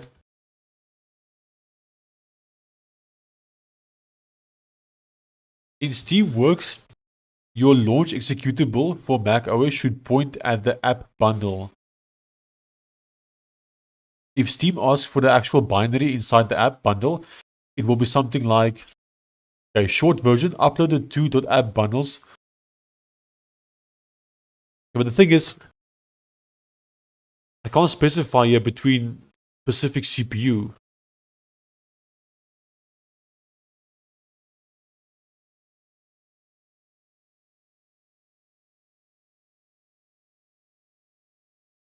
Okay, so maybe we just support the ARM CPUs, at least for now, because I don't understand how to specify the difference. So we do Roselt Calculator .app, like so, I'm guessing.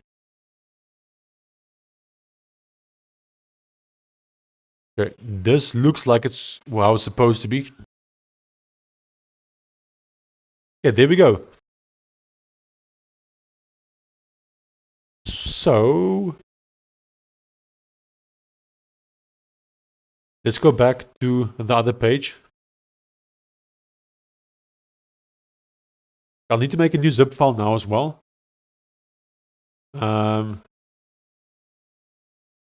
Let's delete the macOS one for now. We'll make a final dist. We'll go in here. Can we modify every time we do a build for something? I want the final build for each one to be put into the final dist folder as well.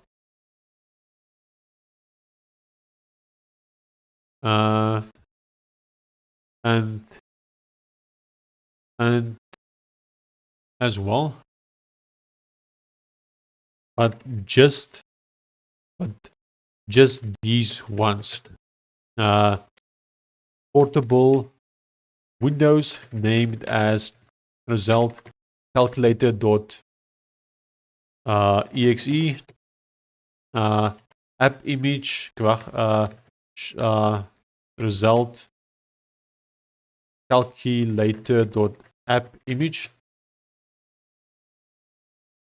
Roselt Calculator .flatpak Roselt Calculator .app Mac OS ARM. Okay, and Roselt Calculator .apk. Let's send that to the AI.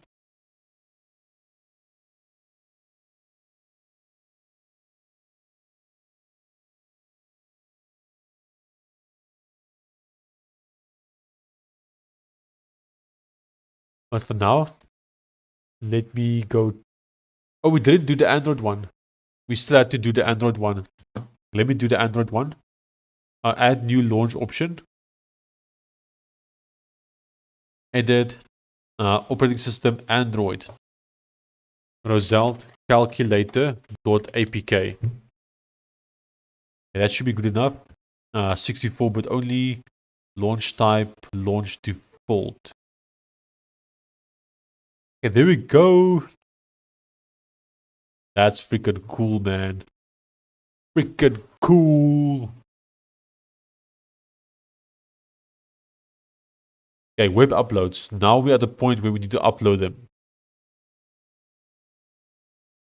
So I need the final disk stuff to happen in here. Let's wait for the AI to finish.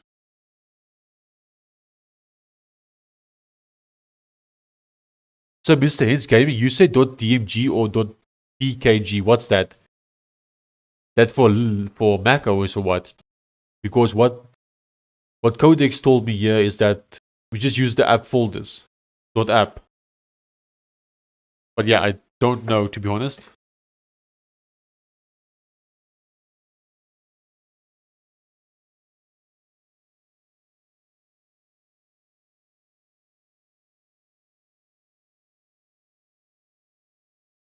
Okay. I need to disable the Intel version of it. I forgot where I do that. Where was that? That's like the exe for the Mac. Okay. So what is .app then? Is that wrong?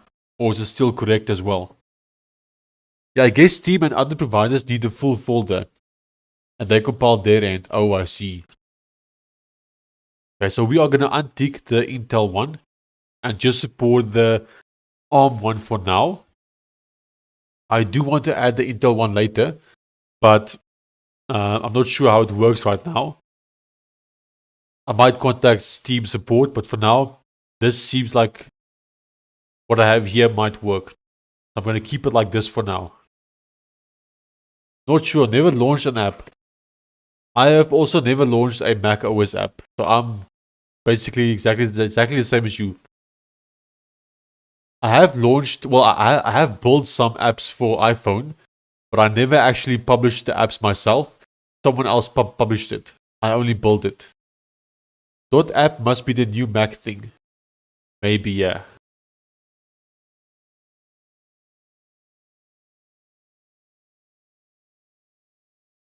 Okay, so let's tell it here. Run the script now to have the final dist folder updated.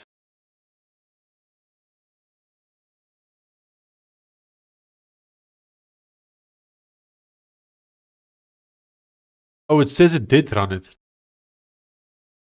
Doesn't seem like it.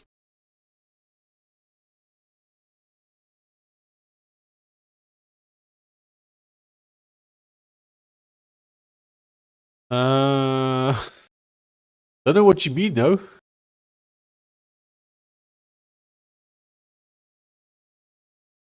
I don't see anything in the folder. Or what final disk folder is it talking about?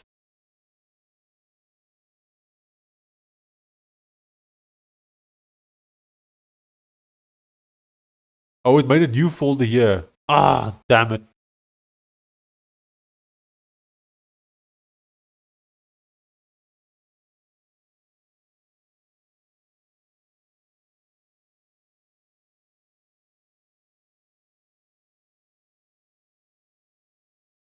We should actually rename it. Hold on. I'm going to rename it to be lowercase actually also. Final disk.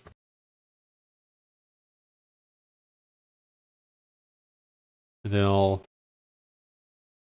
go back to the AI.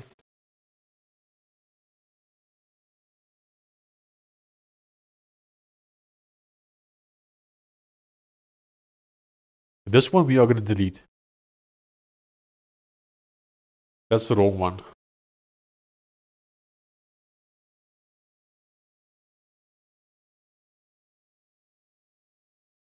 Mr. Huns Gaming, where are you from? Your profile picture looks like the Mixit logo. Mixit is a very old app in South Africa that don't exist anymore. Okay, here we got all the versions. That's freaking cool. So cool. This APK is only 1 megabyte. I'm doubting whether that actually is correct, to be honest. It seems way too small. Oh, what just happened now? No idea.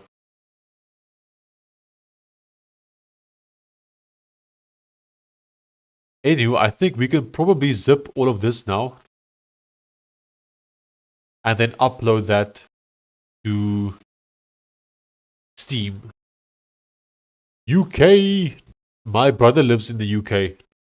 One of my brothers. He works as a programmer there for Bloomberg. In London.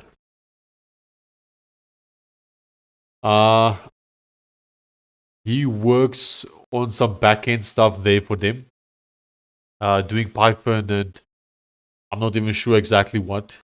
But yeah. He's been working for them for quite a long time now. I don't know exactly how long, but I would guess maybe like 10 years.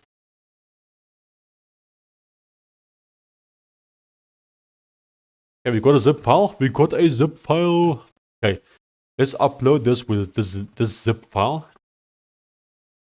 So we'll go choose file. Okay. I have to give it the path. So give me a second. Okay, I'm selecting it. Oh, nice.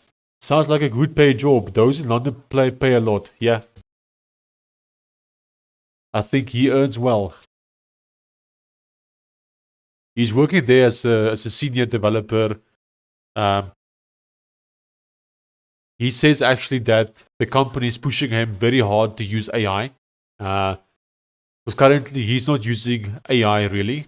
He's just still manually coding it all from scratch. But he says that most people in Bloomberg is still just manually writing code. They don't really use AI that much yet. He says that the company is pushing them very hard though. They have people from OpenAI and Anthropic that like go to their offices every week, like show them and help them and try to convince them to use AI. But yeah, he says the people there are still a bit hesitant because most of the developers there are a bit on the older side. But he says many of the younger ones are starting to use AI now.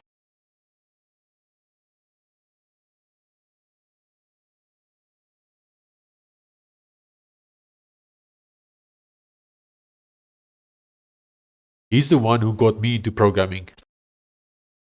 All the way back in 2007, uh, he got a job working as a C# developer, and so he gave me a copy of Visual Studio 2005 and also a Windows license for what was Windows 7 Ultimate at that point. I think was it Pro, I don't know, but so I installed that, and that's basically how I started being a programmer. So I was learning C# from him basically.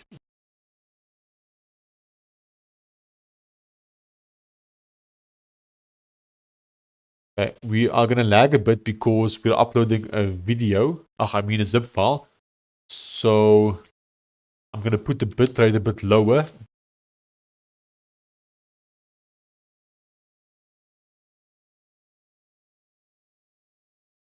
Okay. Oh wow, we are getting that where I work now, but it's like how far you take AI in workplace before you are no longer needed. Yep. Do you have a big tech scene in South Africa? Nope, not even a little bit. Oh, nice. I started when I was like 12 to 13 on HTML, mainly tables. Yep, same for me. So I started using C Sharp when I was uh, 9 years old. That was in 2007. And I did C Sharp Windows Forms for a little bit. And then fast forward to when I was about, how old? 13 also. I started doing HTML. And shortly after that, I did CSS and JavaScript, a bit of PHP and Delphi. Eventually, I did some Ruby on Rails. Uh, did Scratch. Did Python. I forgot about Python actually. Uh, Later, I did some WordPress. Did some Java. Didn't like Java. Uh, did some more C Sharp, but WPF and UWP. Also did some ASP.NET. Fast forward to today, I've done React and lots of other stuff also. But yeah, good old times. So, Mr. Hints, how old are you now? If you started when you were 12, 13. My older brother, I think he said he started when he was, I think, 16, if I remember correctly, doing Pascal or Object Pascal before it was named Delphi. Constantly tinkering sounds like me being curious enough about it all to give it a try, yeah. So for me it was different. For me slightly different because um, I wouldn't say I was really curious or anything about it. I always knew that I wanted to do something in like computers, like even since kindergarten, like pre-primary school, like kindergarten. Um, I always knew that I wanted to be something in like computers. Um, I don't ever remember wanting to do anything else. Like my first ever thought of what I wanted to do when I grow up was something with computers. Um, like even before I even touched a computer, because I got my first computer when I was 7. Um, Before 7, I did not use a computer at all. Um, but I did see computers. I knew I wanted to do something with computers. And then fast forward to when I was 9, um, like I still did not exactly know what. And then my brother obviously became a programmer, and so when he became one, he showed me what he was building, and then I told him that I want to do the same thing, and so he gave it to me. But it wasn't like a sense of like I was curious or I wanted to tinker. Like I wasn't thinking about that. I just like I was thinking that he does this for a living. I want to do this for a living, and so I basically started. So I wouldn't say I was like curious or tinkering. It was literally like I I I wanted to do this. As simple as that. There was like no, yeah. It's weird to explain, but yeah.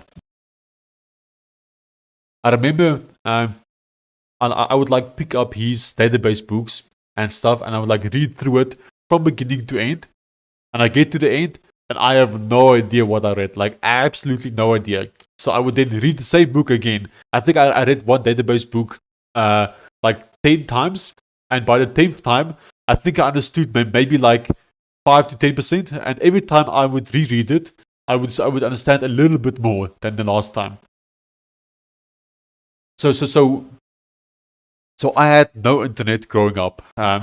Like absolutely zero internet. I only got access to internet in 2016 in December. Before then, my only access to internet was like public spaces.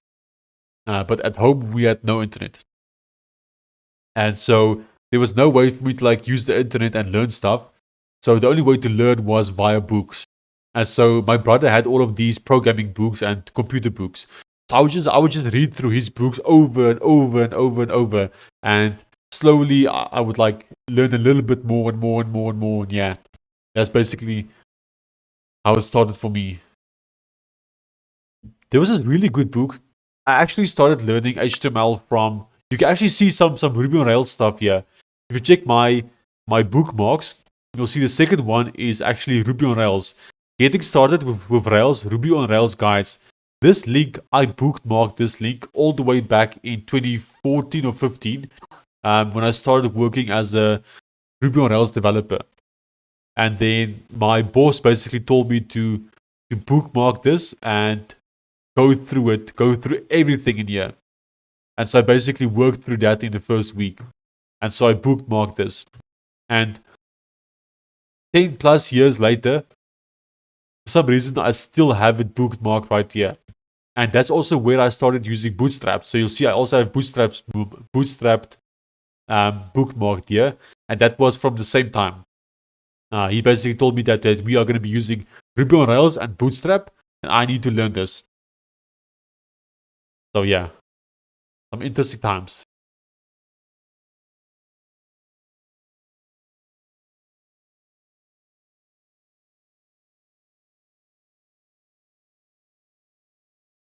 Smaller view controller, yep.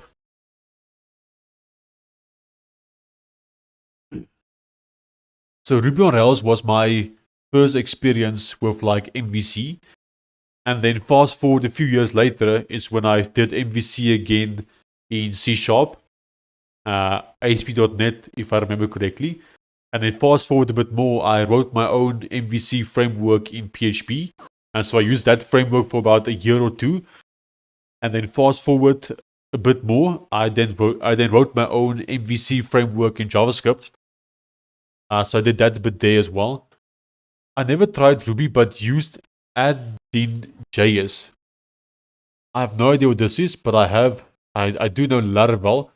I did work in Laravel for about a month once. I did a small project for someone in Laravel many years ago, but yeah, I know Laravel have changed a lot in like the last few years. Same kind of thing, I guess. Yeah. Is this actually uploading? Yeah, I think it is uploading. Just slow. Very slow.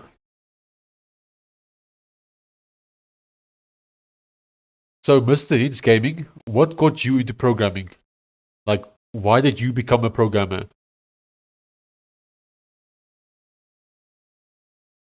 Like, how did you discover programming?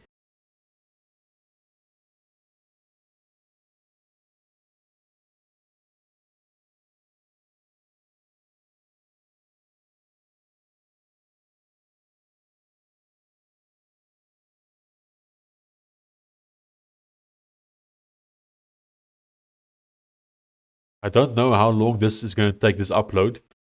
I'm guessing it's going to take a while, considering how slow my internet is. It looks like... Are we lagging? Don't know. But I know this is going to take a while. Hey, we got some percentage showing there.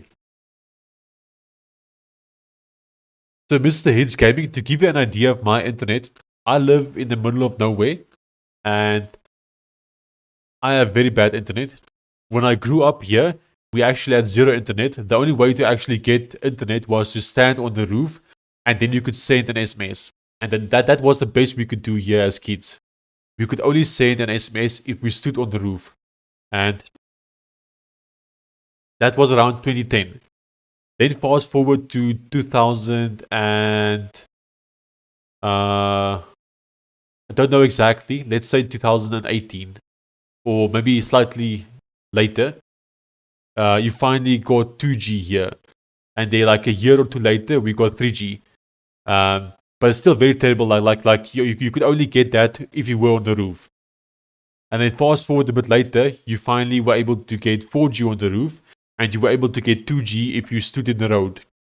And then fast forward a little bit more, you were able to get 3G in the road, and sometimes you would get 4G every now and then. And then fast forward to today. Today we can always get 2G and 3G almost anywhere. But we still struggle with 4G. We don't always get 4G. 4G we get every now and then, but I currently have my router basically taped almost against the roof, and because of that, I'm able to get mostly 4G. But my speeds are still terrible, so we get about 20 megabit per second, like absolute max, and then the average is like, I would say maybe like between 5 and 9 megabit per second. Uh, but it depends. Like, it's not always that bad. Like, if I do a speed test right now, I'll quickly do a speed test. Give me a second.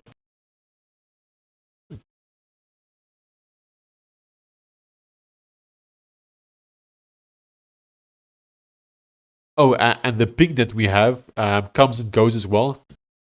Sometimes the ping is like 80, which is good, but then other times it could like be like 1,000. Okay, so I can give you my current speed. I just did a speed test. Actually, let me screenshot this, but I gotta take away my IP address. Just give me a second.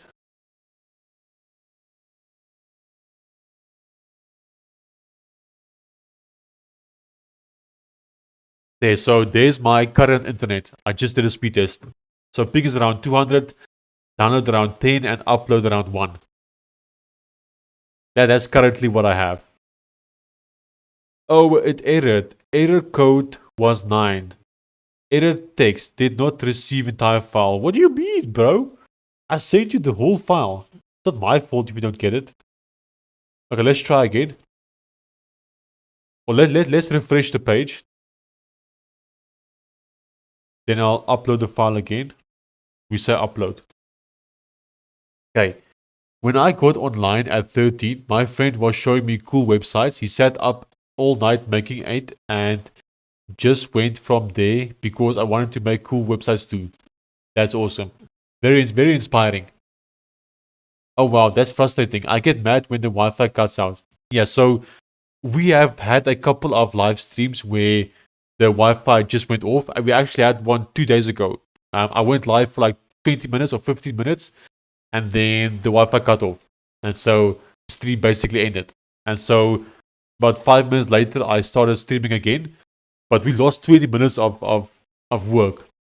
Uh, I think this has happened like 5 or 6 times now while we've been live streaming for the past month. So yeah, sometimes it does happen, unfortunately. Have you considered coming to UK like your brother? I have, yes, but the thing is, I already have a whole life here, and it's not so easy to go to the UK. Uh, like, I will need a company to basically sponsor me to go there.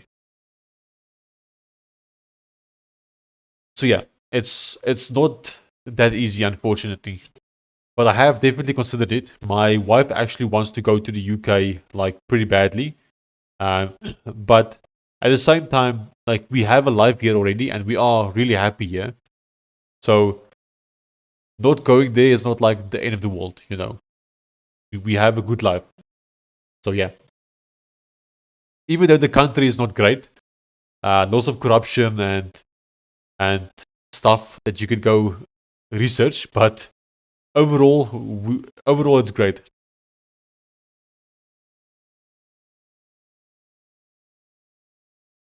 Yeah, we just have to wait for this to finish uploading now again.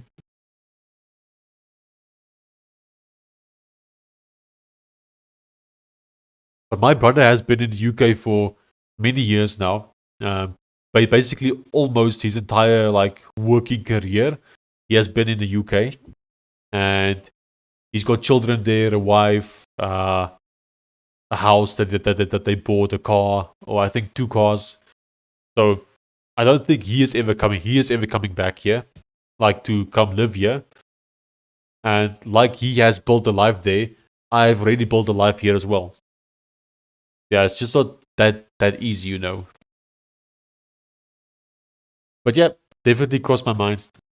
All countries are corrupt. I think, lol, not the people, the governments. Yeah, but African governments are a bit different, a bit more corrupt than Europe or UK or US. Like, let's just go to a browser, completely unbiased. South Africa corruption. Okay, Wikipedia. There's a whole Wikipedia page for corruption in South Africa. And just have a look here, if you know what I mean. A whole dedicated Wikipedia page to corruption in South Africa.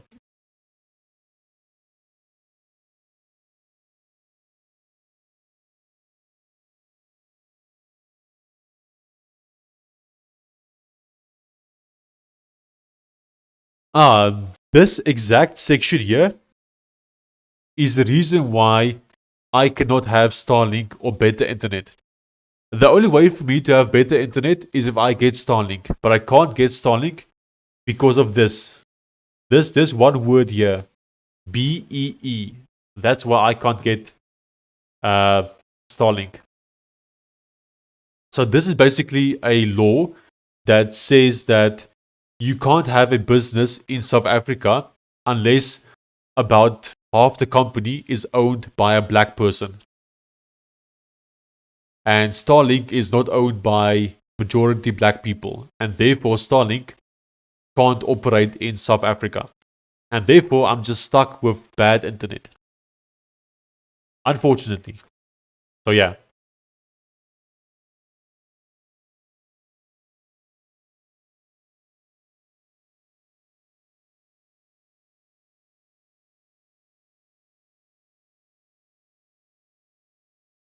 Yeah, I'll be right back shortly again, since this file is just busy uploading.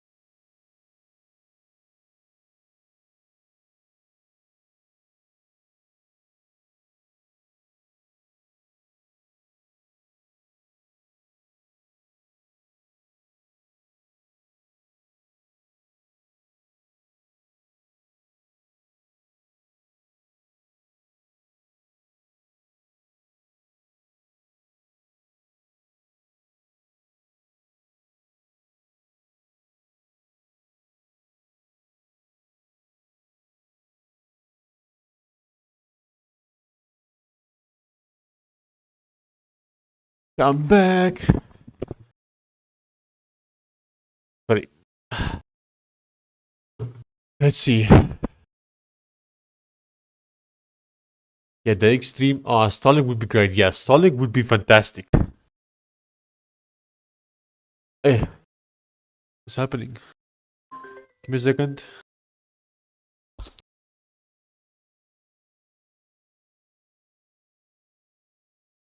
I'll read the chat shortly. Just give me a second.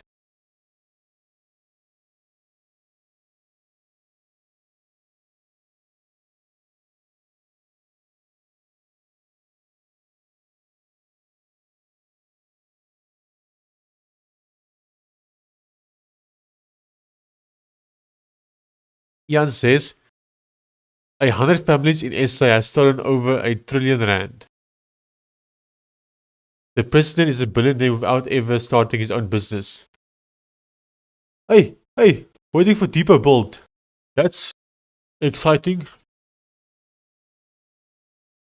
And Elon is unwilling to give away half his company to someone that has no clue about how his company works. Yep.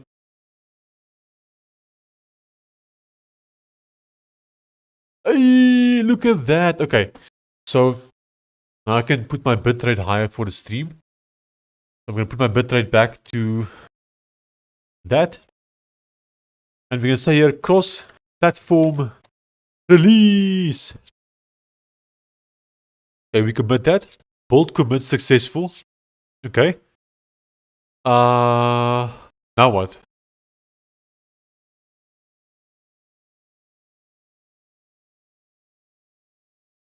Let's first go to here. Can you please update the updates page to mention that we now have support for Android and Mac OS also.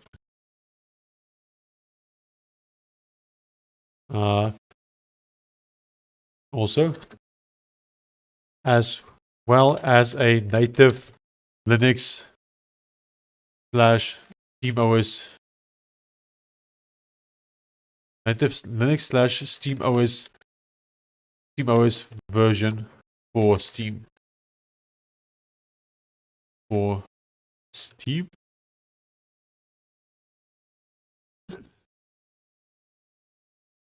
Oh no, you're out of codex messages. Oh, okay. Well, it says so, but it's still doing something. Okay, I'm not gonna complain. So we literally managed to do what we needed to do just in time. Okay, cross-platform release, preview change. I think we are ready to basically go live here. Specify Apple Silicon, Intel, or both.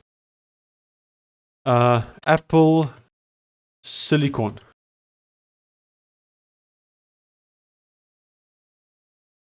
Okay. I think I'll just say the same RAM for both. Now, it might work with less RAM, but I'm just going to say 1 gigabyte, 2 gigabyte to just be safe. Disk space, I don't actually know how much disk space we need. I'm just going to say 2 gigabyte to be safe.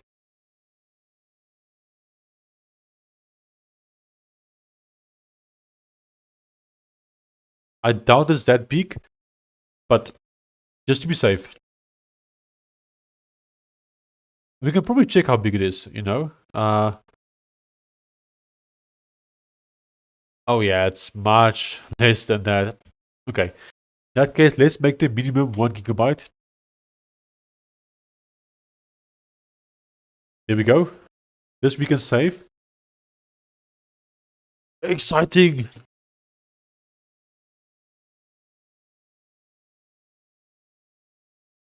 Okay, optional internal comment. Set build live now.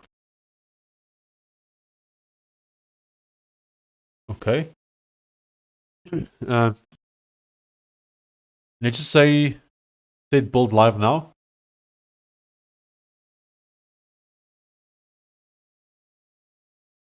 I have to confirm that. Sounds good. I'll confirm it shortly. So I should be able to say publish to public now, right? Publish to public.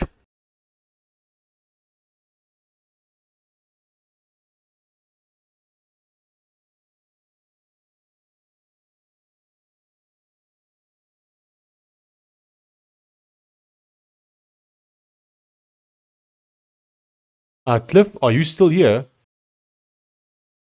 I'm guessing Hyper Voice app have gone to bed by now. Possibly. Or are you guys all still here?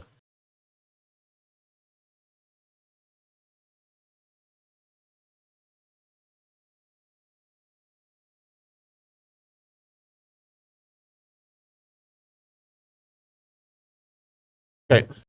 I'm doing the final push now and then it should be live. Yes, sir. Okay. Okay, we are live. I think we now have a native Linux version as well as a native Mac OS version. I said native, it's technically still a web app, which is not native, but as native as we can get. Ah, look at this. It shows Windows, Mac OS, and Linux / SteamOS. That's freaking cool. Okay. So, let's test it. That's all we can do, you know. So, if I say launch, wait, let's do it properly. I'll uninstall it. So I want to give it a proper test. So then I do install. Install. I think it's installing the old version because it shows 700 megabyte, which is exactly what the old version was. So maybe it needs some time to update. I'm not sure just yet, but it's okay. In the meantime, I'm gonna get ready to do a post.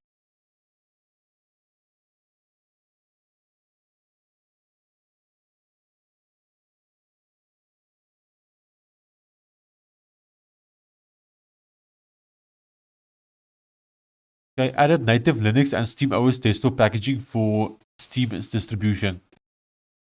Okay, added Mac OS app bundle support, including Apple Silicon builds for modern Macs. Added Android packaging support for Roselt Calculator can now be shipped as an APK. That's freaking cool. Okay, I think we need to now open up this link in our browser.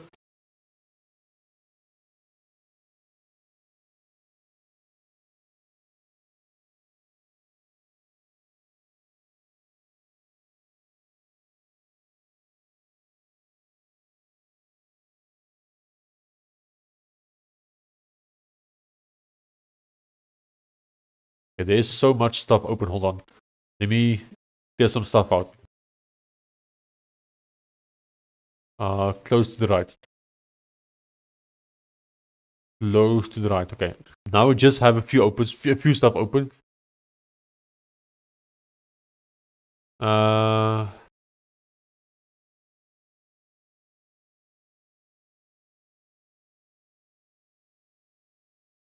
okay, so we go create new event or announcement, a game update. This is a major update, I think. Yeah, I think we can consider this a major update, right? Can we? Or do we say it's a regular update? I don't know. A regular update. Most appropriate for normal feature updates that typically occur. Okay, no. This is probably a major update then. I think. Yeah. Okay. Then I'll type to the AI here. Please fill in these details on the attached tab. I just released. Okay, I'll fill in the beginning of it.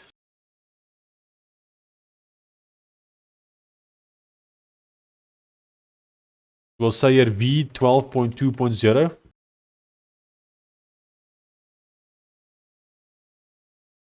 cross-platform support.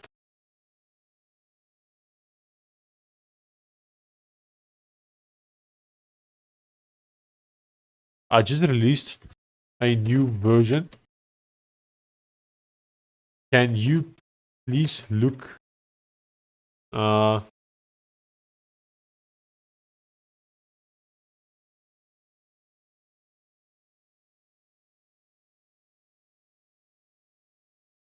please look at the following changes and write the release notes for me on it. Fill in subtitle, summary, and description on this page. Okay. I need to paste it, the stuff. Oh, okay. Hold on. We need to do a different thing first. Add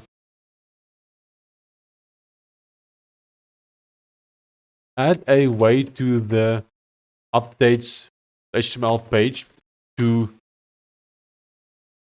copy the change log to my clipboard.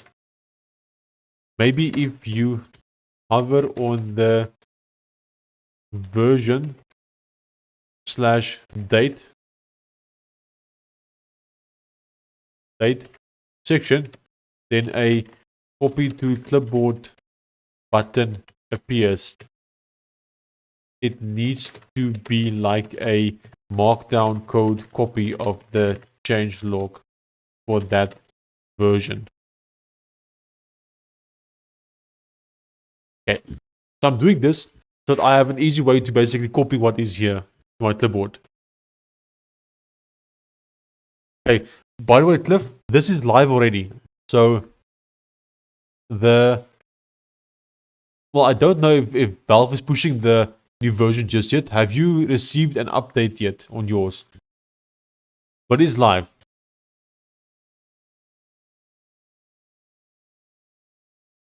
So people should be getting updates like soon, if not already.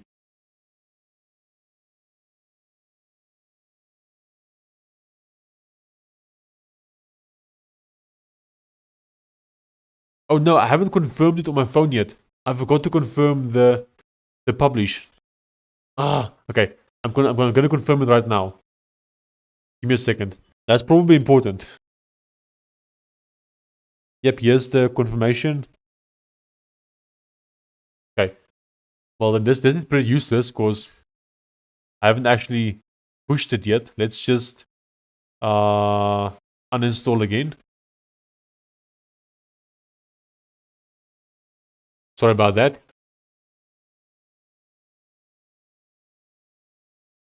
Okay, now it's been confirmed. Now I don't know how long it takes after confirming it. Send it. So let's just say install again. Still seems like it's the old size.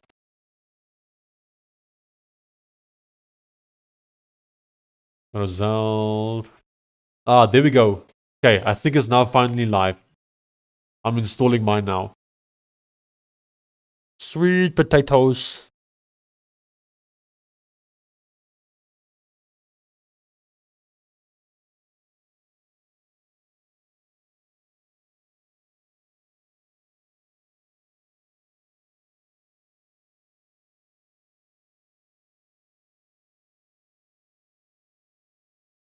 Yeah, how long is this gonna take? Oh dang, it says it's gonna take almost an hour to download this update. Okay, there it goes down to half an hour, which sounds a bit better. Yeah, so to download 400 megabyte on my internet takes an hour. Yep.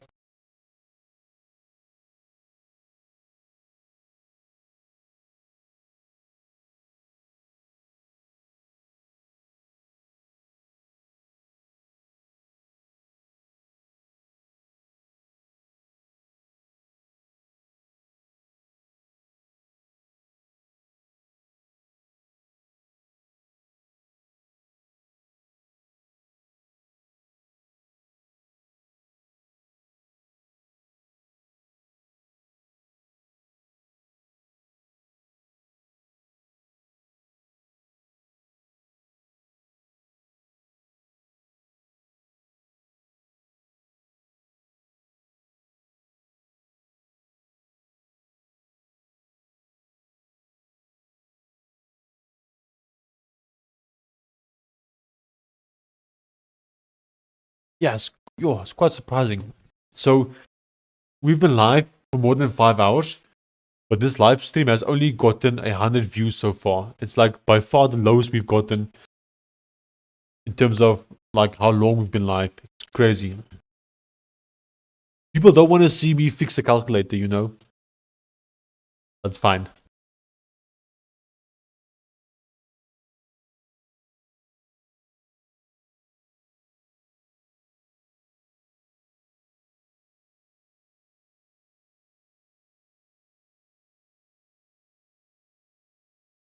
Okay. Looks like my internet's a bit faster right now.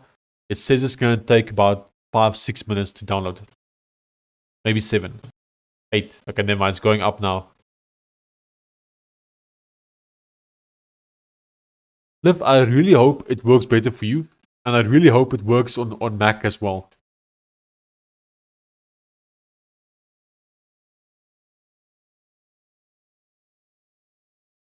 We need to bring more fun.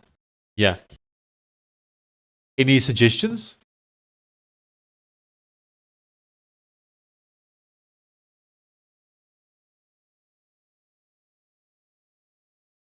I would love to like start playing music as well. More jokes, more humor. It will make it fun. So I would love to start playing music as well.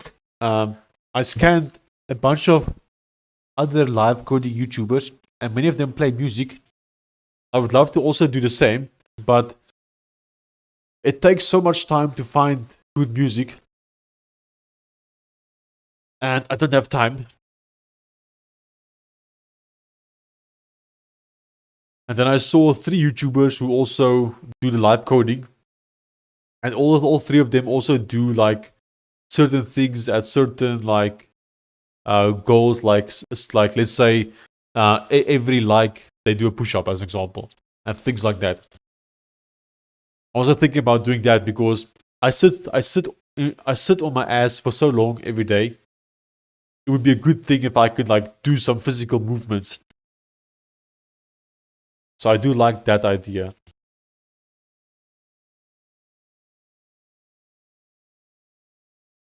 Okay, looks like this page has finished. I don't see a copy to clipboard button yet, but we'll give it time. Let it cook. Tim cook.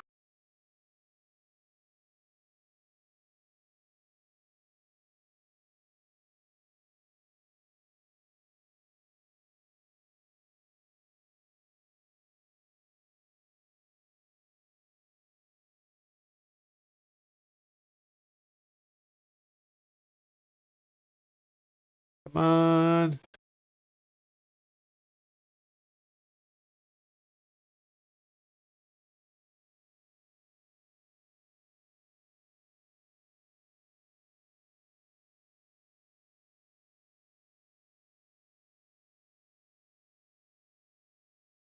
Okay, how far is this? Okay, about 3-4 minutes left.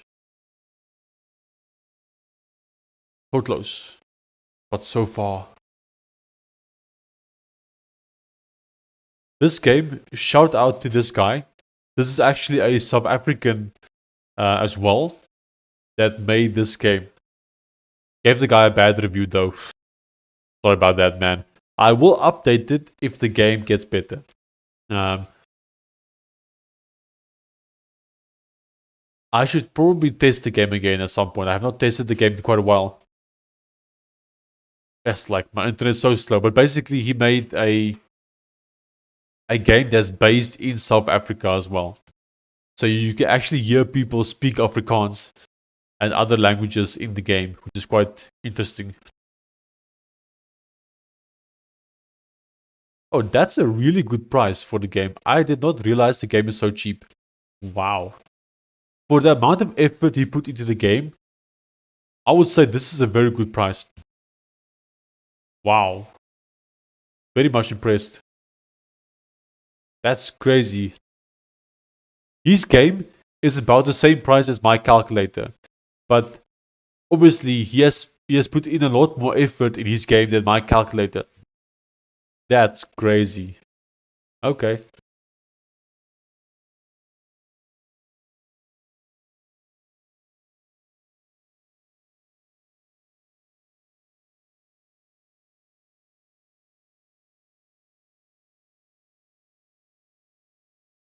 Okay, still 3-4 minutes left.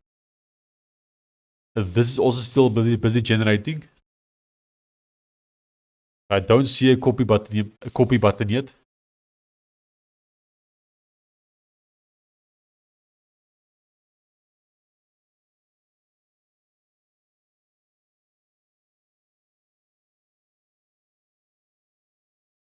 Okay.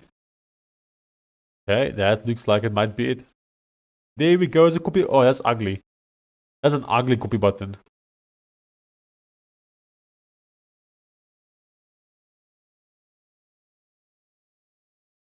I don't like it. I'm gonna change it. Rather put the copy button next to the uh, title for each version when you hover on the title. Update cute, let's go! I should actually be a bit more quiet. My wife sent me a message already saying I'm too loud. She is 2 rooms that way, so she's pretty close to me.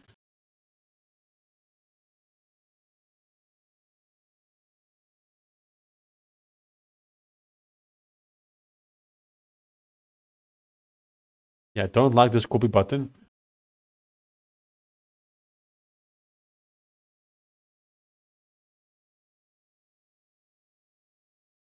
Oh, but this one is better. Yes, this one's better where it's next to it. I'm gonna change it anyway. Let's just steer with message.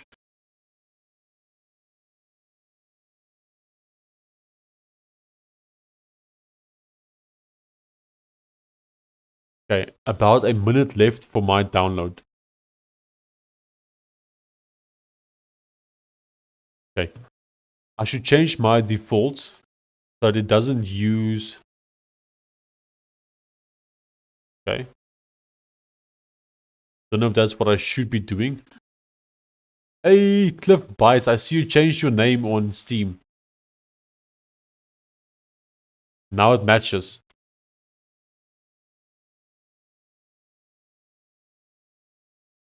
I wish I could see your profile, but my internet's just too slow. Okay, mine's almost done. Okay, so how's it running for you? Does it feel better?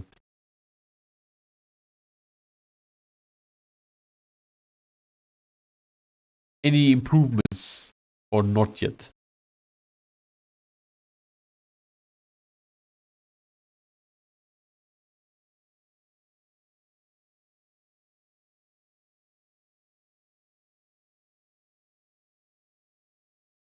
I just realized. No, never mind. I thought wrong. Come on. Okay, mine is done. I'm gonna click launch. Okay. Okay, that's not good. It didn't launch. Okay.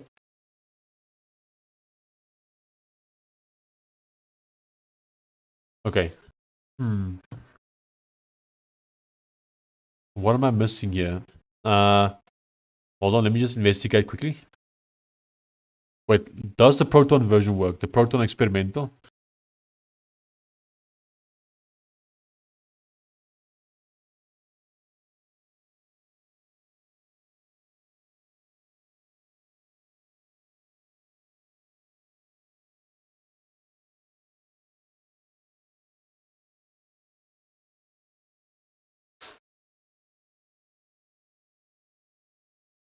Okay, Proton experimental does work, but the Linux version does not work. It seems like. So, or let me just double check. Maybe we are using the Linux version. How would I know? Uh, don't know how I would know. Manage, browse local files.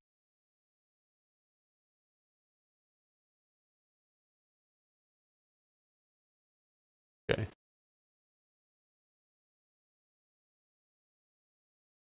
Let me just have a look here.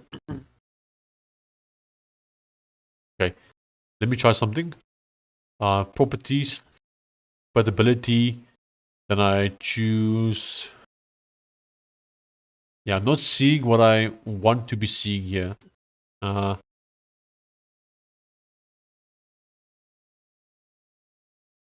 Steam pipe, Linux runtime. Let's take a look here. Okay. You could choose which Steam Linux runtime to use. Okay. Let's add a new mapping.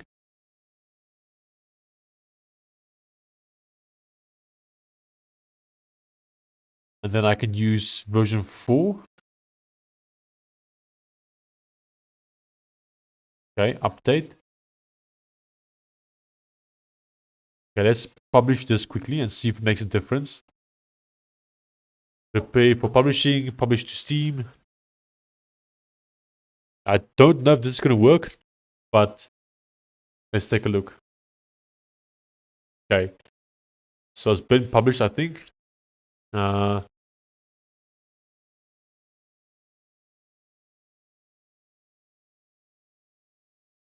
I'll launch it again.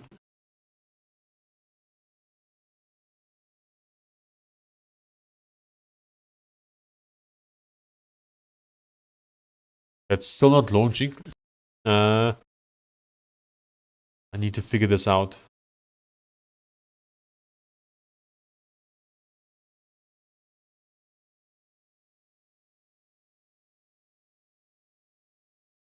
Okay. Let's select this. Then I'll go to Copilot.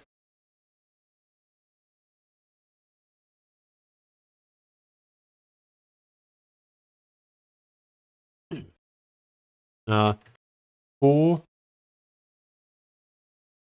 publishing, well, let's start a new chat, I think. So I'll start a new chat.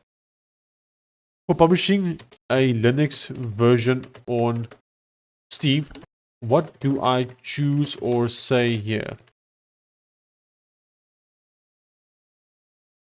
Okay, let's send that message and see if the AI can help us. Because I suspect I might have chosen something wrong here. I don't even know if app image is the correct option here. And then furthermore, I don't know if I should be choosing launch default. So yeah, let's see what the AI says.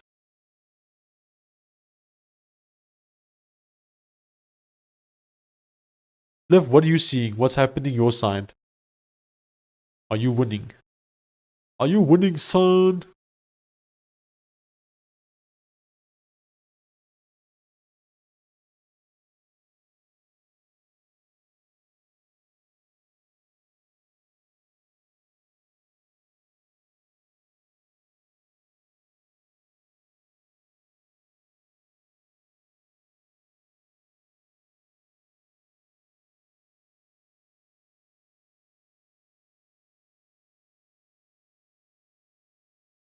Okay, I'll mark this done after summarizing. Thinking. Yo, I should go to bed, man. I really need to check this, make sure it's working.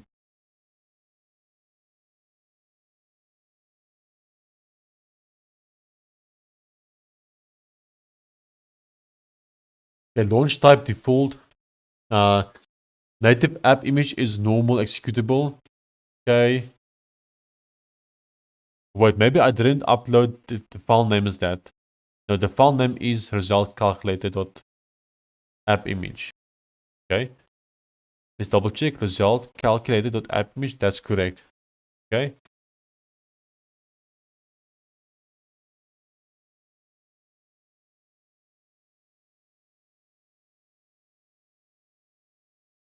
Okay, important. Make the app image executable before packaging upload so Steam preserves the execute bit.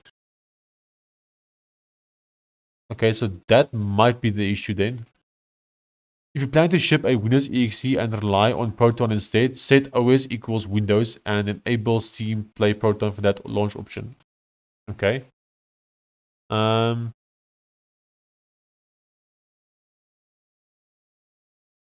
Maybe we take out the Linux version for now until we have more time to test it properly. I think maybe.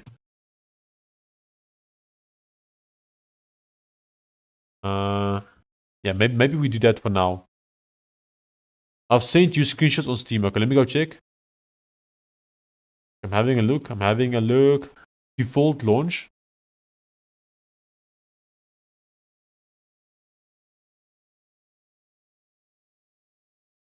Bro, YouTube shadow banned me. What the fuck? Why? What happened?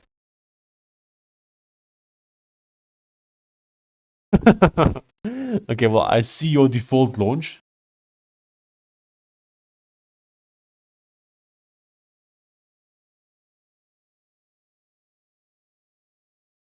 Okay, I'm gonna take out the Linux version for now.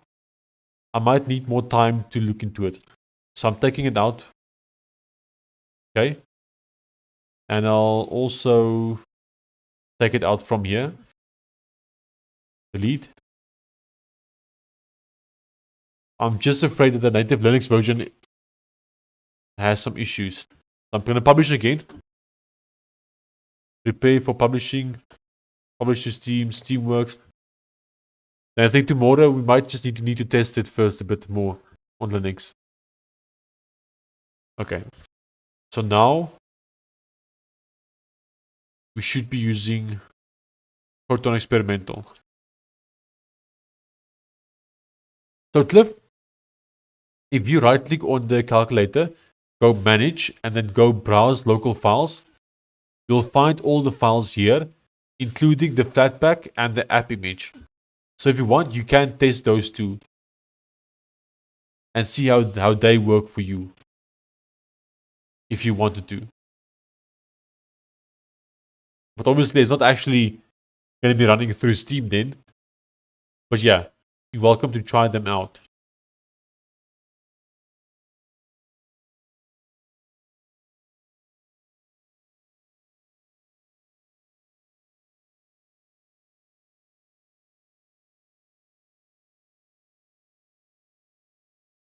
Okay.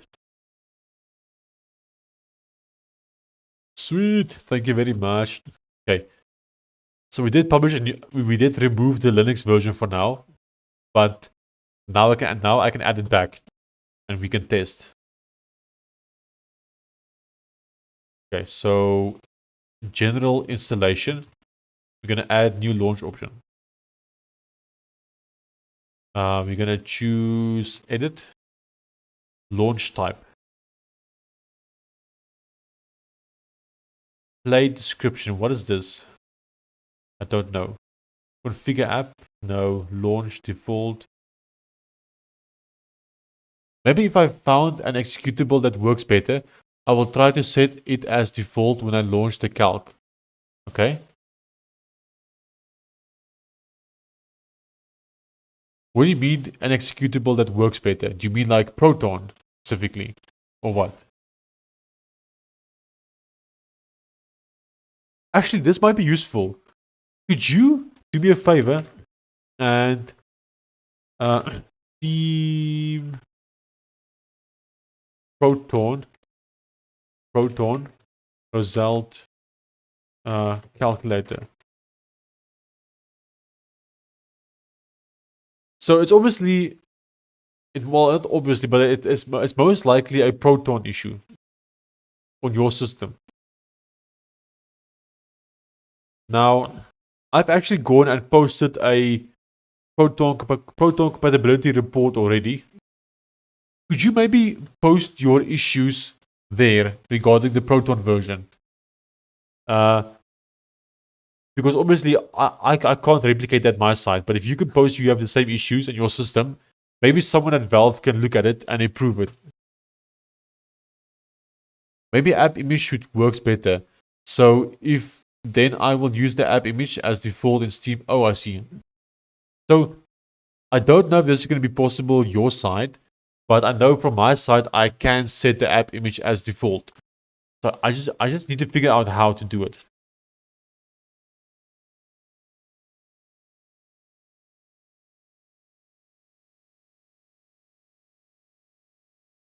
Make the app image executable chmod before packaging upload so Steam preserves the execute bit.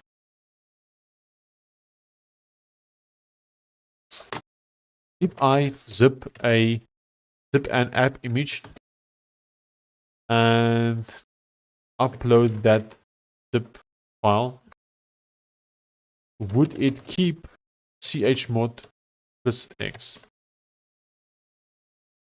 I will experiment tomorrow and let you know. Thank you, I appreciate it.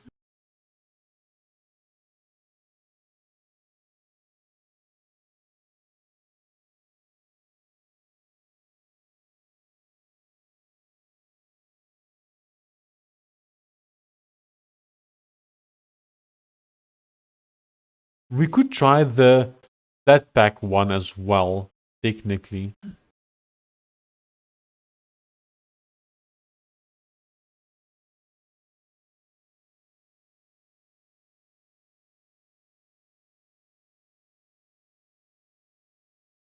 Like to release a Flatpak one on Steam.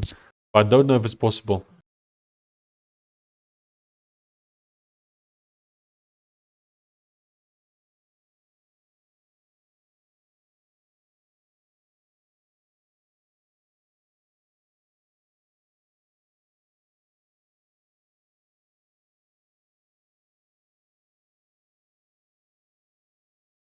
Okay, I'll be right back while that's busy going.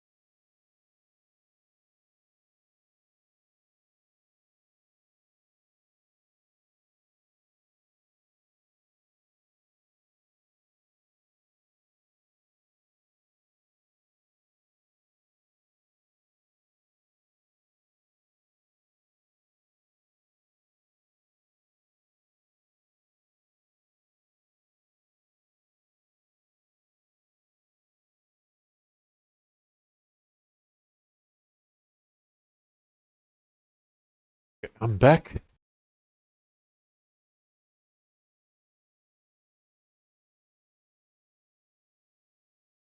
Okay. Short answer, zipping is not reliably safe. Zip on Linux can store the execute bit and unzip on Linux will restore it. But many extractors recommend it. Upload the app image itself to the Linux depot. Safer archive option. Use tar. Okay.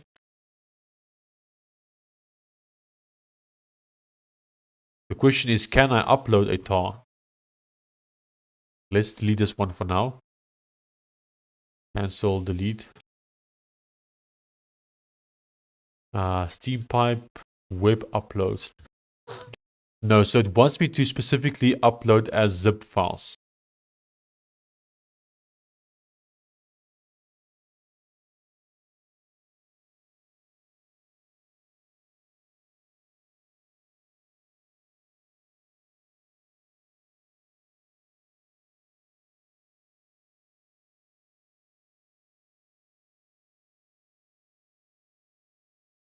Cliff, I know the title bar issue is not sorted yet, right? But does the app overall feel better besides the title bar? Like, does it launch uh, quicker or just feel a bit better, or not yet for you?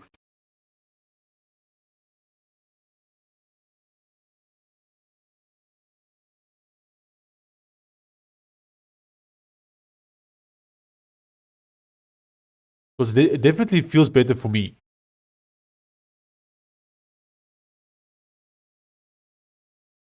It's not perfect yet. I definitely still need to do some work on it. But overall, it feels better for me. So that's why I'm curious if it actually feels better for you.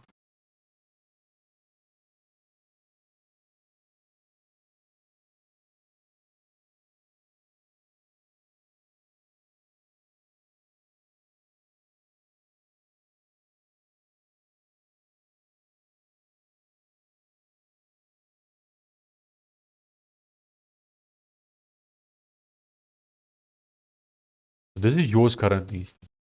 Yeah, it's terrible.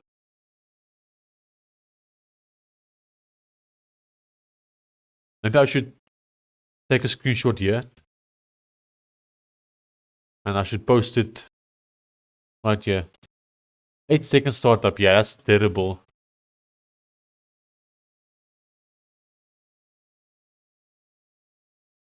Uh, two more. Uh, Another issue that one of the users reported was that the app on their system doesn't have doesn't have a title bar, and this is the screenshot that they sent. Cliff, what is your system again? Can you send me yours like system info so that I can paste that in here?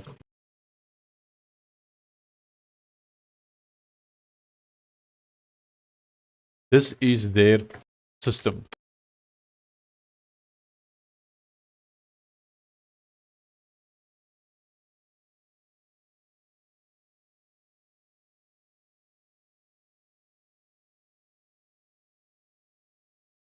I'm gonna say don't have one because on the image it almost looks like it don't have one, but it's actually out of bounds. It's like not positioned properly.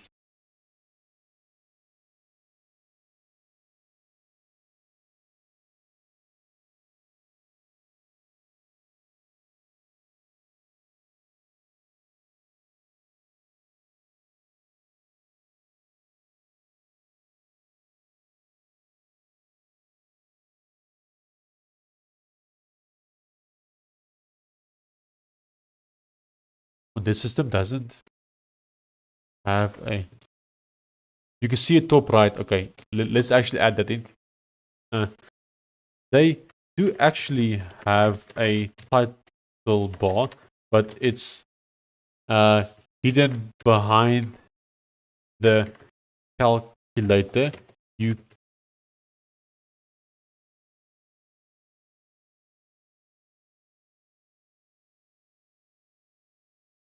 oh, this thing is so buggy.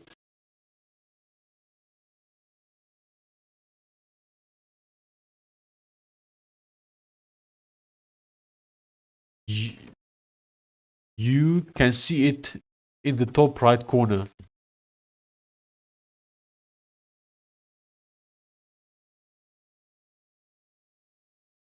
Like if they click on the top right corner that you see, it closes the app.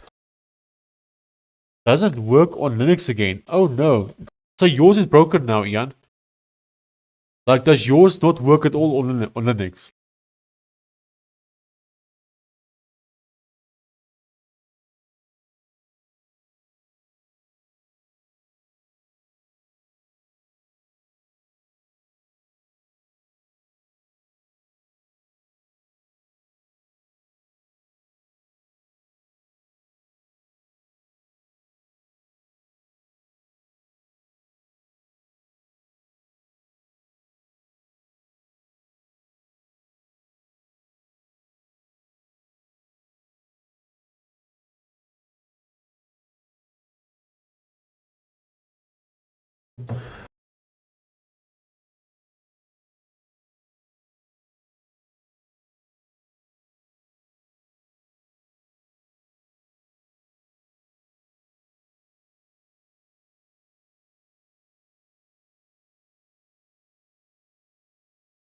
Build cross-platform desktop apps with JavaScript, HTML, and CSS.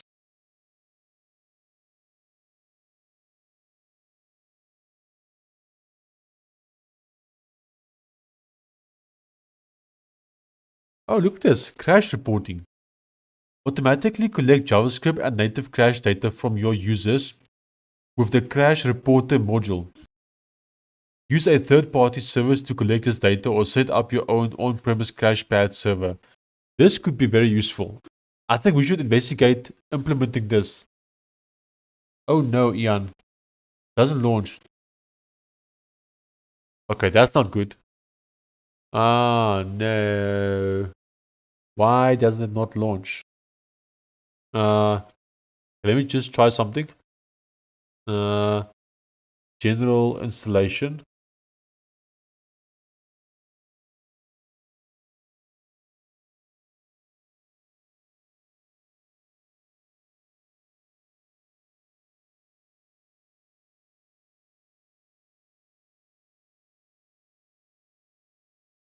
Maybe I should make this any. And then the rest have specific ones. It launched with Proton Experimental. Yeah, but I think he's talking about the default one. Like default, it doesn't launch. Let me just try that quickly. So if I take away this, does it launch then?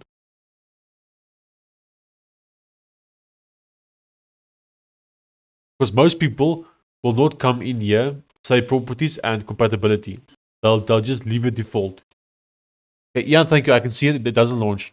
Okay, Ian, I'm gonna try and fix it right now for you. So give me a second. Uh,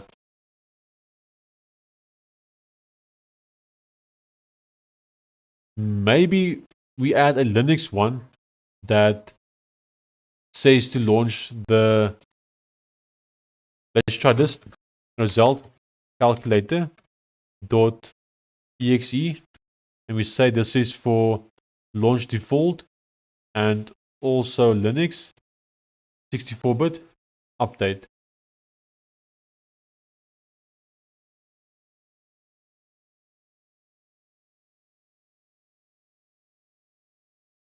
Okay, Ian, I'm publishing a new version right now.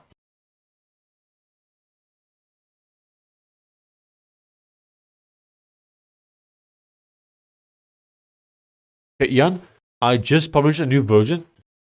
Can you test that, please? I'm about to test it as well. Also, thank you very much, guys. I appreciate the testing. Both Ian and Cliff, very much appreciated. Okay, so I basically told Linux to use the exe as well. Now, whether it will work, I don't know.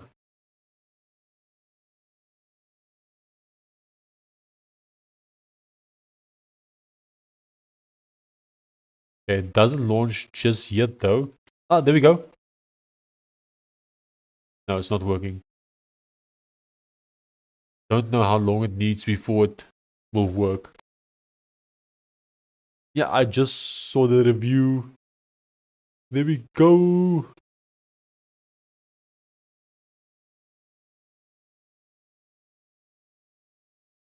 With pleasure, as always, Sean. Thank you very much.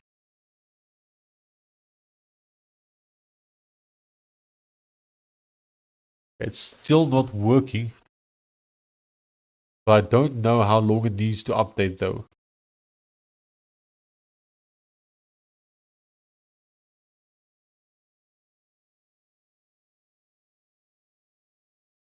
So I think I need to give it a bit time.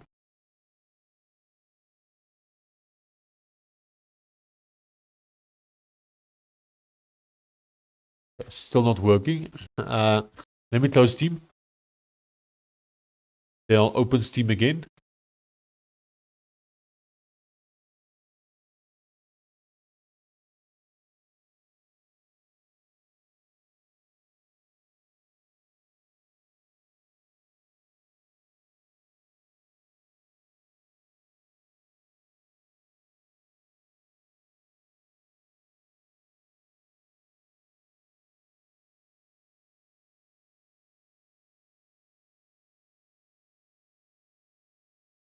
Oh, this is cool.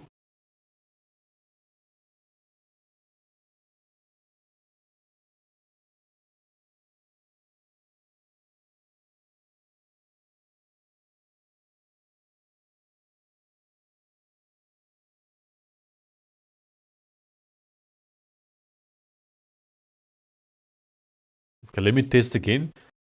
So I'll say launch.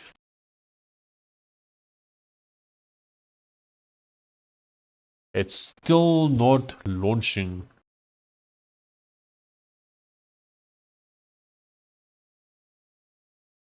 Okay, I think what I need to do is let's remove the Linux version again from here. I'll remove that. I'll go to the Windows one. I'll make it be any. Update not available yet. So there won't be like an update. It's just a config setting that I'm changing. So you won't actually like get you won't actually get like a full update.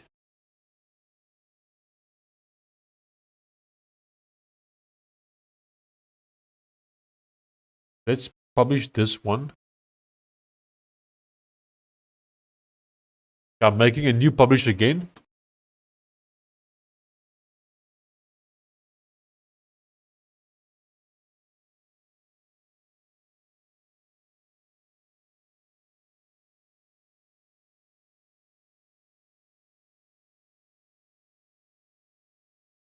Okay.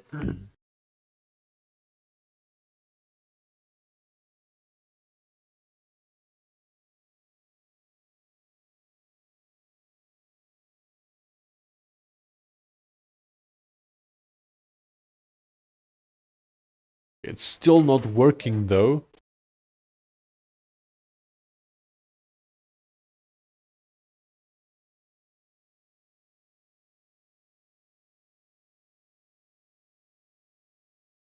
Cliff. Uh, oh, never mind. Hey, 4 people found this helpful. That's cool.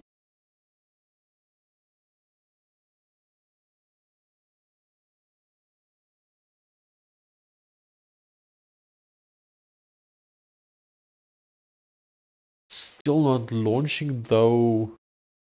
Why?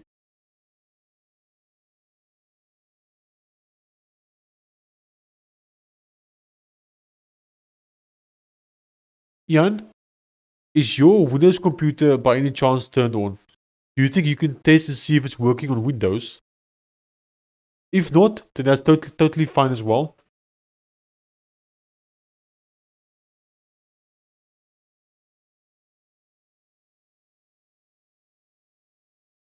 Yeah, it's definitely not working. Uh,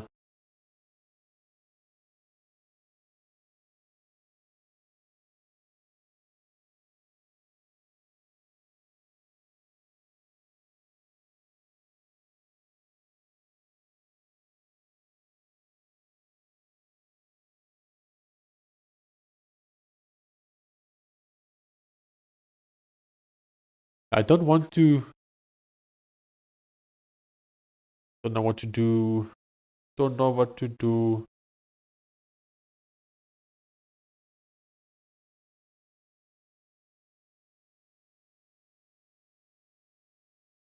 Okay. General installation.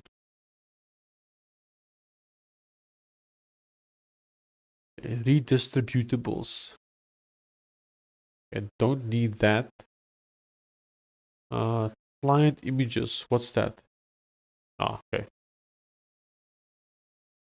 General installation.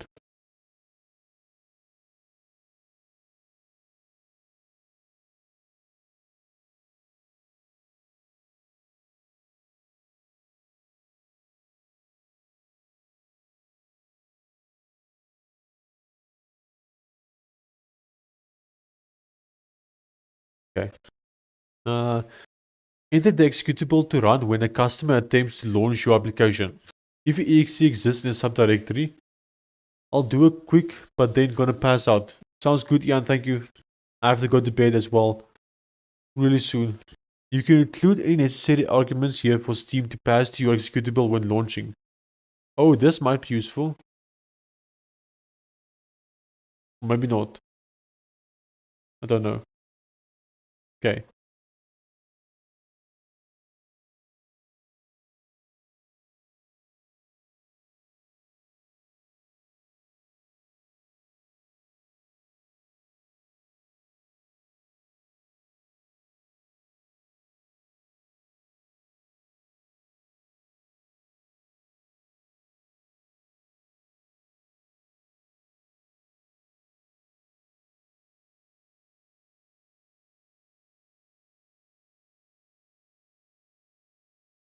Yeah, I don't know.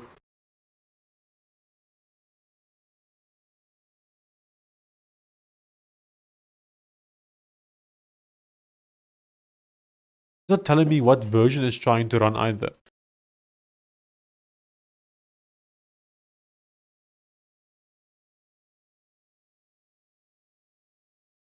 Which makes it a bit difficult.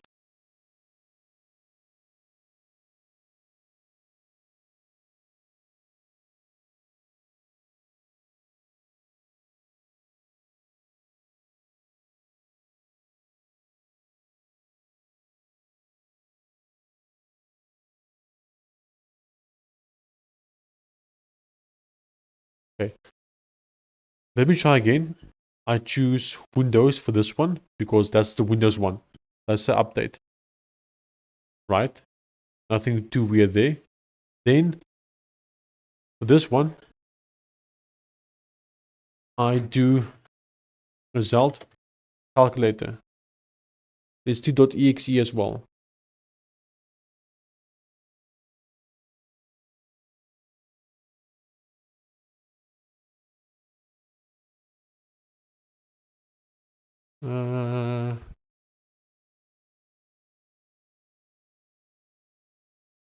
Okay, wait. Let me find the docs.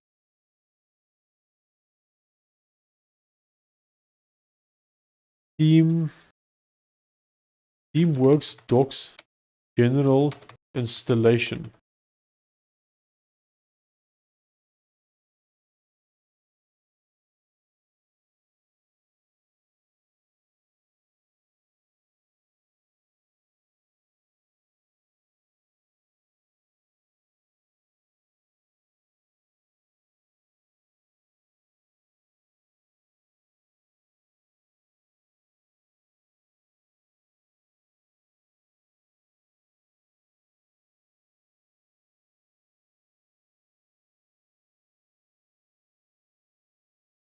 Okay, so here for the Linux version, they did not add a file extension, which is interesting.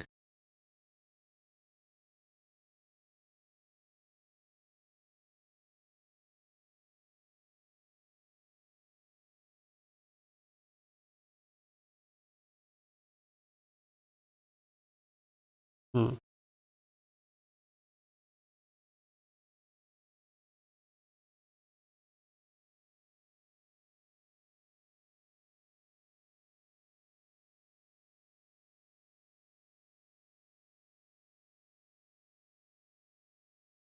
Here we go. Developing for Steam OS and Linux.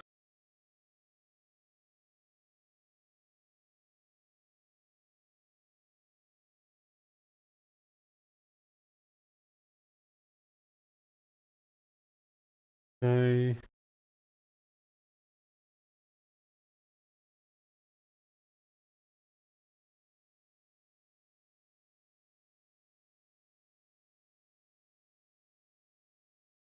Okay, this does not help me. Yeah, that was useless.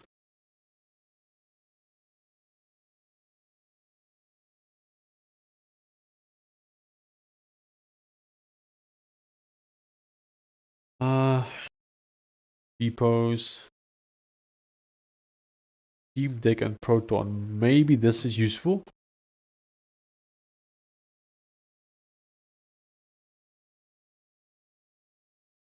No, it's also not useful. Features. Steamworks SDK.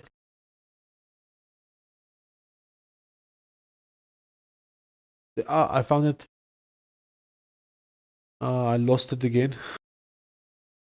They're updating game build. Uploading to Steam.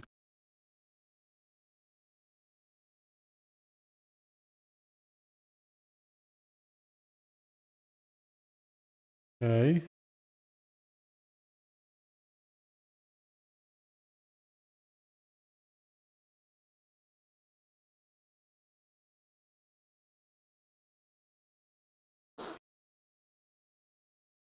Initial setup for new Steam pipe apps.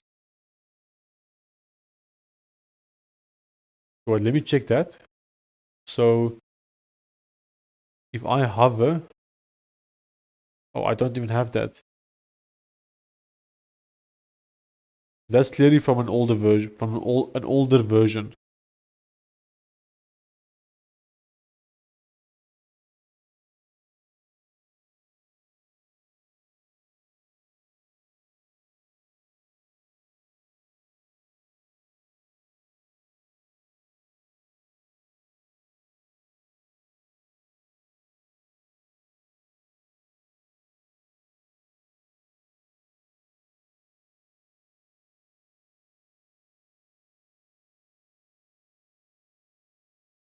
Okay, leave the OS set to all OSs unless this is an OS specific depot. If the app is all in one or just PC or just Mac, it should be left to all OSs. Okay. Only specify for OS specific game depots. I see. Okay, wait. Let me wrap my head around this. Go to the depots page and add depots as needed. Okay. Leave the OS set to all OSs unless this is an OS specific depot. If the app is all in one or just PC or just Mac, it should be left to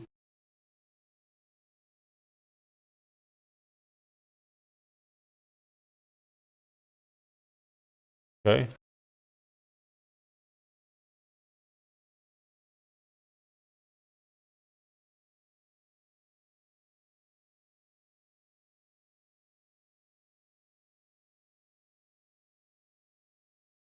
Wait, go to the Mac OS one.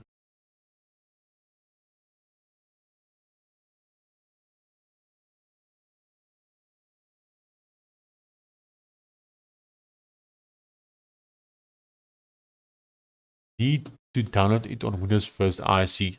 No problem. You're welcome to go to bed, Jan. All good.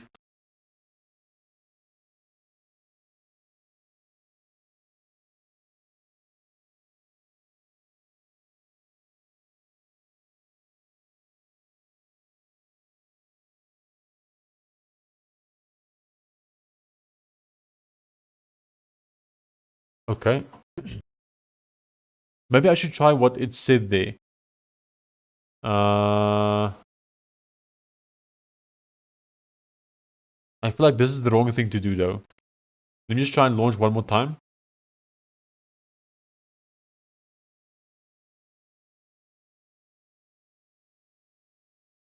It's definitely not launching.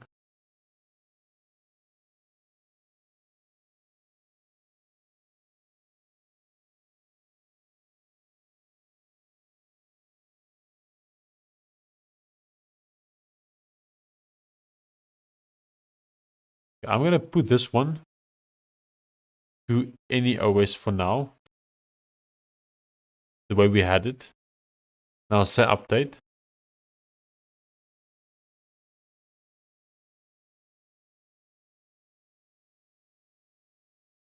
And I'll go to Linux runtime. Make sure we don't have anything selected there. Okay, perfect. Security. Okay, I'm gonna publish this.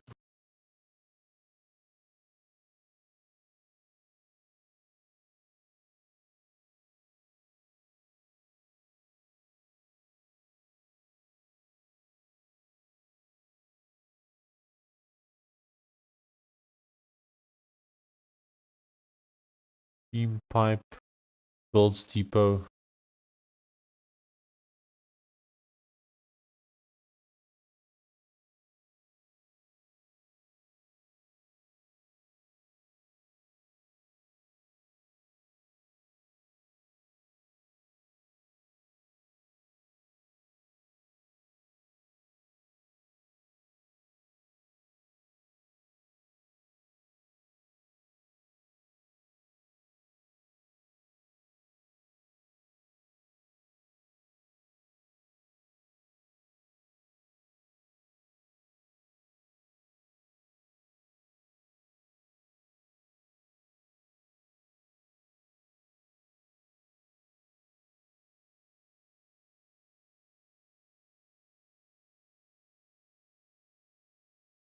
So this is the metadata.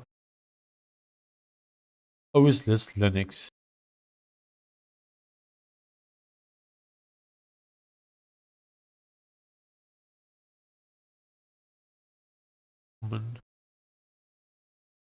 Extended.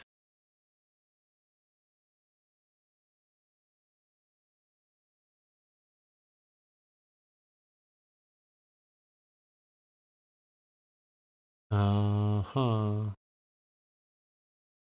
Yeah, I don't see anything useful, to be honest. Like, at all.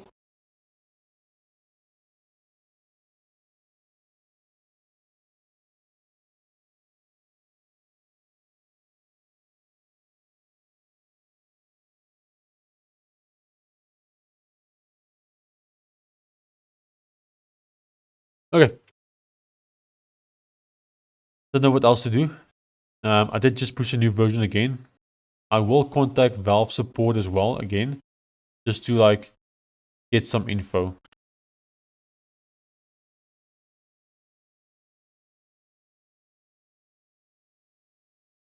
Hey again, I just released a new version. I've now added macOS, Android, and Linux support. macOS and Android has not been fully tested yet though, but I'm trying to test the Linux version again now, but it's just not not launching at all. Um, is it possible for one of you to please look at my settings and stuff that I've set from the that I've set, and I'm not 100% sure what's wrong or what I should do, but you'll see I've uploaded an app image as well as a stat pack for Linux. Both of them work if I double click and run them on my SteamOS device, but from uh, Steam client it does not work. It works on Windows, launches in 7 seconds. Okay, glad it works. It's still way too slow. I'm glad it works. Thank you.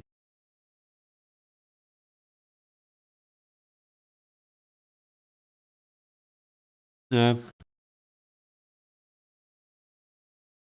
or it, so right now for Linux, it doesn't launch at all unless I specifically go and set it to use Proton from the Steam client. Any help, please?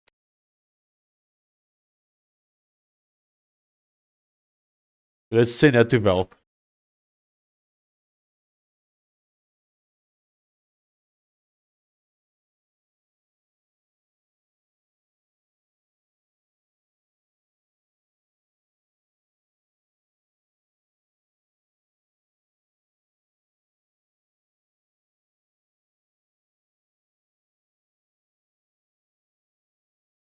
This looks interesting.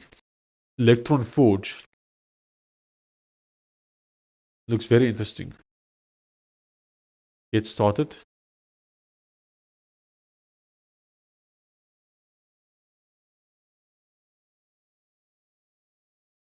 So all of these apps are Electron apps. Yeah, and they don't have the issues that we have. So definitely something we still need to improve. Okay, getting started.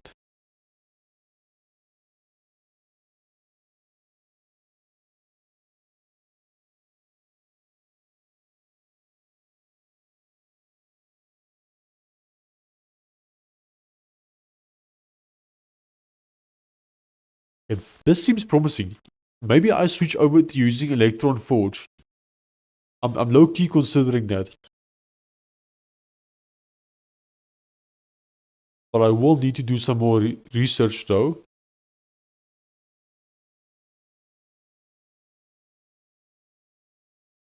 Okay, let's look at plugins.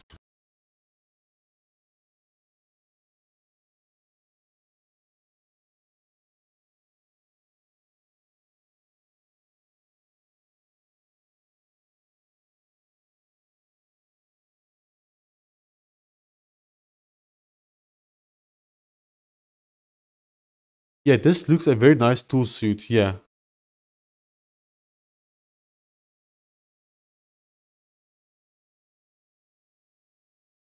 Because they would have it set up correctly from the beginning.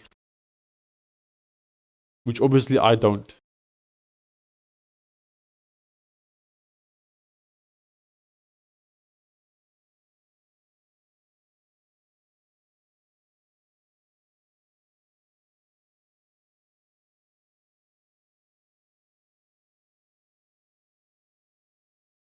Okay.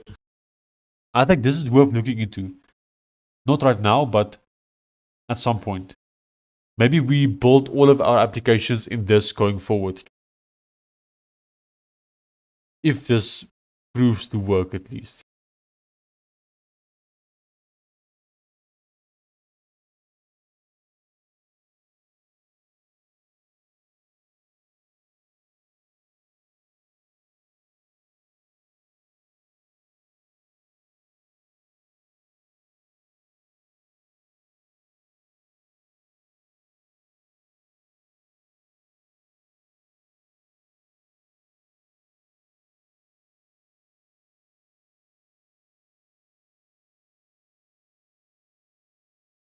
Okay.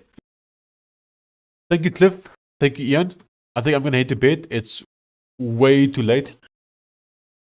I know it's currently broken on Linux. Um, if you want to use Linux, you're gonna have to put Proton Experimental on. Uh, yeah, I don't know exactly yet what's the issue.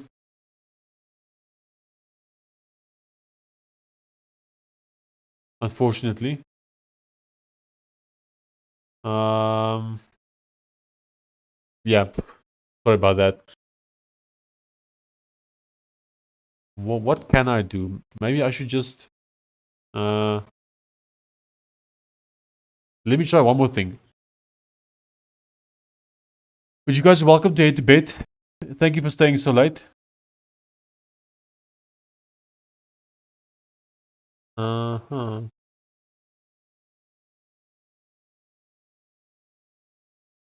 Maybe I just put Linux off for now.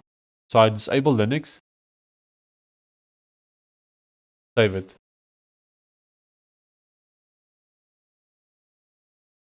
Let's go publish that.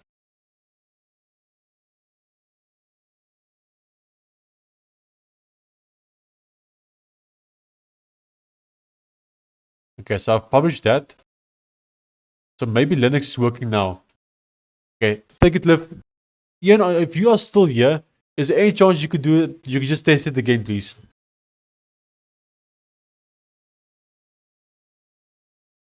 I'm testing it my side now as well. Me three. Thank you, Ian. The app has unpublished changes. What do you mean I just published it? Okay, so what I did just now is I've unticked Linux here. And if we go to general installation, we don't have a Linux option here. So I'm hoping that it would now default to Proton. No, on Linux, please, Jan.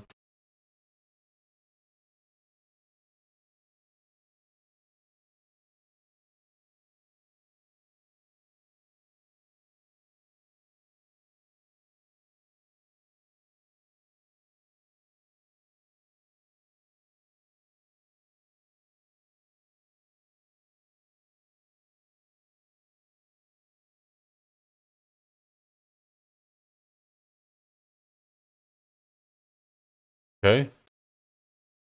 So Cliff, if you put this off, if you turn off this compatibility tool, does it work for you? Because that's actually what I want tested. So I think by default it's turned off. That seems to be what's broken now. Or maybe I should test it. This app I've not played really. Yeah, so by default it's definitely turned off. Maybe I should give it some more testing actually. Like this one I haven't played yet. Yes. Okay. Roselt Calculator.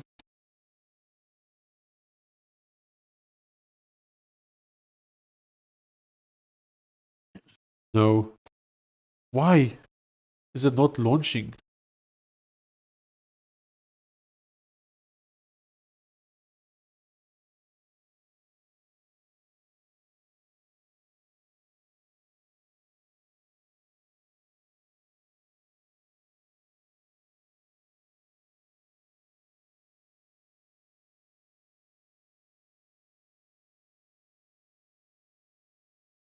Okay.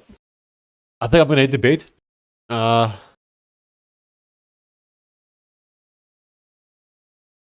It is downloading now.